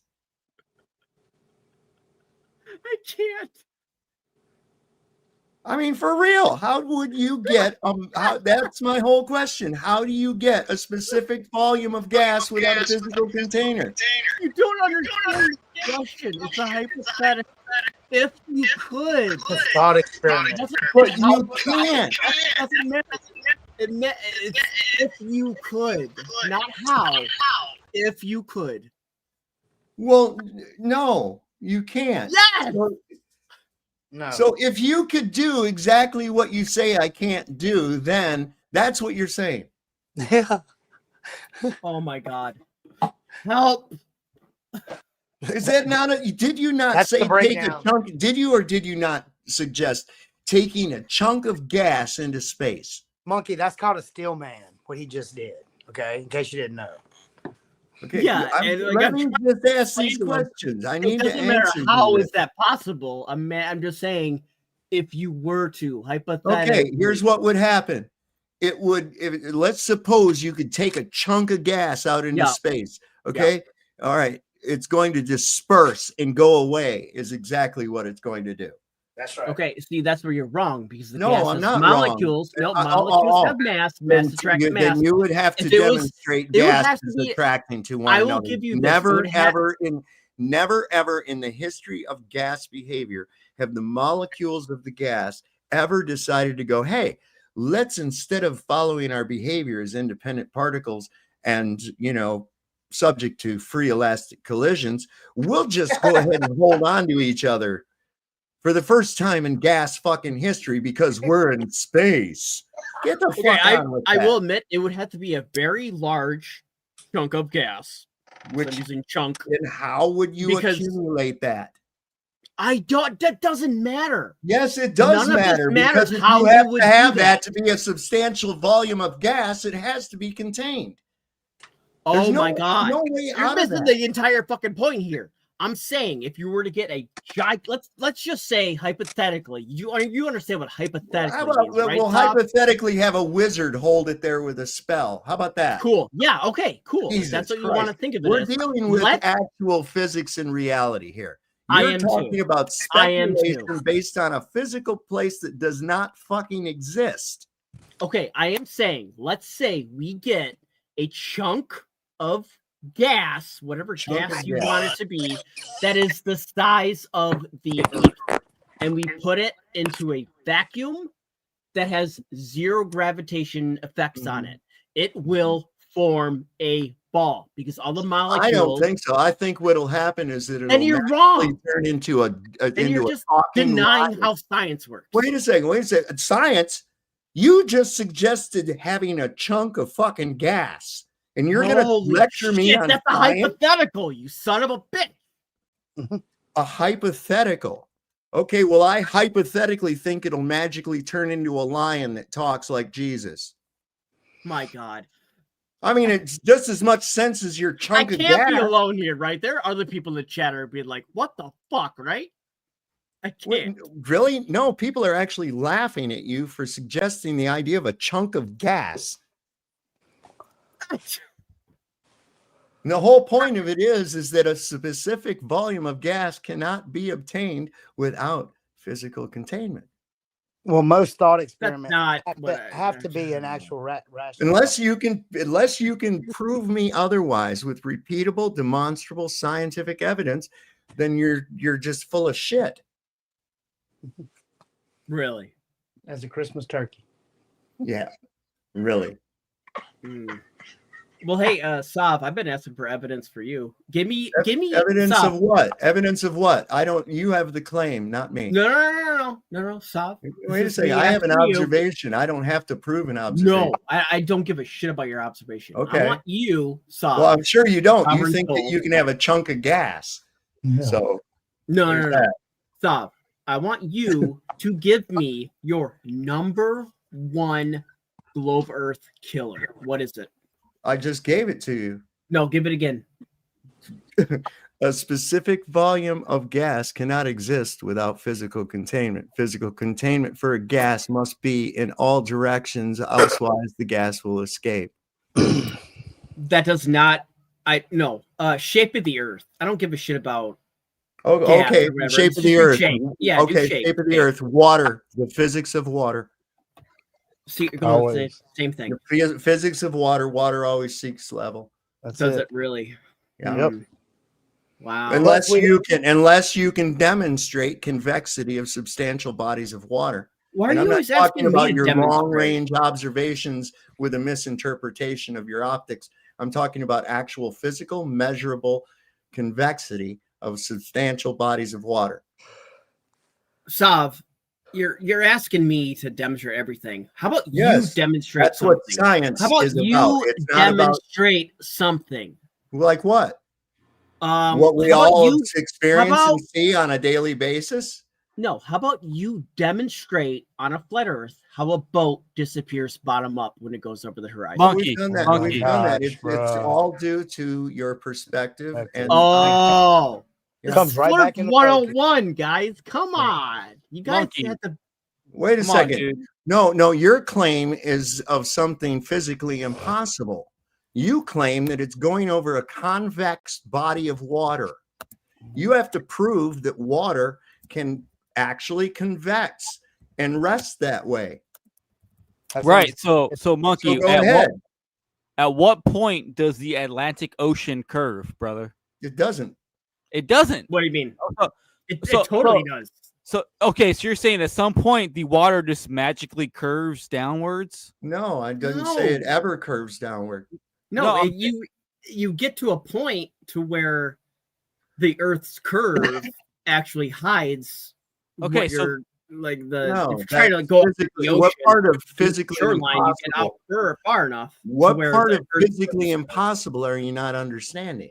That's what I'm saying. Like Monkey, like the water doesn't just magically curve downwards in the ocean, dude. That doesn't happen, bro. Okay, I grew up on the Great Lakes. Yeah, and so I I used grew up to in Michigan as well. Yes. I used to go out with my uncle fishing all the Mhm. time on Lake Huron.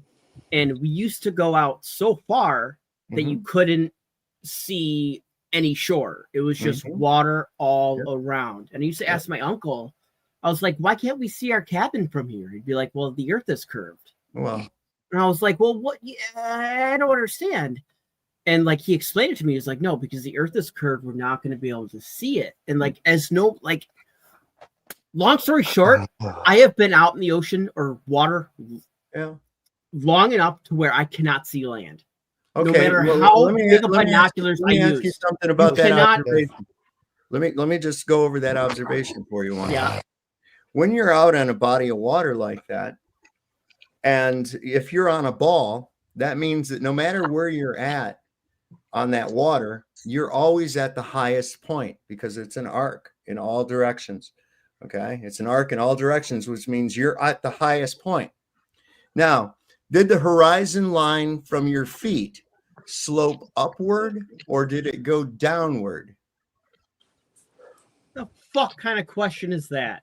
That's It's a reality legitimate question. Yeah. Did the horizon line rise up, appear to rise up in elevation, or did it appear to drop down in elevation? It dropped down from my eye line. It dropped down. Dropped down. It Yes. dropped down to where you had to look down at an angle to see it. Oh my god, no, I didn't have to Okay. tilt my head Well, if down. you were on a ball, It's if such you a were on small ball, angle. Monkey, listen, if you were on a ball and you're in the water, you're at the highest point. That means that the horizon is dropping away from you in all directions. It would never slope up, appear to slope up. It would never appear to slope up. It would always appear to slope down. Right. I mean, Plus, dude, the come on. physics of water dictate that any such nonsense as a ball, Earth, is stupid. impossible.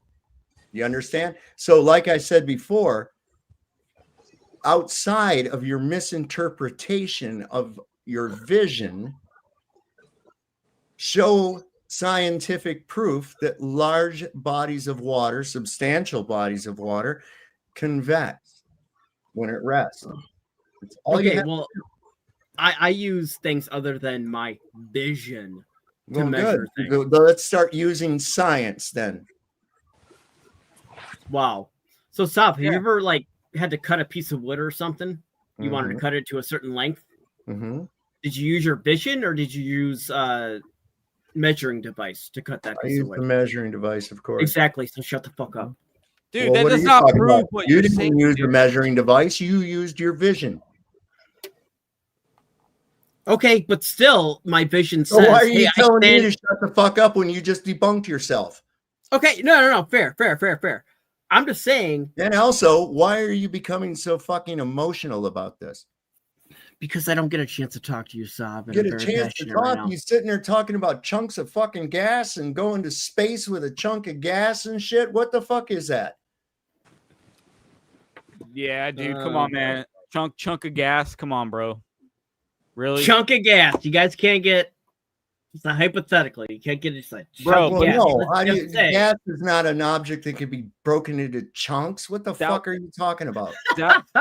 That was your example, though, brother. Right. No, that's what I'm saying. You guys don't understand that hypothetically. Let's just say we get a chunk of gas. Okay. Hypothetically. Okay, All right? but Well, okay. hypothetically, you can have anything you want because it's just based on your imagination. You already Right. started off with imagination and not anything tangible and real. It's some all bullshit, bro. You're talking about some all bullshit from the get-go. And he's never addressed the ECEF, not even mentioned. Hold on. I'm sorry, bro. I'm You trying good? to talk. Go ahead. Sorry. Are you good? I was just saying, monkey. So you're starting off with a hypothetical situation, dude.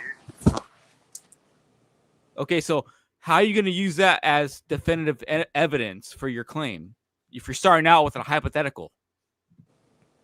I used a hypothetical to understand something that is very simple. Like I tried to make it. Yes, you can make up shit. It's always simple. That's why I used a hypothetical. Well, you So don't that- get to make up shit.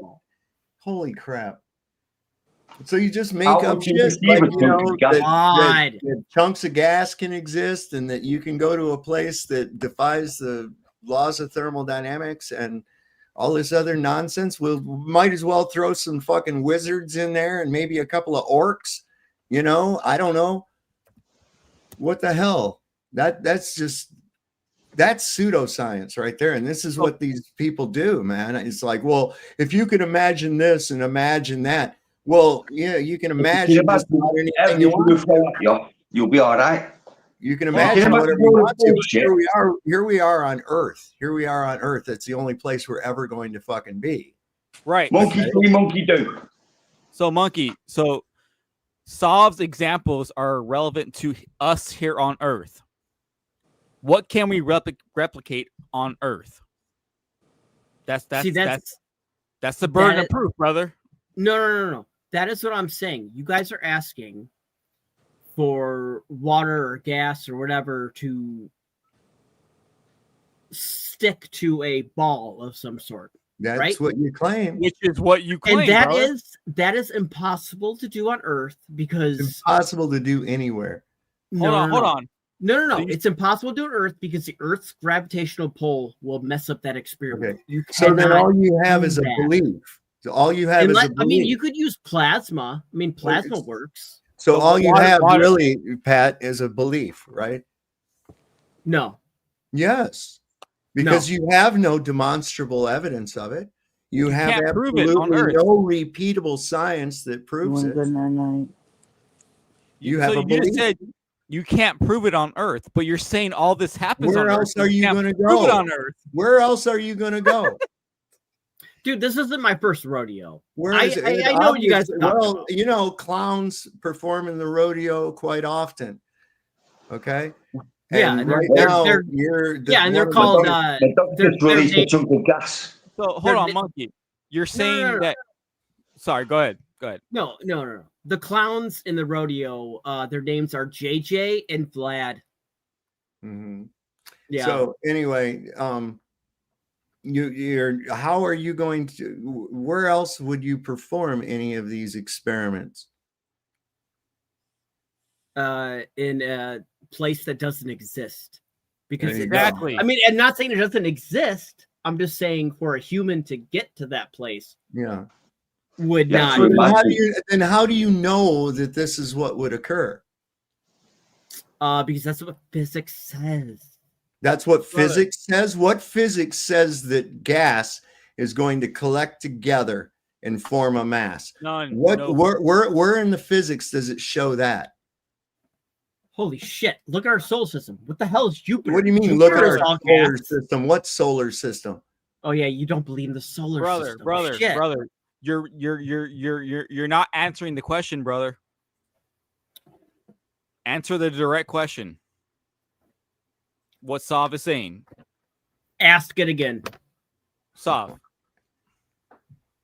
How are you ever going to obtain again? How are you going to do this in a fictitious place if you don't have demonstrable? How do you know if nobody can go there and nobody's done this experiment that you're speaking of? How do you know that this is what's going to happen? Why? What would be different in space that would allow gas to behave differently? Do you think that gas molecules are subject to free elastic collisions because of gravity? If that were the case, they would all go down. They don't. They go in all directions. Right. So why would they suddenly behave differently and want to bond together into a mass?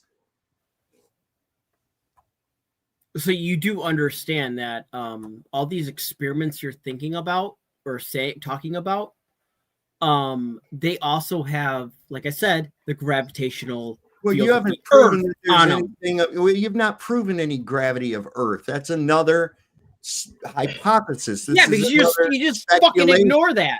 Well, of course I'm going to ignore it. It's an unscientific theory. No, it's yes. not. Yes, it is very unscientific. So monkey. So gravity can hold down the entire oceans of the Earth, right?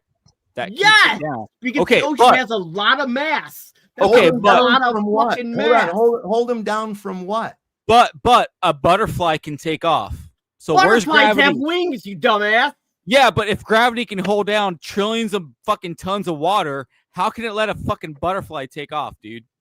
Butterflies have wings and they weigh less than a gram. Like But what the hell? How much does the ocean weigh, dude? Wait, A lot. the ocean A itself. lot. Okay. Again, the ocean is a fluid that can only be in a mass if it's contained physically. You understand that, right? Wait, what? Stop. Wait, what did you I just said say? the I'm sorry. oceans can only be a mass of a certain size due to physical containment. It has Oh my to be God. gathered together. If I reach down, can I reach down and grab a handful of water? If I reach down and grab the water, do I lift up the surface? No, I don't, because it's a fluid. It's not going to behave that way.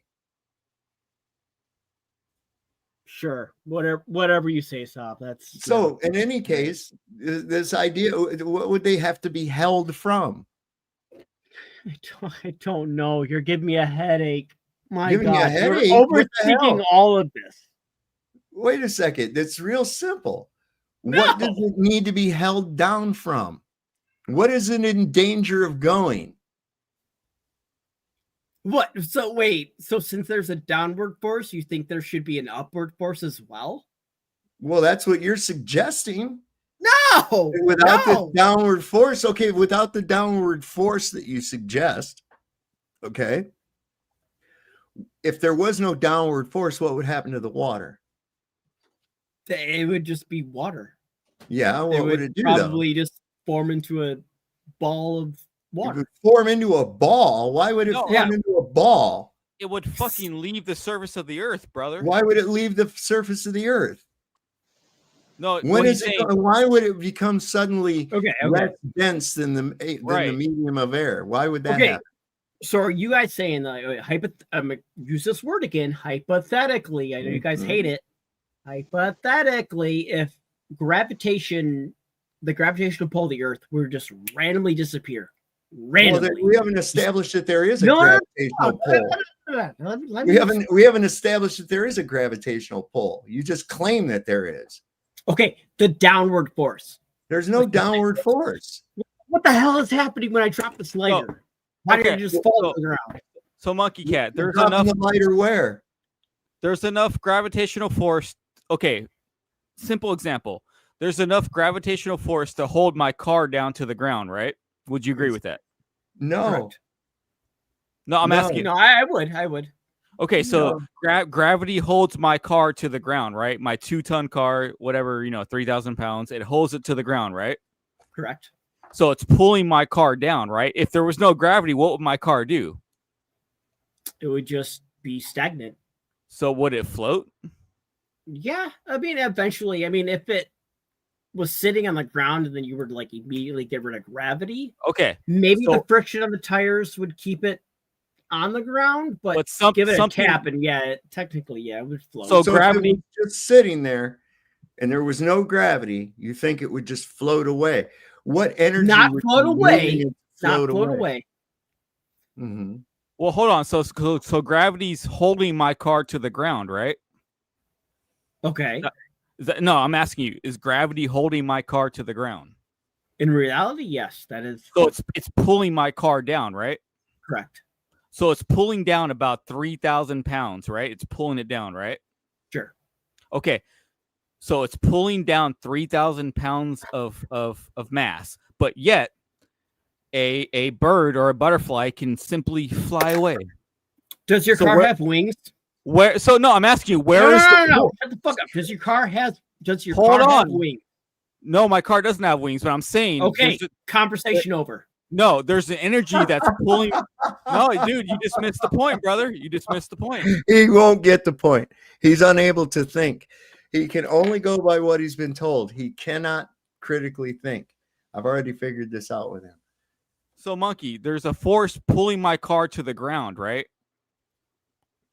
Correct, Where right? does force come from? Correct. Okay, so that force, where is that force when a butterfly takes off? What do you mean? Where is that force?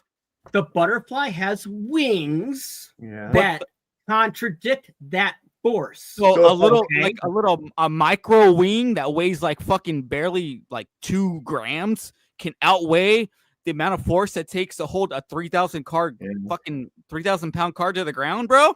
Yeah, have you ever weighed a butterfly? They weigh like less than a gram. A car weighs like 2 tons. I know, but that force can hold 2 tons to the ground. No, but yet- like do you get Oh what my I'm saying? God. It can hold 2 tons to the ground, but it won't. Okay, It won't disregard a butterfly flying away, bro. Come on, dude. Where's the force there? how much Well, is a here's the helicopter biggest weigh? problem with How your much? No, gravity. no. Tom, Well, shut up. Here's the How biggest problem with your gravity, Pat.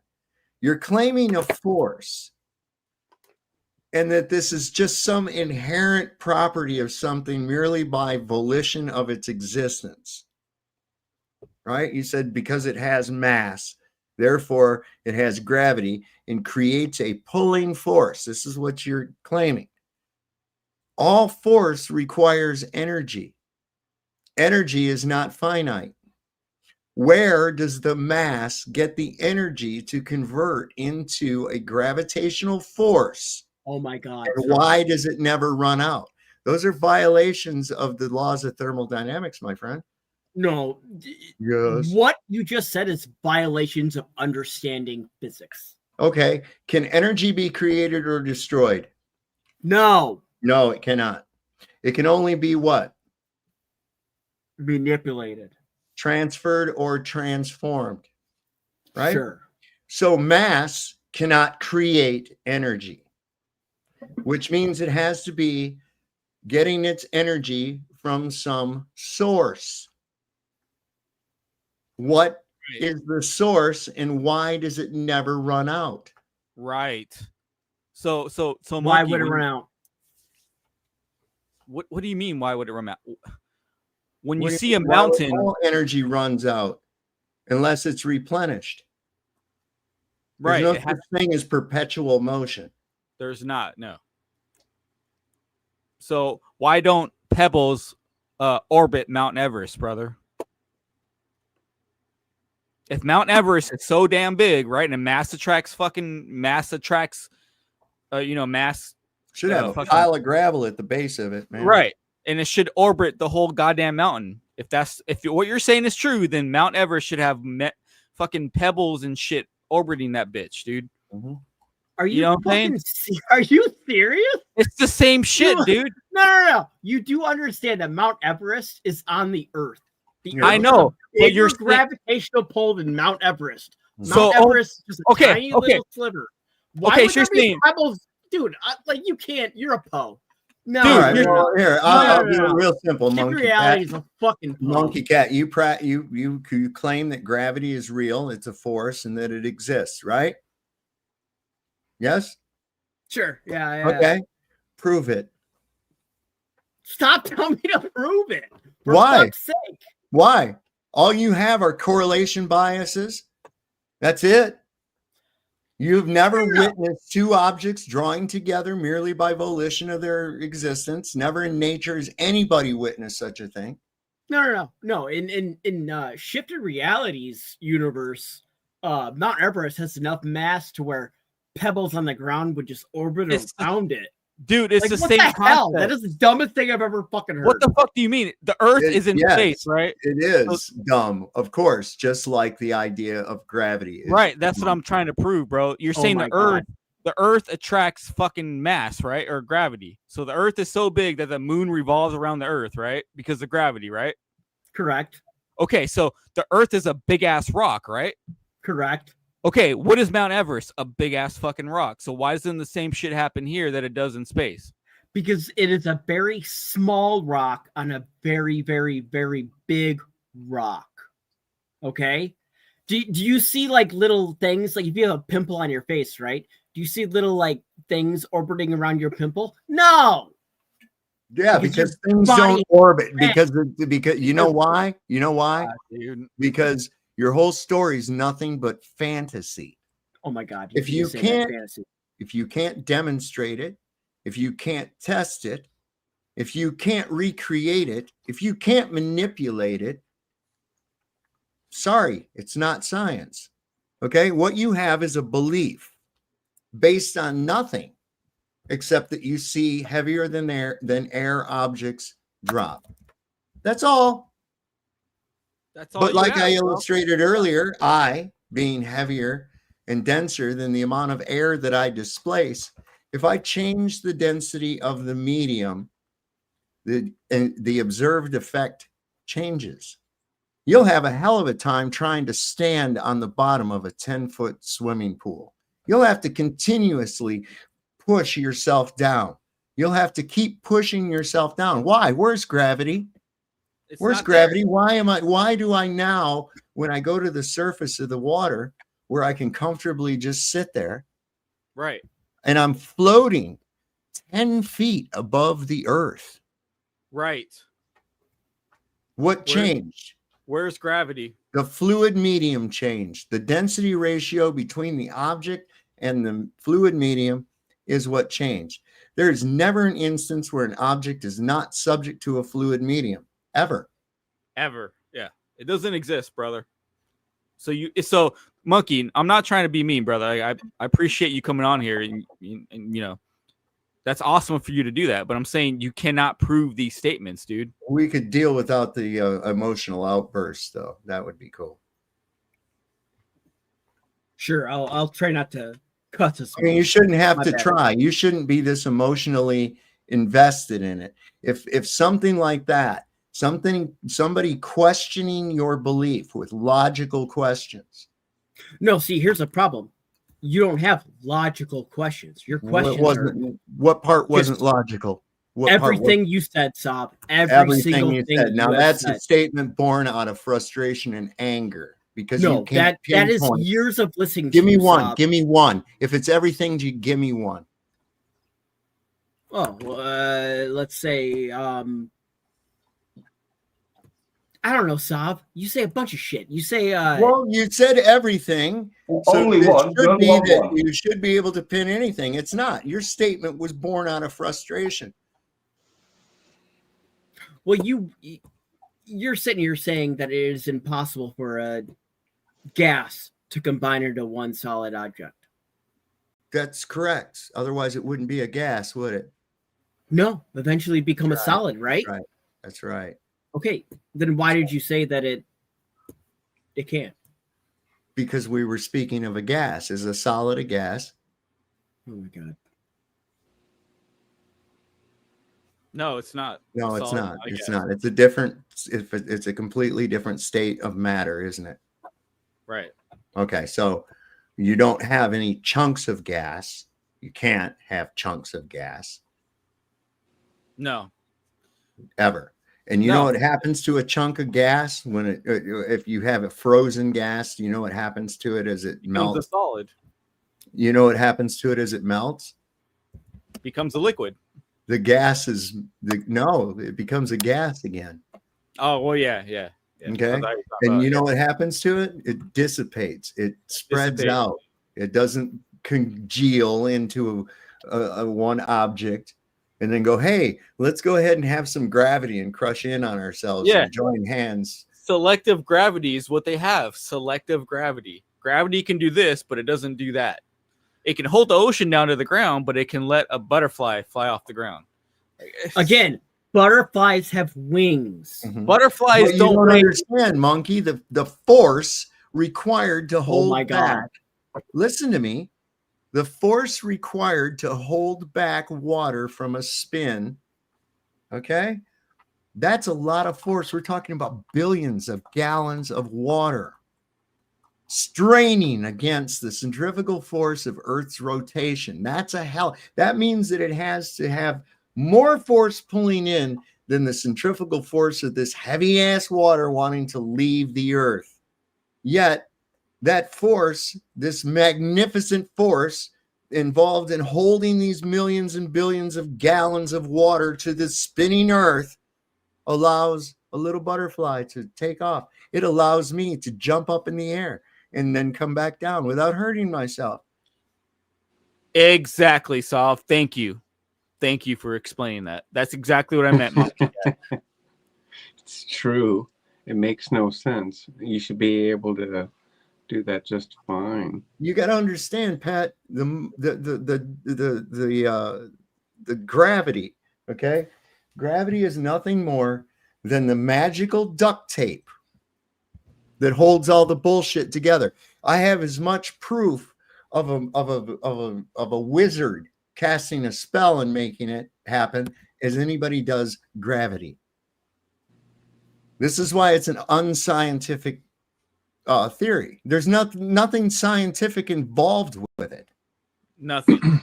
I mean, these are the same type of people who try to promote science, yet can't prove anything or establish evidence, real evidence, and yet they pretend, oh, they are the science. That's because they call themselves scientists and say it's science, then people just believe it. You see, Monkey, you were the target audience for the COVID-19 hoax when they said trust the science, which is one of the most blasphemous things you could say in science. You're calling me out for just, you don't know me. Why are you Well, just I'm calling me out saying for that? that it was those people that blindly trust because someone said it was science. Who says I blindly trusted?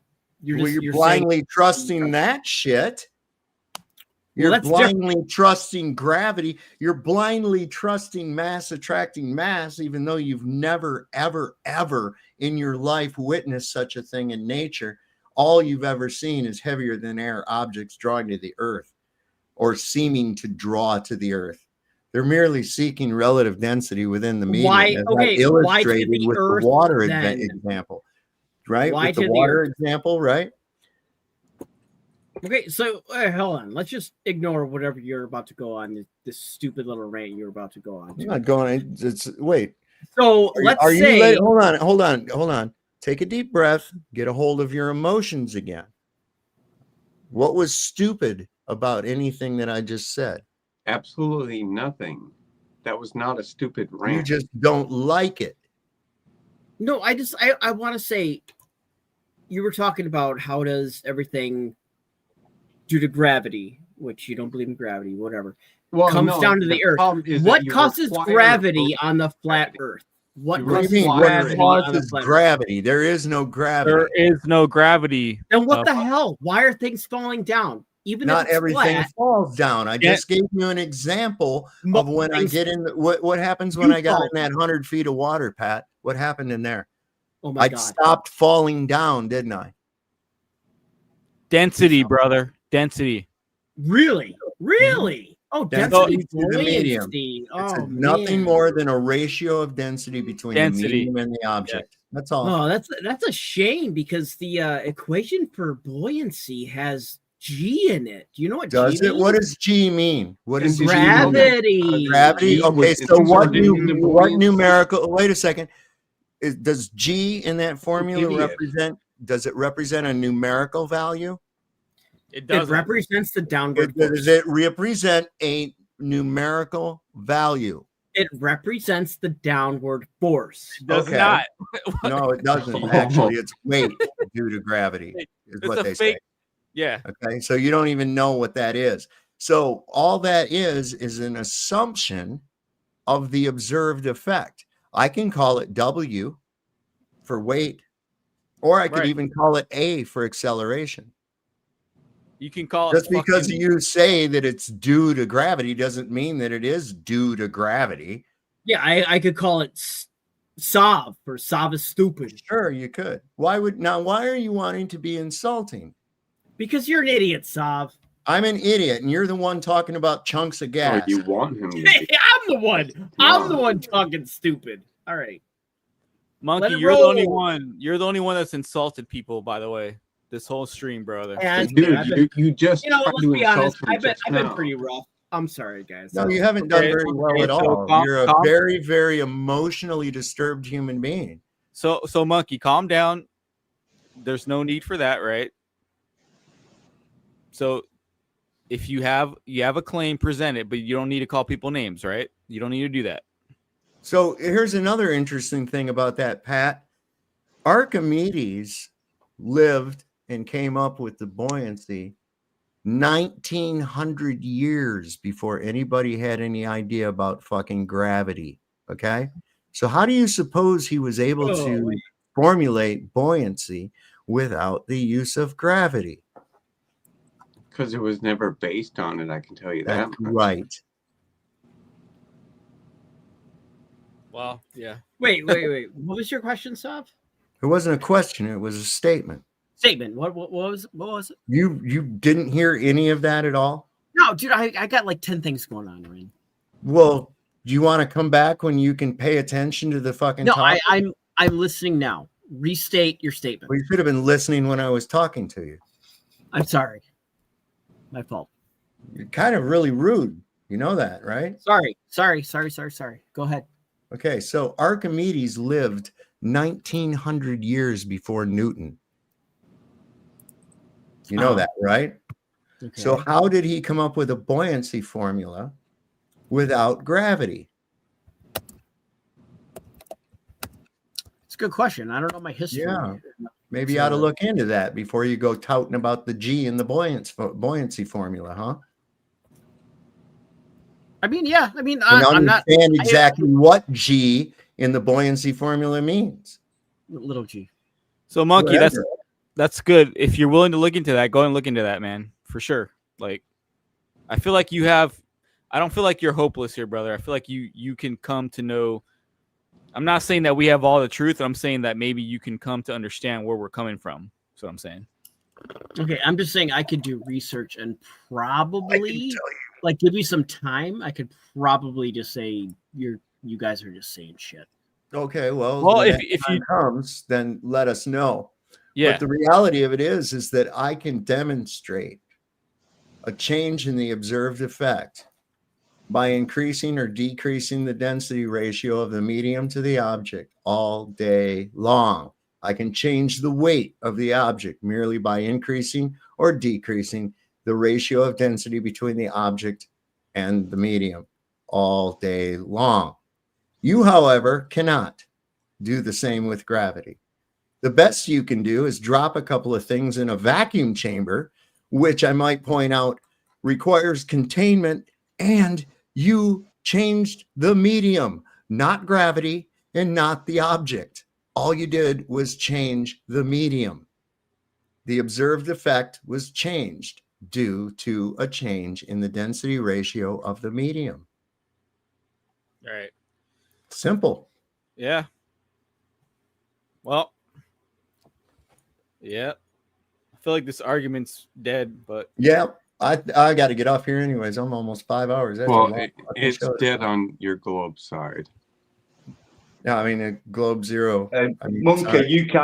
you can't point out one of your daily activities that can convince you live in a globe. Not one. Let me ask you a real simple question, Pat. Yeah. Did you discover that the Earth was a globe, and then later on somebody told you that you were correct, or were you taught that the Earth was a globe? I mean, I was taught.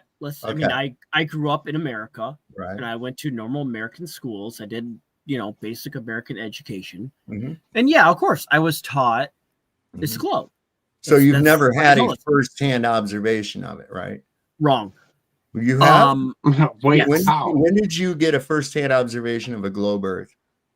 Well, growing up, I like doing astrophotography, and I'm very amateur at it. So you went up But- into space and turned around and took a picture No, of the no, globe Earth? No. I No? use. Well, how did you see a globe Earth with a telescope on Earth? No. I use predictions that are based on a globe. I'm not Earth what you to think is going look at on a in the star sky. I and asked, specific- I asked you. Fuck Listen, off. that wasn't the question.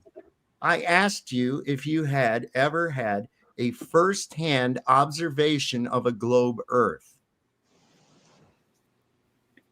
What are you expecting me to be out in fucking outer space? Well, No. So but the answer is no. Okay, no. that's all I needed. That's all I No, needed. but I So you have- don't- I didn't ask for anything else.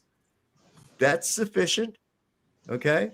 Now, if you had never been told that you lived on a globe Earth, okay, and you were just bebopping along doing your life and everything like that, and nobody had ever told you anything about the Earth being a globe or in space or any of that other nonsense, what in your daily experiences and or observations would lead you even in the direction of thinking of a ball with water wrapping around it?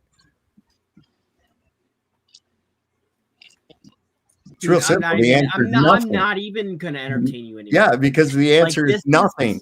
The answer is nothing. Nothing would lead a rational thinking human being into that direction of thinking at all based on observation and experience. This is why it has to be told to you when you're a little kid, before you even have any critical thinking abilities. You don't have deductive reasoning ability. And they tell you this, you're believing it based on your perception of the person telling it to you. It's a teacher, for God's sake.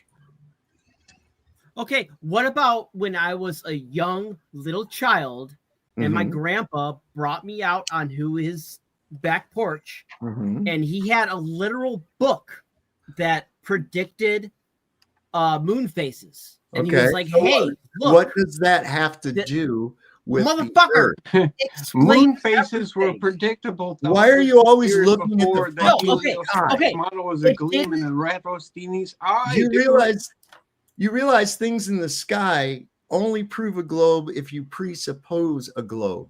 Okay, no. This book my grandfather had did not just predict moon phases, it predicted where a star would be years.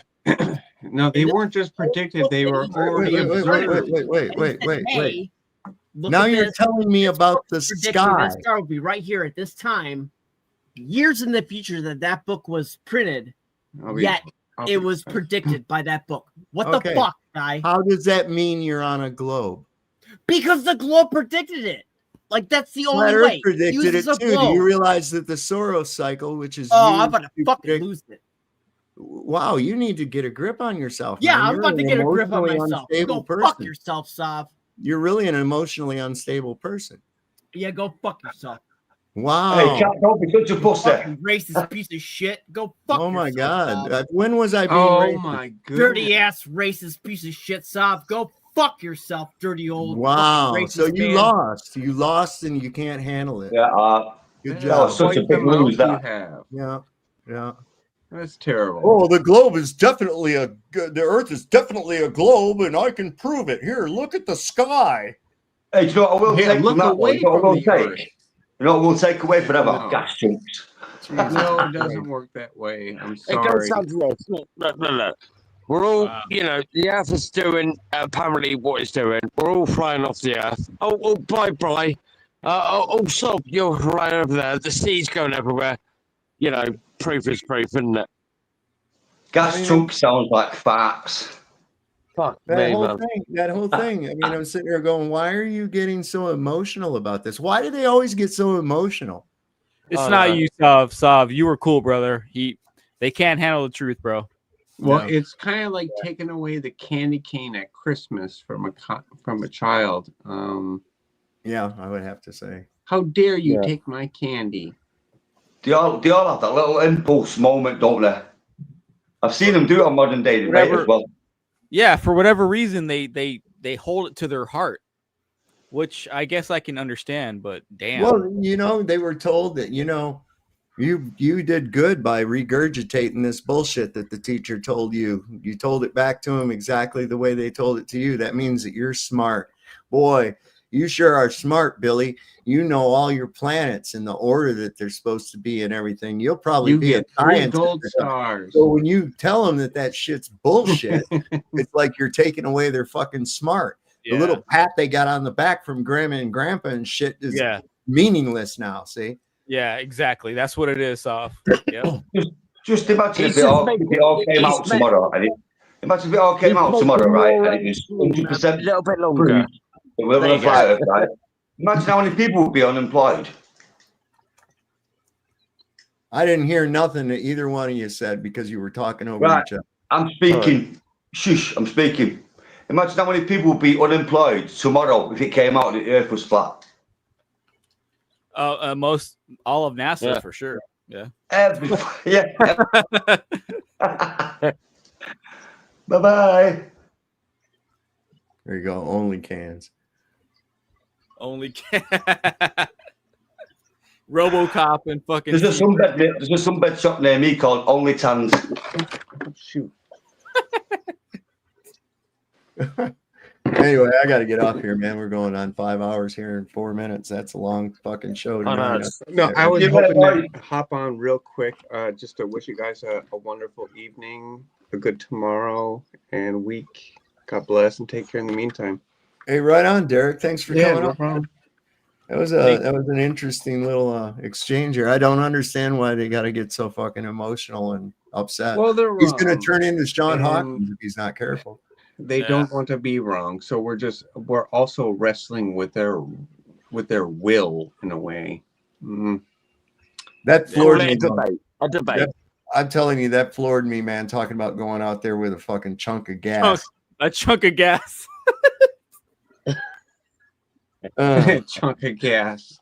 Because I saw somebody put a thing on where they showed a helium balloon in a vacuum chamber, right? And it was pretty cool, even though the balloon that they had to put the helium in, I was like, why do you need a balloon, right?